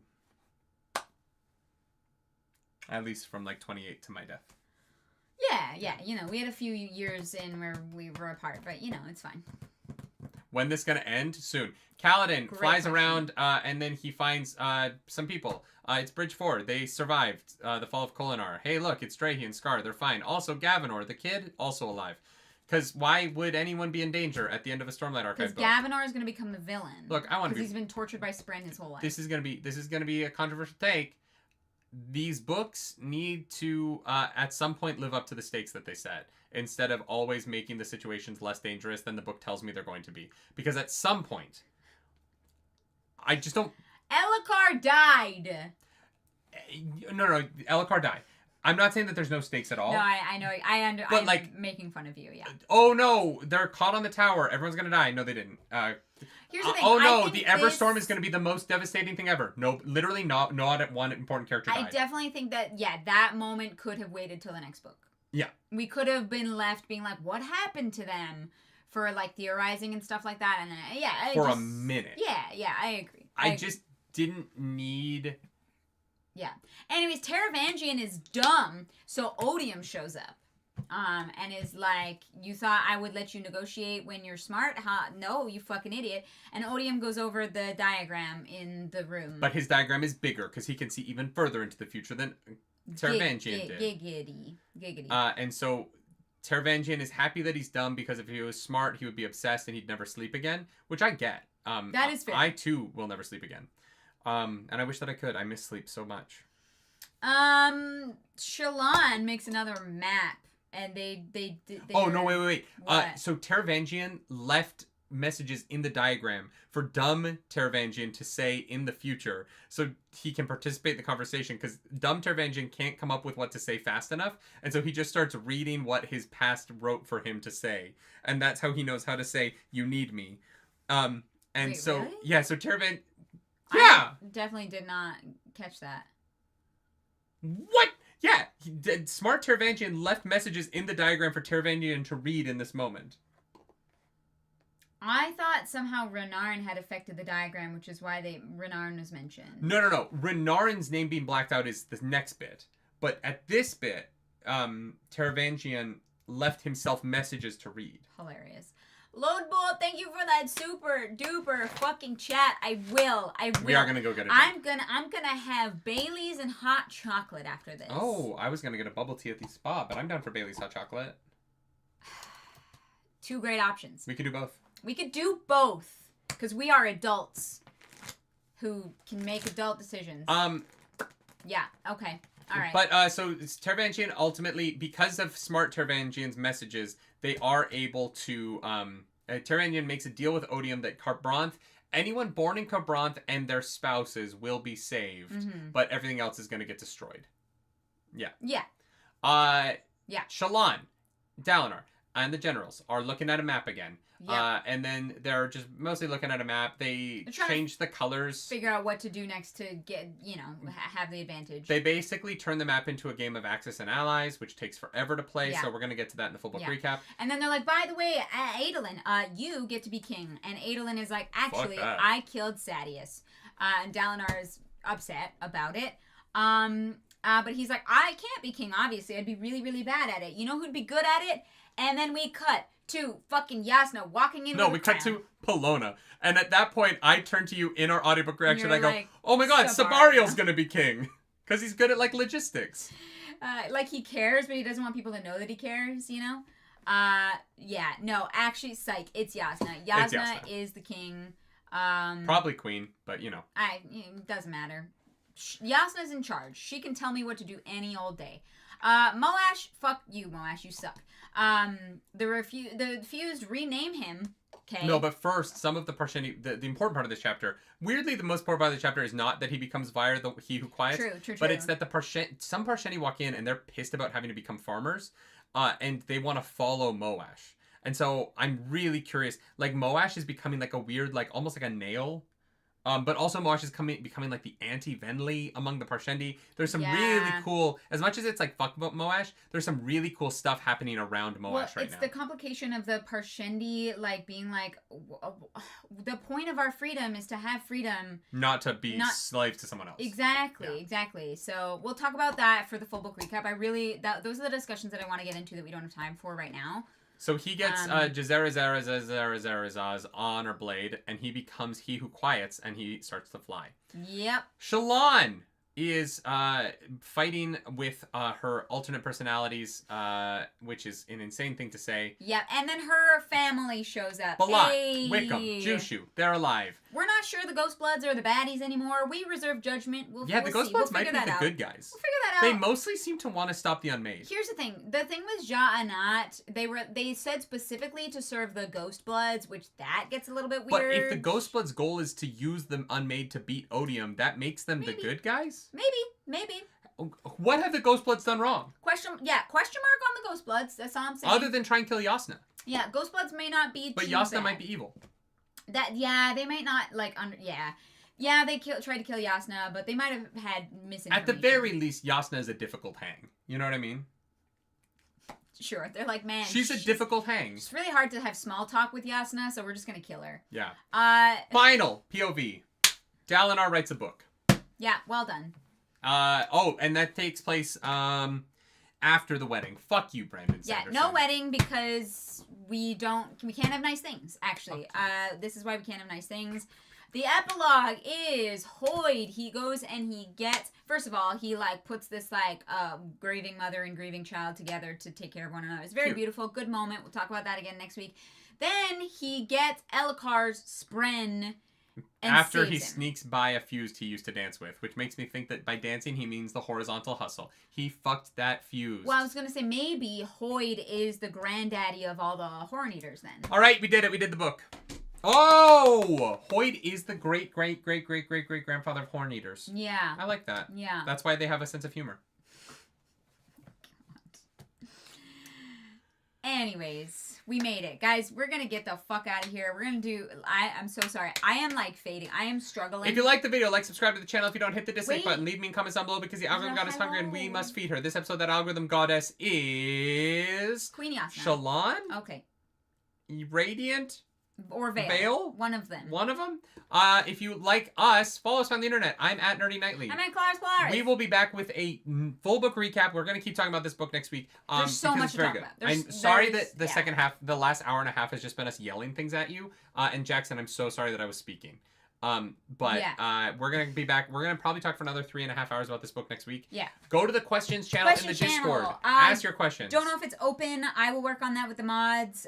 We're going to get that open for you guys. Please leave their questions. Claris, what is your high? My high of the... Holy shit, that's really fucking... I just did that whole outro so that you would have time to think about it. My high... Yeah. Oh my god, it's so hard to pick just... Babe, I gave you the whole outro, and you were like, no, high, low. And I was like, yeah, I know, so that you have time to think about what you're... Ow! This book is so heavy. I know. My high is... the Yasna Renarin moment. Okay. Yeah, I'll accept that. I think it's just really beautifully well done. I think it speaks a lot to both of their characters and what it means for the future being set in stone. Like that is such an important setting the terms for how the rest of the series is going to go that I'm very grateful for. What is your low? These words are accepted. My low, I don't really have one. I know, right? I maybe a little bit that the conditions of Odium's situation are so unclear to me that I would kind of like, I don't know that I fully understand what is at stake in him being unbounded. So I'm hopeful, but in future books I answer that. So I don't really have a low. I really enjoyed it. My low is no wedding. That's rude. Fuck you. Fair. What is your high? Brandon Sanderson managing to have this epic conflict not feel like the humans were just beating down the Parshendi they just found out that they were enslaving. Yes. I think that he managed to make this book not make me uncomfortable the way the ending of Wheel of Time did, and that was very important to me. Well done. And I'm very grateful because this is like a 9.6 out of 10, 9.7 out of 10. Like this video, I see you liking. If when you hit that little heart on the chat thing, it pops up on our screen. That actually doesn't like the video though. You have to hit the actual like button. You have to hit the like button. If you hit the heart button in chat, you're liking the chat. But the heart button also makes me feel good. Yeah. So keep doing that. But no, I do. I love this. This is definitely my favorite Stormlight book and probably my second favorite Brandon Sanderson book. Yeah, which is pretty incredible. Smut Corner. We did Smut Corner, but Adolin and Shallan and Vale and Radiant and the 87 other people that Shallan can draw all get nasty. I think... Fucking like, Shallan is so horny. She wants to marry Adolin so bad. Mm-hmm. Like, she's like, his arms around me under my breasts, and I was like, hello, Robert Jordan, for making an appearance in this book. But it's visceral. I think the pleasure real is a big part of it. Yeah, for sure. Yeah. I think that's Navani's wedding gift to Shallan, right? She's like, here, use this to edge my No, for her. My stepson. She gives her a vibrator. Oh, a vibrator. Right? Like that's what you do for bachelor parties and shit. Yeah, bachelorette parties. So that is canon, is that Navani gifts Shallan a pleasure reel, and that is it. Get the fuck out of here. Do you know what the saddest part is? No. Renarin has a vision of Adolin and Shallan having sex before it happens. And so he has to live his brother's sex life before it even occurs. Good for him. Yeah. Bye.